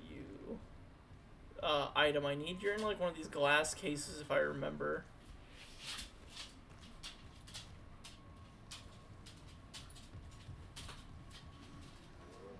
I mean, it's crazy to say that here in America, they're legit Nazi sympathizers saying Hitler did nothing wrong is wild. Like, with Define the Police movement, really put me mine at risk during the pandemic. It was a real bad time. Oh, with the defund the police. Yeah, but I think people exaggerated that. In my opinion. Like, nobody was saying to take away all the money from the police. Because I feel like that's what a lot of people were making it out to be. But there's a lot of spending that police have that don't need to be. Like, for instance, I remember one of the police stations that they did, like, a report on, they had this whole, like, issue with, like, they literally had a funding for just, like, Cheetos or Cheese Puffs. And it's like, no one's saying to defund the police to get rid of the police. People were saying that, like, we don't need Cheeto funds for the police officers. Like, we don't need this for the police officers. But, once again, I'm not gonna, like, justify and say everything that was said on either side was right or wrong. You should see what's happening in the UK. They set free 300 prisoners, including pedophiles and bad dudes. Then in 4 months, they arrested and locked people up for tweets and comments on the internet. Yeah, see, that's wild. The world's just becoming a crazy place right now. Where's this thing at? Am I dumb? I'm missing it.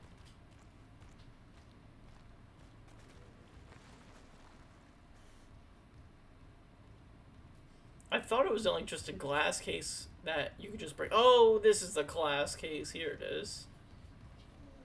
I found it.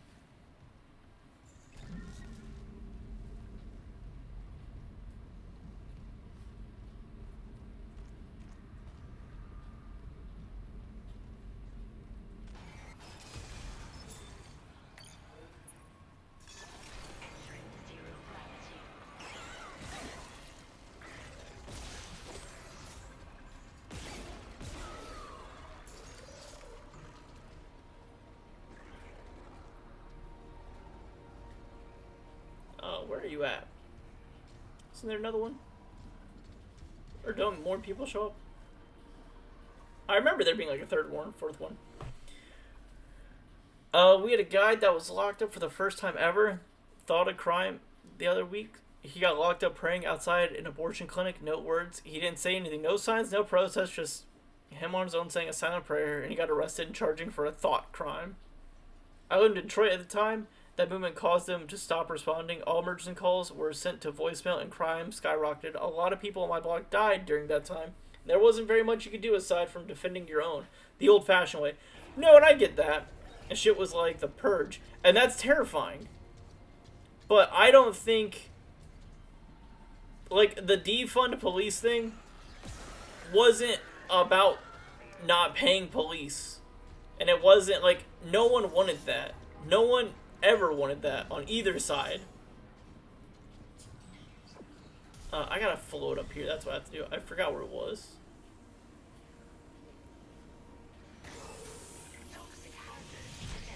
But I think there were people that wanted to push it that way and push the narrative that way.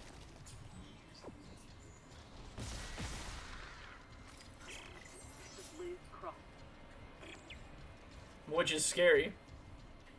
I know recently, I forget his name, and it just happened really recently. It's a very sad case.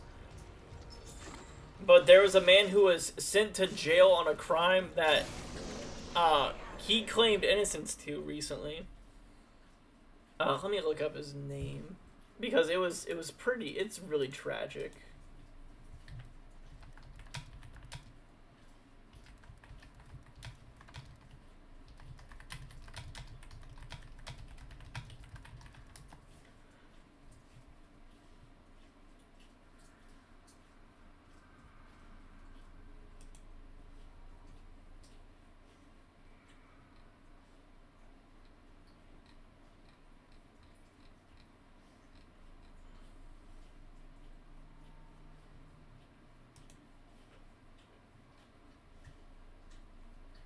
Marcellus Williams, that's his name. He was imprisoned for, I think,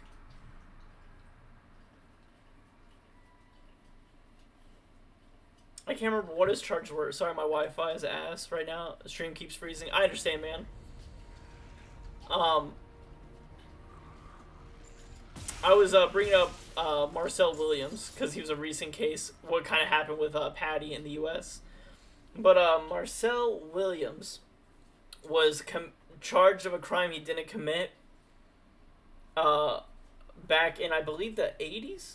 90s? Hold on, let me do a little bit of research so I'm not giving bad information.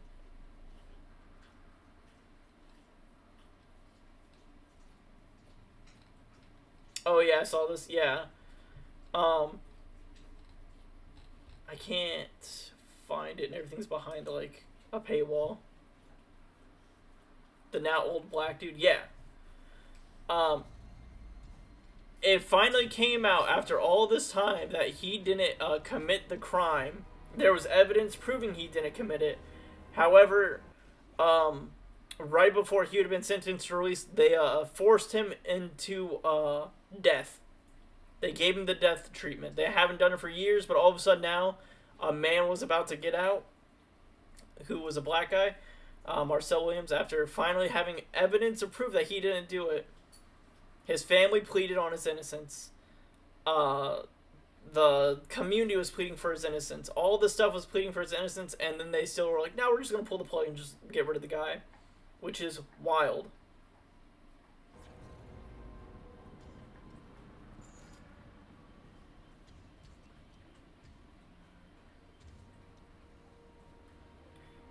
Chapter 6. Top of the entry. Where Weezer 6 located the fragment is stuck in some corruption in the corner.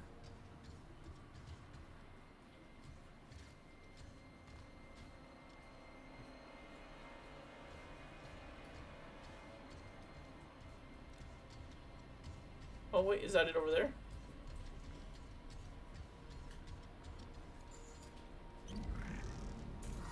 We got the mark fragment.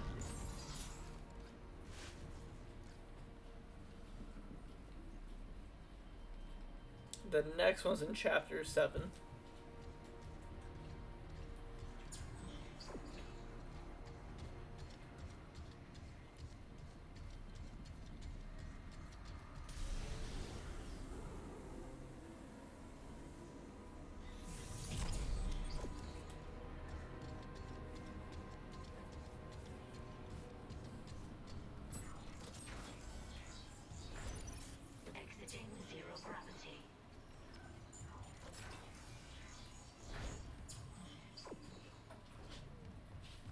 Did you guys get the news from the UK about the guy who went into the little kids' Taylor Swift dance class and stabbed all 6 and 7-year-old girls? Damn it, my Wi-Fi is broken. No, Seaborn! Not the Wi-Fi broken. Hate to see it. I think I saw something about it, but it wasn't anything that made, like, national news over here. But that is so sad and so tragic.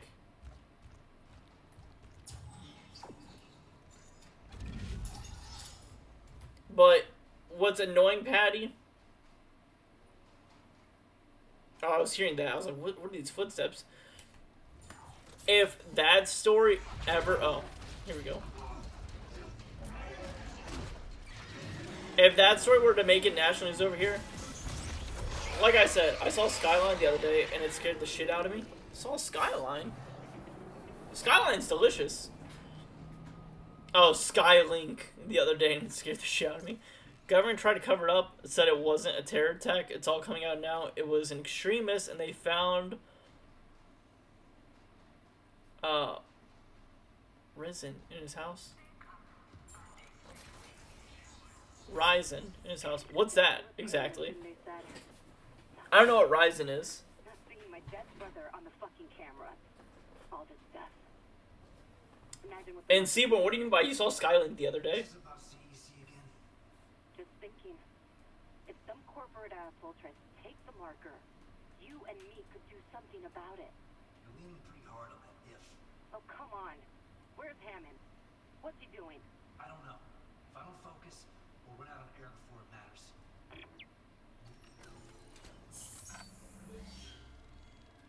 Is that the English word for something?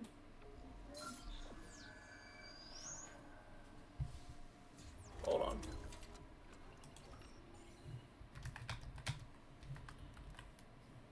Oh, ricin, like the poison? Okay, no, I know. After I typed it in and it said, so we spell it over here in the US with a C instead of an S. It's like one of the most deadly poisons in the world, known to man. I think like a drop of the Watchers can kill a city. Yeah, I know exactly what you're talking about. This may be an over expectation. Elon's internet in the sky. Oh, dude, sky. I really just do not like that guy whatsoever. Starlink. I know what it is. I don't have it.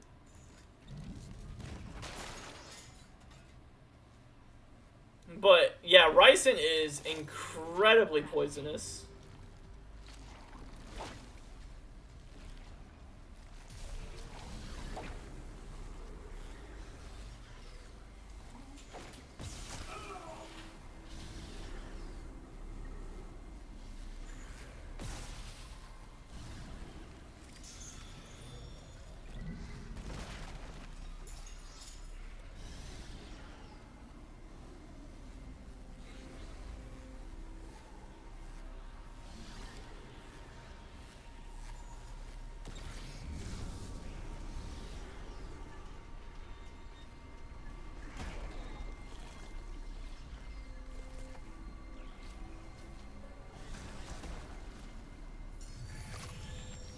Ooh, ooh-wee.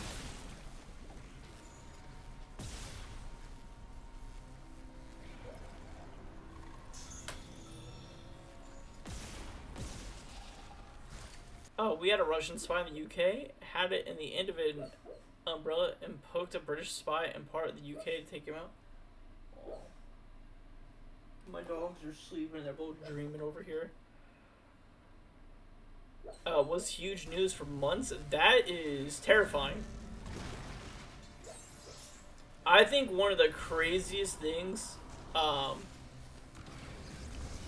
like, stories I've ever heard of, like, mass, poisonings and a terror attack. I think about, the reason why Japan is just, like, super clean and anal about, like, cleanliness is because of a man who sat there and dropped a little bit of, like, some type of I can't remember what type of radioactive substance it was, like beta, some type of gamma or beta waves it was releasing, but he dropped it in a trash can on a subway platform, and everyone that went through there became extremely sick, and that's why they're very anal about not letting like trash be everywhere, and it's in certain areas. It was huge news from us. Now the that we've never heard of over here. I haven't even heard of it, but that's crazy. Starlink came flying by so fast, I thought we were under attack. Wait, Seaborn. Explain to me what happened with Starlink. Oh, you posted a link. Let me open it up real quick. It's a train of satellites just flying through your sky.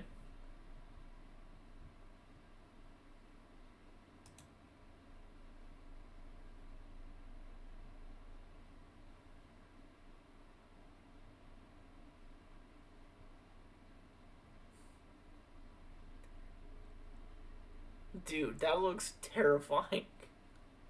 Dude.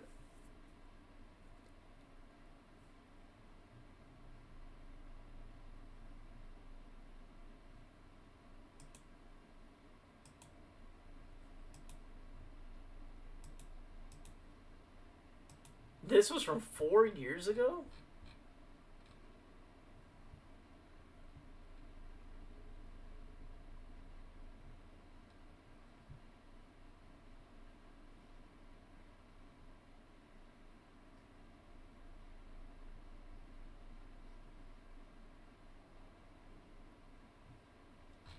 That's wild.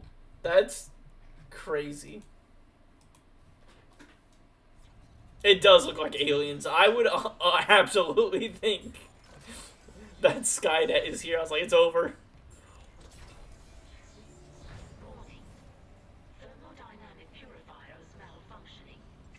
With everything we've talked about in the last half hour, 95% sure this convo will be listened to at some point by the powers that be. Absolutely.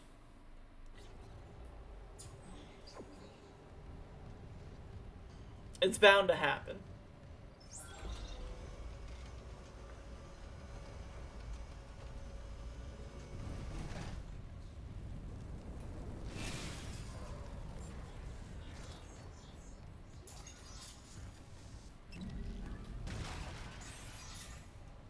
Help MI5. Thanks for keeping us safe, guys.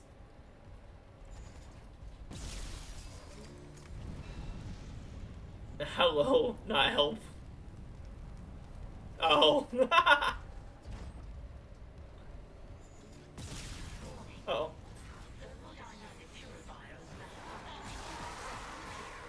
Got him.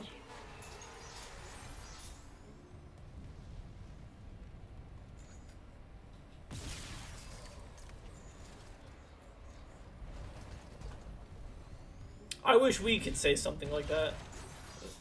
I like how me and Seaborn said the exact same thing.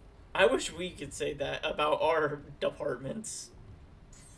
Whether it's FBI, CIA, and anything.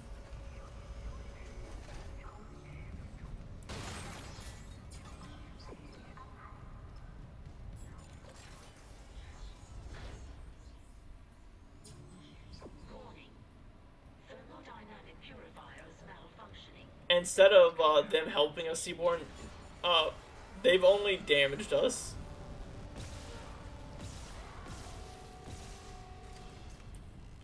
Like, I was reading up on, like, it's old now, obviously, but, like, the MK Ultra experiments and all that, I was like, dude, this shit's wild.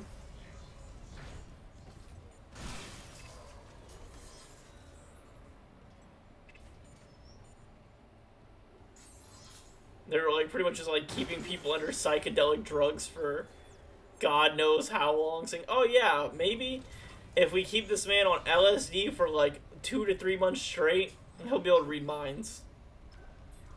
Not talking about all the other, like, crazy stuff they were doing with human testing. I watched a really cool interview with a Navy SEAL talking about how he did a corpse with MI6 to learn how to follow people undetected. It was really interesting. Oh, with an M16. Gotcha. Or MI6. MI6 or M16? MI6. That's what it is. That's not a 1. Yeah, I learned a lot of really cool things in the military. I remember at my work recently, every interview with a SEAL is really cool. I would agree with that.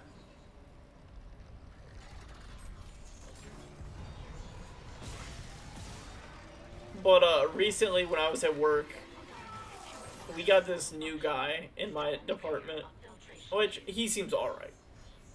I don't know him personally, so I'm not just gonna like bash him or talk ill will of him. But I was holding a peanut butter knife. Like I made me a peanut butter and jelly sandwich at work because I'm a child. Sue me. And I was about to go wash it, and I was holding it with like the tip of my finger. Like, do I have? Oh, my knife's downstairs. Essentially, I was holding it by like the very end of the handle, like this, kind of like just with my fingers, because I didn't want to get peanut butter all over my hand. I prefer MI2. Tom Cruise killed that shit. But he's like, if you're trying to hold a knife threatening, that's not the way to do it. And I was like, what are you talking about? He's like, if you're trying to hold a knife threatening, you want to do it this way. And I was like, oh, thank you. Thank you for teaching me how to hold a knife threateningly. It's not like I'm military trained and know how to hold hand-to-hand weapons or combat. But because of you now, random kid who plays Call of Duty, now I know how to hold a knife properly. Thank you. It was such a funny experience.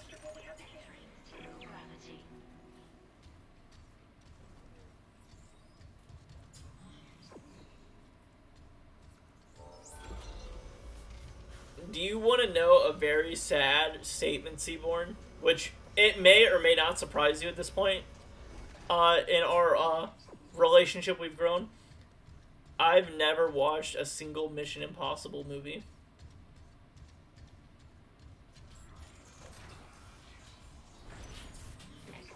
Ever.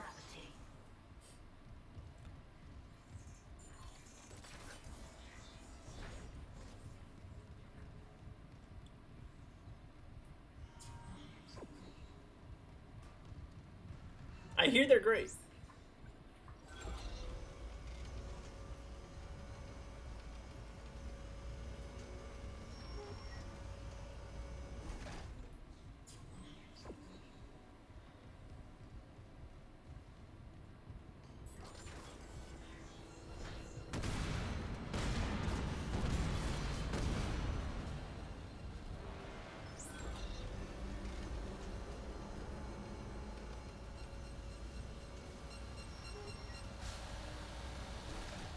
Have you guys heard about the SAS guy in Kenya who is now called Obi-Wan Nairobi?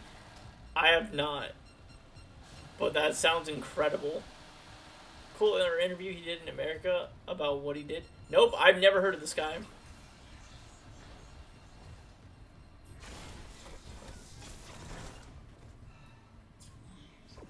MI2 is definitely my favorite, and the original feels pretty low stakes by today's standards. It's proper Tier 1 Special Force stuff. Ooh. Alright. I'll have to look into it.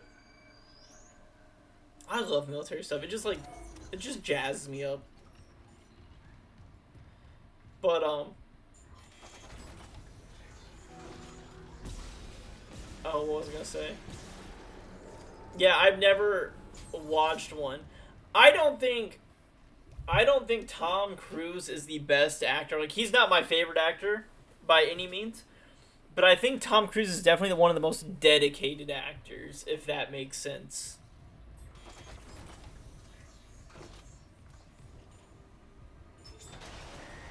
I need to update app. Hopefully that'll fix it. Dude, fingers crossed, Seaborn. Fingers crossed for you, my man.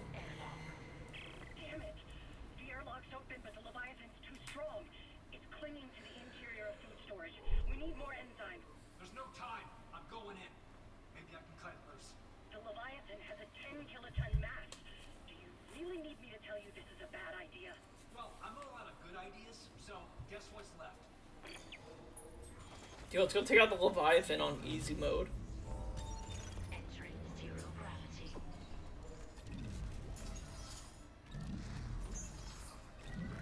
just gonna collect all the glowy bits before I leave here.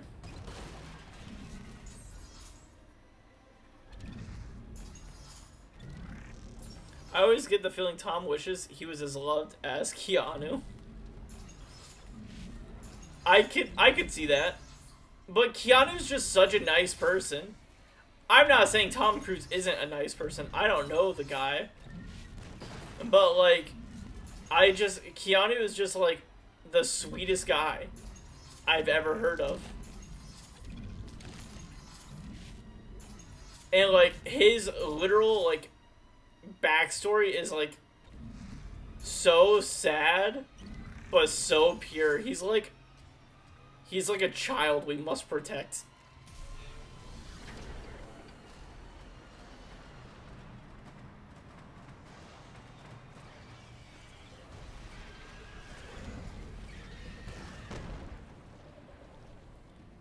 Really, what's his backstory? So, like, Keanu Reeves, if I recall right, which I might get some things mixed up, his girlfriend passed away when they were very young of, like, cancer.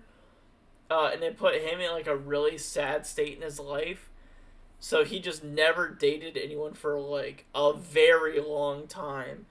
And every time he could help and donate to, like, causes, he would donate under a fake name that wasn't tied to him because he didn't want, like, to be praised for ever giving charitably. Like, if there was ever, like, a suicidal awareness cause, he wouldn't, like, tie his name to it. He would give it under a fake name because he didn't want to be like, oh, we should be, like, really glad about this because Keanu Reeves is donating to us or all this. There's been multiple instances where people have, like, what did they do? Someone hit his motorcycle and he wasn't angry about it at all. He actually paid to have their vehicle fixed, and he said don't worry about his little bicycle, like he would just take care of it himself. And there's just so many times back to back. I believe, I might be wrong, but I think maybe his mom also passed away at a young age. The only reason why The Matrix got made with him in it was because, or I don't want to say why he was in it, but it was he didn't want to take a big pay cut out of the Matrix movie, which he won $1 million gamble with this. He said instead of getting a cut check for making the Matrix, that he would take a percentage of the sales over time for all of the Matrix media, which, I mean, it's clearly one of the most expensive franchises ever created. So he kind of got, like, bango bucks, but, like, from an early life, like, a lot of tragedy kept occurring to him. But instead of letting that, like, defeat him or define him, he just grew past the adversity of it to do and, like, honor those that, like, he lost along the way.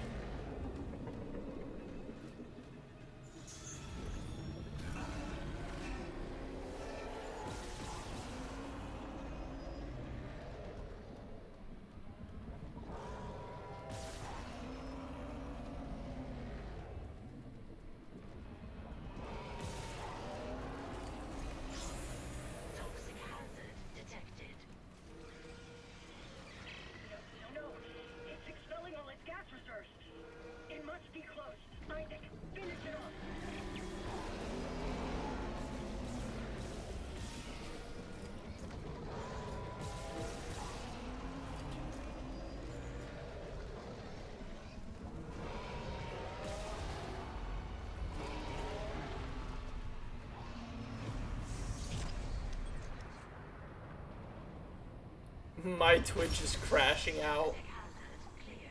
That sucks.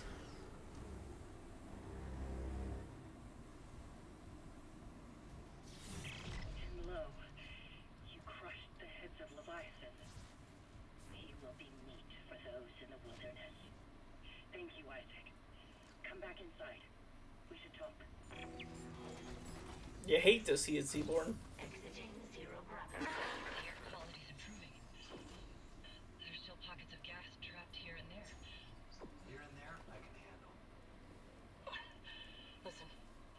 Jacob... Not Jacob. Last I heard, he was on the mining deck with some other survivors. He said they were building an SOS beacon. Did they finish it? He said it was near... What did you guys think of the new Deadpool movie? I loved it. A while. I thought it was incredible. I loved all the references. I loved Hugh Jackman back as Wolverine. Whether he stays the role or they hand it off to Henry Cavill or someone else. Whatever. But I thought it was a very well action movie with super comedy. An SOS beacon. Someone jettisoned all the others. Isaac, there's a shortcut to the mining deck. You're across his workstation. I'll get it open. Goddamn. We might actually get out of this nightmare.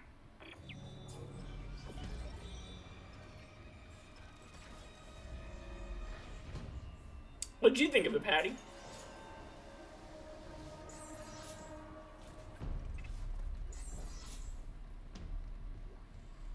It was okay. Once the excitement of the Wolverine suit dies off, they weren't doing much. Really? You didn't like all the action? I thought the action was pretty great throughout the movie.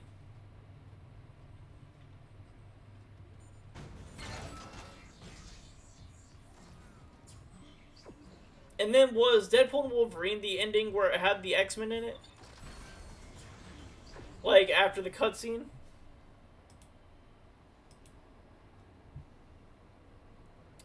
I messed it up for myself and watched a lot of YouTube reaction clips and really regret that. Oof, yeah.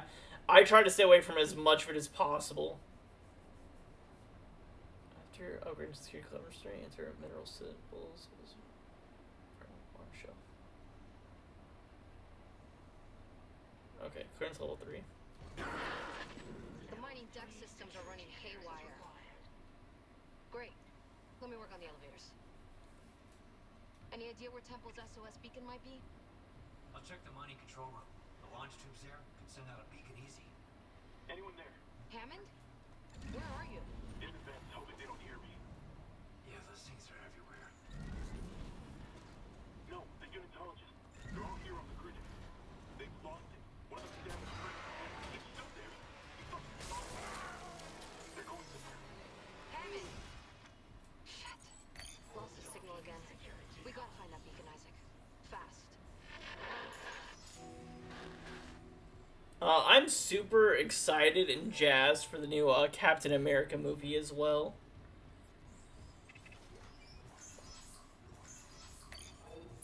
But I'm also like a huge Marvel fanboy, which that's okay.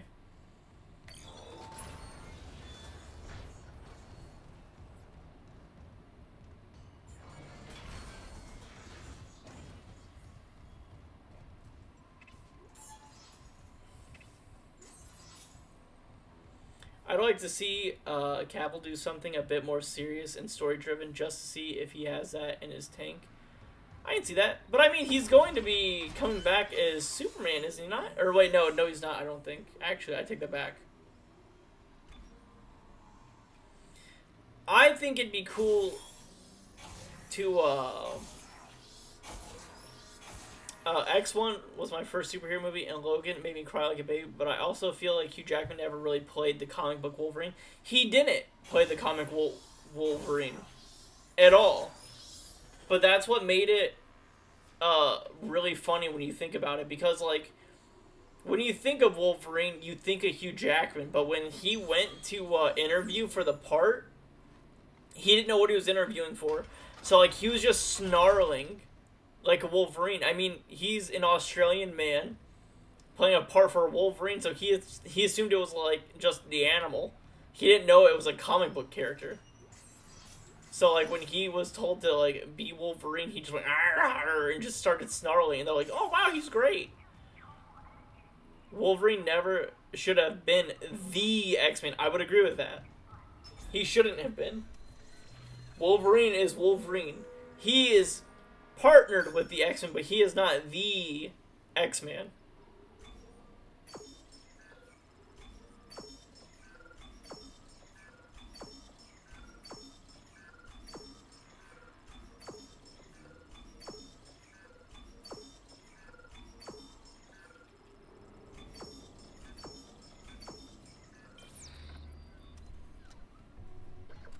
when people talk about the X-Man, Security clearance required. they don't give proper credit to Scott, because he is the X-Man. But the issue with the X-Men movies is I enjoy the X-Men 1 through 3 movies. They're not good, but I enjoy them because of nostalgic reasons. But Kissinger, when he made those movies, he butchered them so badly.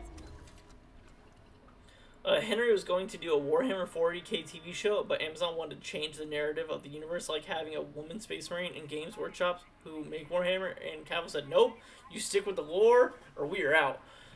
Yeah, Henry Cavill is a gamer at heart. That man will stick up for his franchises. We stand with Cavill in this household. We do.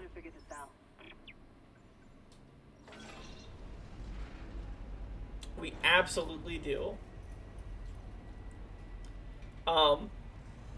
Man leaves The Witcher because they start leaving canon. He's like, if you guys aren't going to do it proper, I'm not going to be a part of this. So they are like, we're going to push the line. He says, nope, I'm done. You can go get a wannabe Henry Cavill for a little bit cheaper. Not a lot of depth to the Wolverine.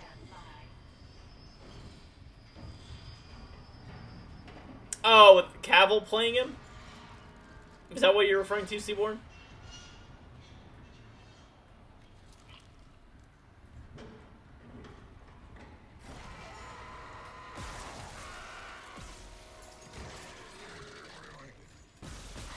The last season of Witcher was an abomination. It was so bad. I didn't even watch it.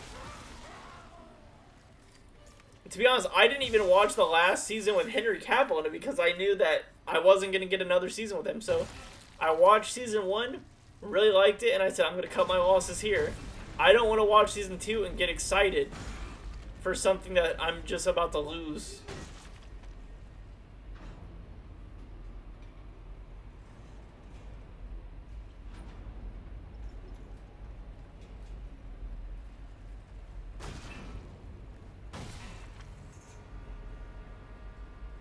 Seaborn, are you super into the Warhammer world?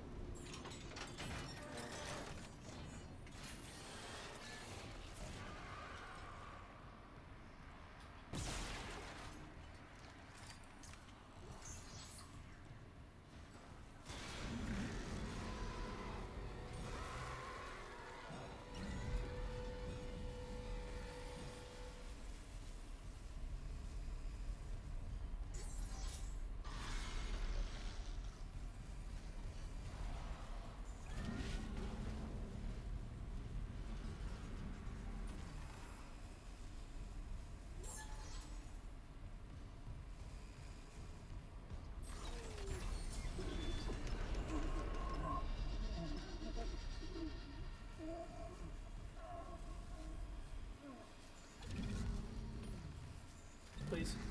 Not even a little. Okay.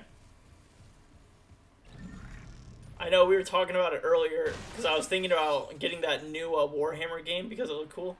Not that I dislike it, it's just overwhelming from the outside. I didn't see that.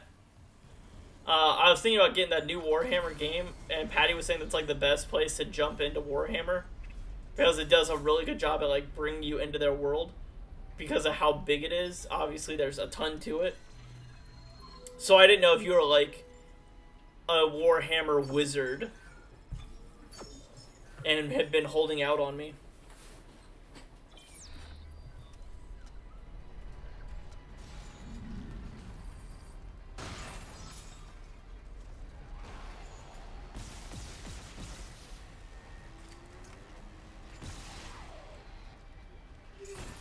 I stopped liking Witcher after what they did to Eskel in the show. Which one was Eskel? Was he the bard?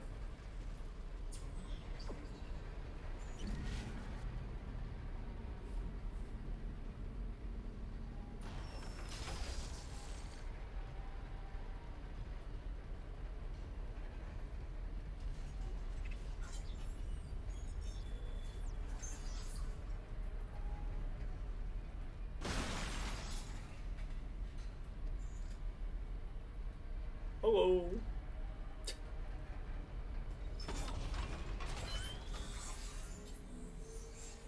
Is that the guy that they made gay?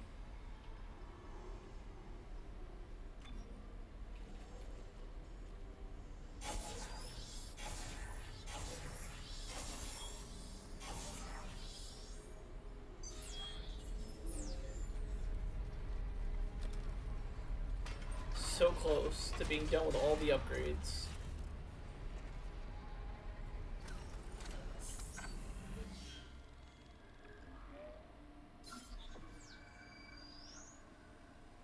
And was he in season 1? Whoopsies!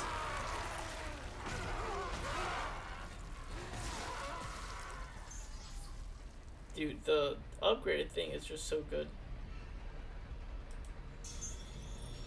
He was the other Witcher who had turned into a tree monster and they killed him.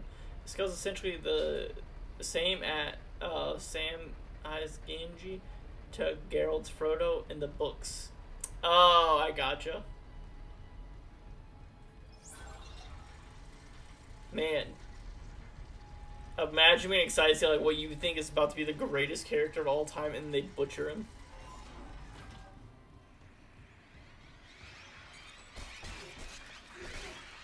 I hear the books are incredible, Patty. I've never read them. But I hear they are, like, truly incredible books. I think Kalala has them all on, like, she was going through, and she still likes it, but it's, what's it called? Where they do book talks, not book talk,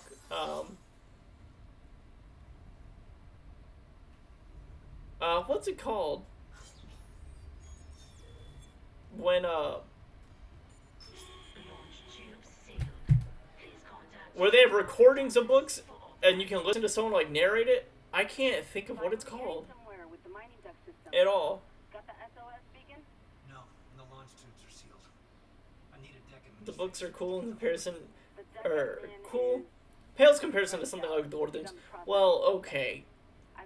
Most things pale in comparison to Lord of the Rings, though. Maybe he left the SOS beacon there. Just hope he's And they're pretty random timeline-wise. traps. Is it just like you picking up midway through an adventure? Okay. But it doesn't ever have like a how we got here, how we start, or where we came from. It just kind of happens and you gotta piece together where you're at. Audiobooks! Yes, thank you.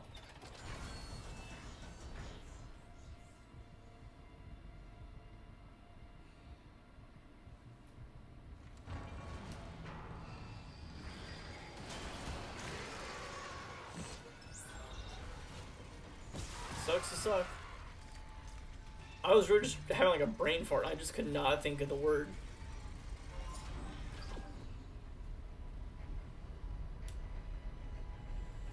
But yeah, Claw was going through a bunch of audiobooks.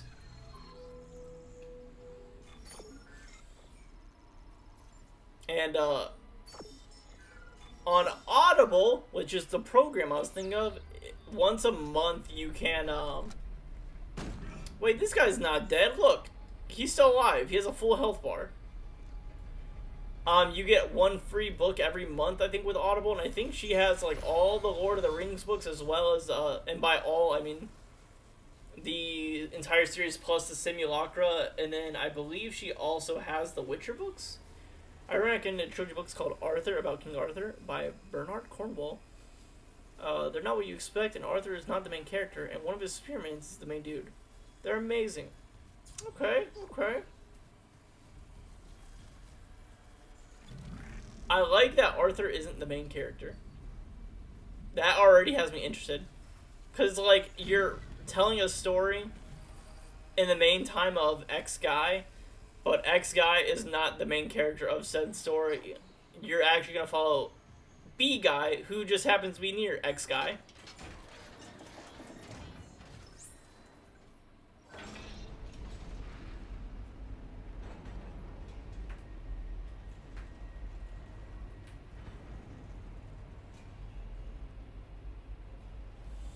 I really want to get back into more reading. I know for a while I went on a big manga binge and I read all the way through One Piece.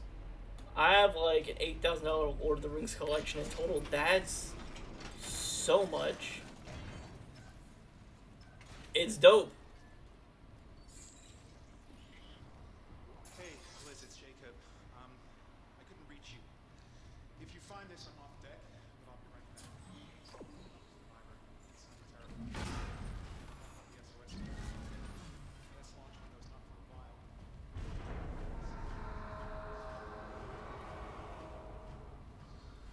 It's 5:45 a.m. Yeah, Patty, it's early for you, man. It's only 12:45 here. Yeah, Arthur is a hard sell to us Americans. They done his story to death for us over and over again. I agree with that, Seaborn. They have like killed the whole King Arthur like thought, but I think what makes at least what sounds really cool about that book is it's not about Arthur. Like it's about X guy who just happens to live in Arthur's time. And I think that could be cool.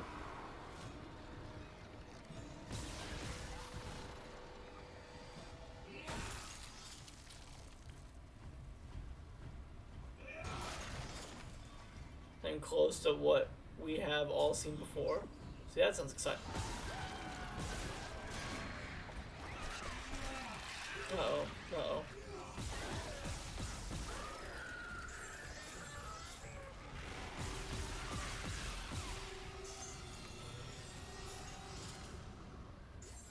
Most of that comes from an unreleased dramatization of the franchise done by renowned actor Frank Oz.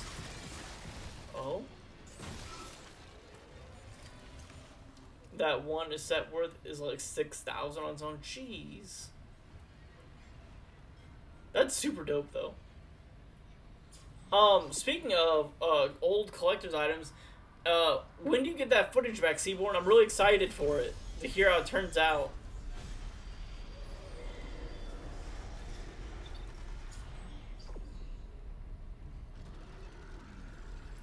It's dark and brutal, and the only thing that is the same is 3 characters' names. Other than that, it's not even close to the traditional story. Hey, you got me all signed up for it. Sounds dope.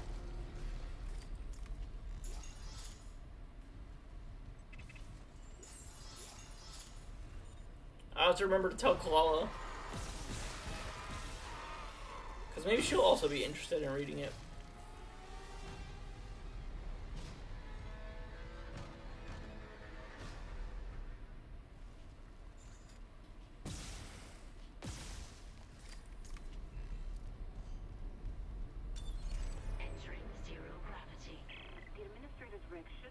Processing control room, but someone tripped the failsafe.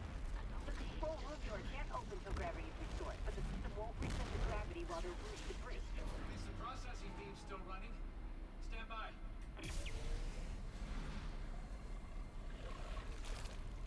Oh, hey there, buddy. Sounds like shit, but it's a cool listen. It says I'll be here Monday, so I imagine it'll be Monday. Dude, I'm excited for it.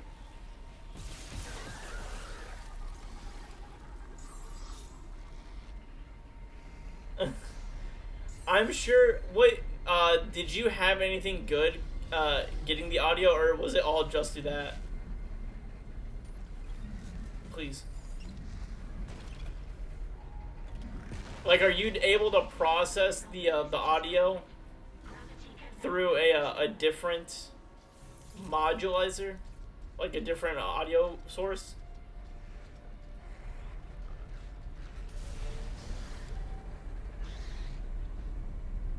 That's the Lord's Day after all. Nothing can happen on this day.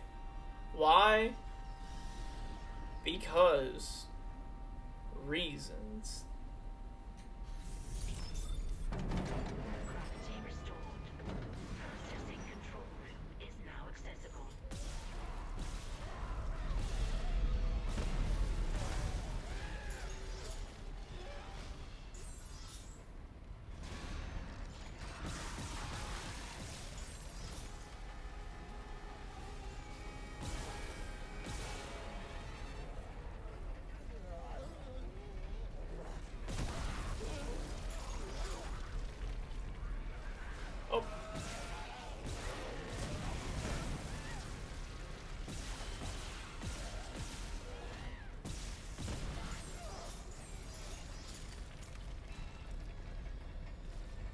No audio. I gotta edit audio over it, but it's mostly loose montage footage. Oh, okay. I didn't know if you were filming something in particular.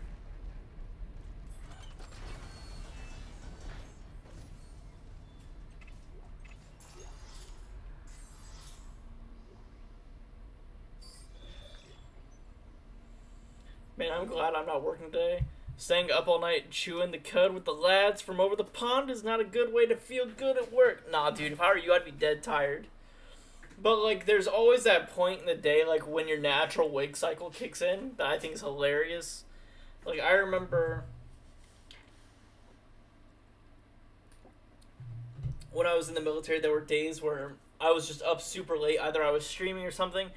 And I was like, oh, dude, I got work in like 3 hours. But instead of going to bed, I figured I'd feel like more crap if I slept a little bit of time and woke up. So I just stayed awake, drank like a Monster Energy. Once like my natural daytime cycle kicked in, I felt wide awake and I was like good to go. Like later on that night when I got home, dude, felt like ass. Went to bed, slept for like 15 hours. But like during the day, I got through it pretty well. Because of the frame rate, I can't pair real audio time to it. It's only 18 frames a second. Oh my god. Oof. Dude, ain't no way.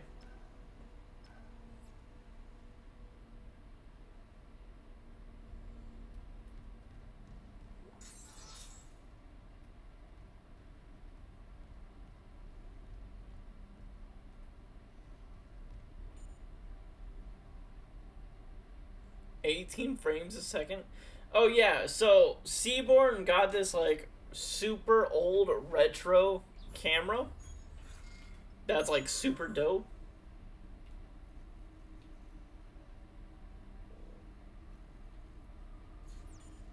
We were talking about a Super 8mm film stock.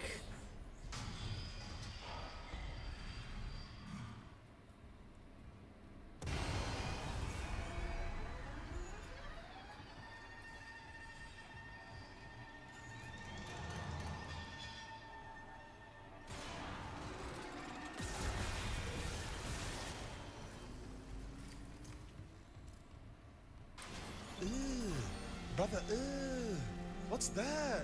What's that, brother? What is it? What is it, brother? Ugh. I'll check the maintenance subdeck for Temple's Beacon. Boom, there we go. The marker fragment.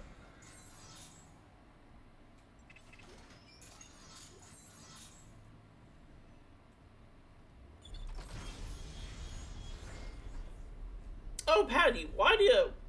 So you don't have work tomorrow? Do you usually work on, Let me think. Oh, I know, it's Saturday for you. It's Saturday morning where you're at, technically. So that's chapter 8. Wait, is there 2 in this chapter? No, the next one's in chapter 8. Okay.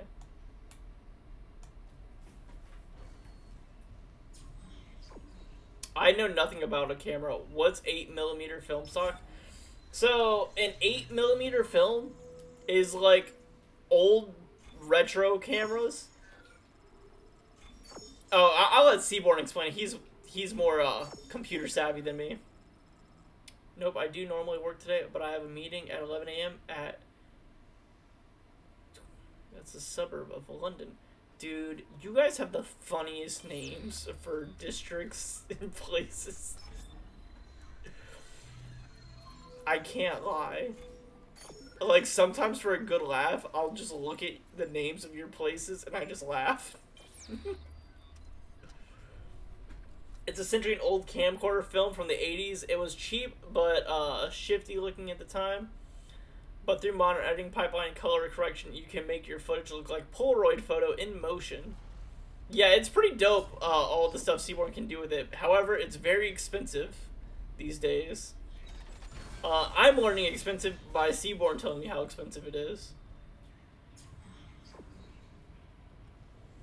Places being called is why we create America. Or they.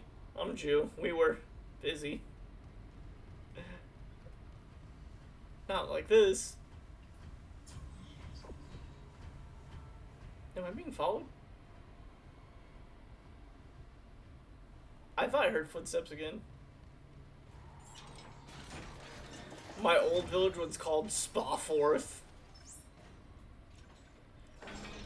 The most I've ever learned, it was an old Viking settlement. Now see, that sounds badass.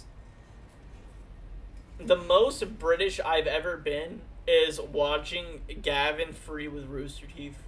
He's like the most British person I've ever seen. I know it's probably like a character a lot of the times. But as a kid, I was like, yo, this is incredible. Hammond? He must be in the vents on the crew deck. They're bringing something in. The marker. Way too expensive to digitalize. Make it stop. Make it stop. What? That was the marker. Did you? Spotforth was a really small village with a random castle in the middle. You should Google it, see what I mean? I love Alright. Hammond's signal again. Bet. Get to the center. Spaforth. I want off this fucking Village in England. I like how the first thing I do when I Google it is a line of trees.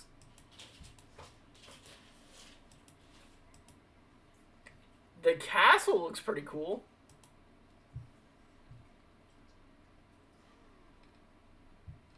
North Yorkshire. It is pretty sweet, not gonna lie. See, I wish we had stuff like that here, and I'm sure we do in some places, just not where I'm at.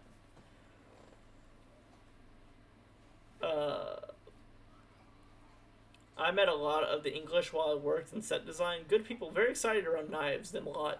Not excited about knives! See, well, we already talked about a stabbing, please, not like this. Seaborn's like, it's comedy, it's what I do.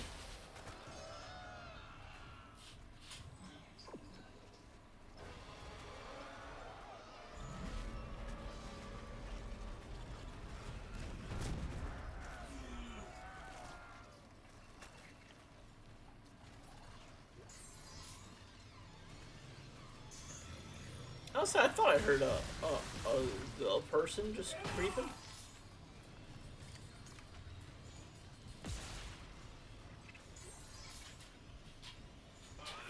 Oh, I thought I killed you.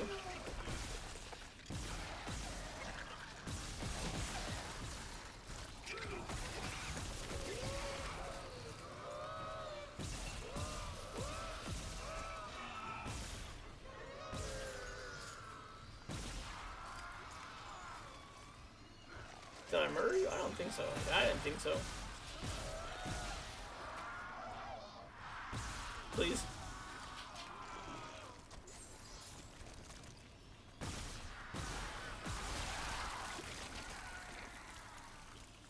In every house, we have grindstones so the entire family can sharpen our knives on an evening, just like Kingdom Come Deliverance. KCD is goated. I'm glad I got two of the biggest KCD fans in here.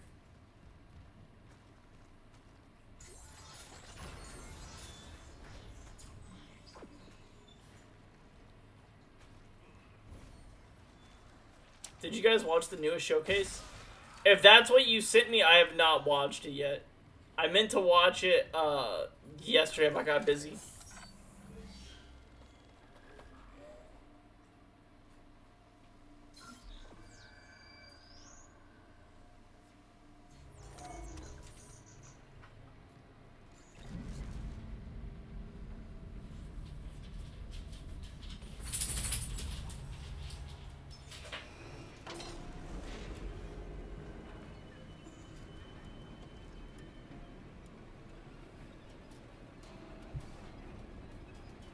It excited me physically. I was jumping for joy, but my legs never moved.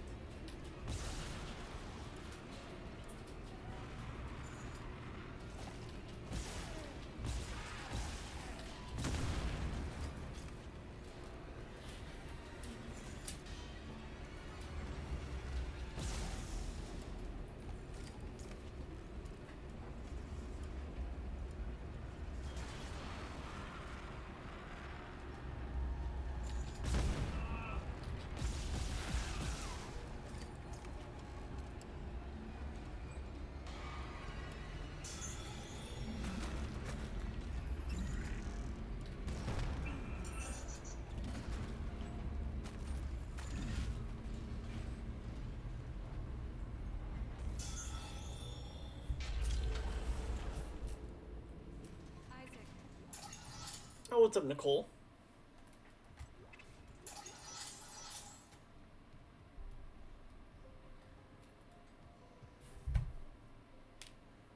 Oh my god.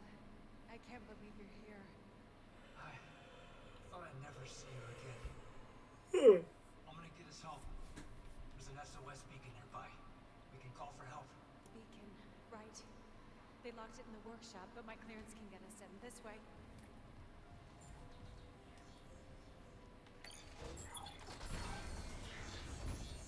I can unlock the workshop from here. Nicole, there's so much I need to tell you. I know. We'll have time, I promise. Let's get you that beacon. Everyone's counting on us.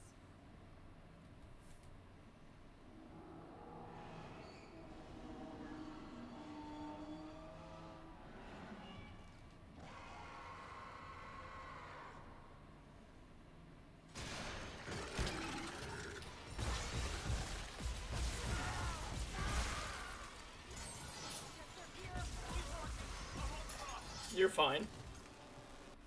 Yo, the computer, please don't turn off on me. My computer's like, hey, let's do one last final check before we restart your computer for updates. The last film I worked on was in Australia, and it was Evil Dead Rise. I co-signed real.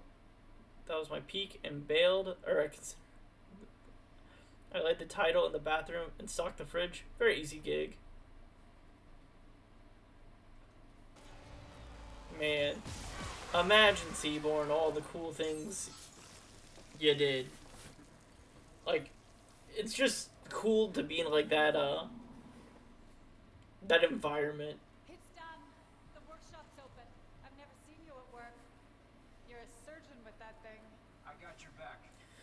Once again, I want to remind us, in the 5 hours I've been playing this game, Isaac Clarke is just an engineer. He's a guy that pushes papers and, like, is a nerd. This man is not a superhero, but this game makes you think that this is the most badass guy in history. It is cool that he looks like 2099 Punisher or Crossbones in Marvel. But, like, this guy, like, I don't know. Put things back the way they were. He's just a nerd. I know I'm gonna have to get off here though soon. Fun fact, but the eggs in that movie wouldn't be possible in that environment. I have never watched that movie yet.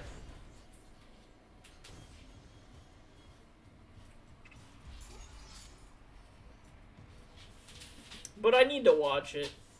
It's a part of Seaborn's legacy.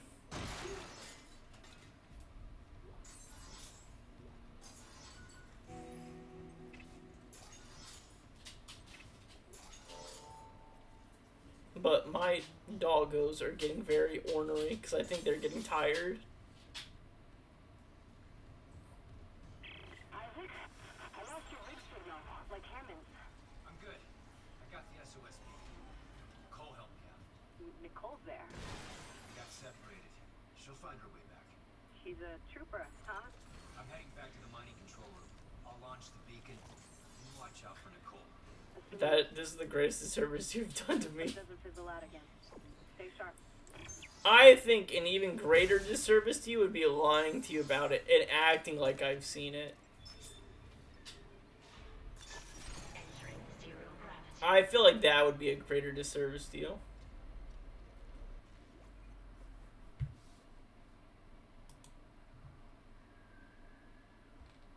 I did this chapter, right? Yes. When I go to activate the comms array is the next one.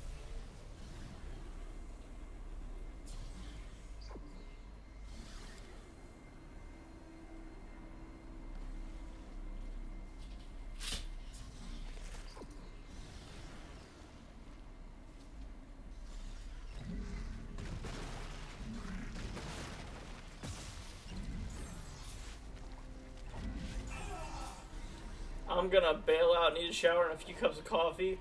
When is the next stream? So, tomorrow is Friday. I plan on streaming tomorrow. I'm getting lost. As of right now, it'll probably be tomorrow afternoon. So probably in the evening for you.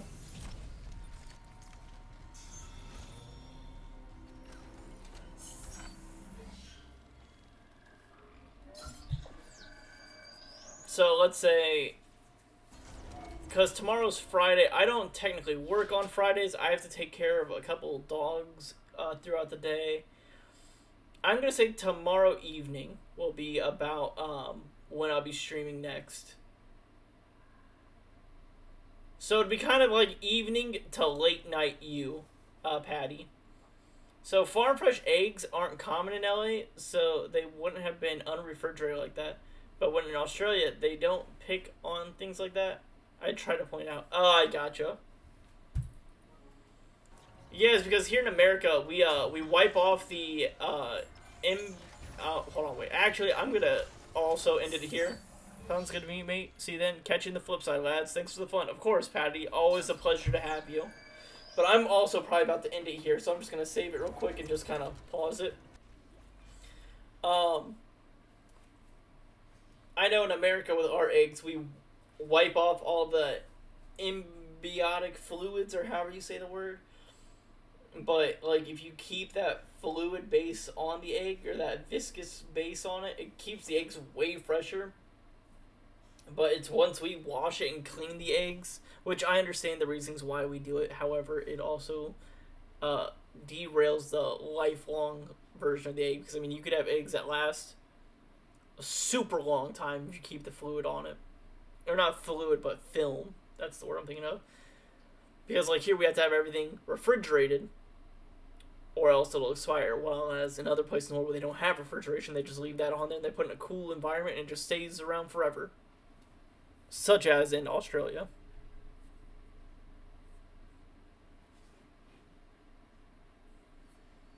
And that's why farm fresh eggs you don't have to refrigerate, because they don't go through processing and all of that fun stuff. But Seaborn, it's always been a pleasure having you here. I'm heading out myself. I'm going to go eat some leftover pasta, and I'm going to go let these dogs play in the snow for a little bit longer. Hopefully, I'll see you tomorrow. If not, I'll see you next stream, whatever you can jump on in, man. Oh, God. It's just a little detail. If you know, you know. Oh, I know. I'm in the know about these eggs. But alright, I'll see you later, man.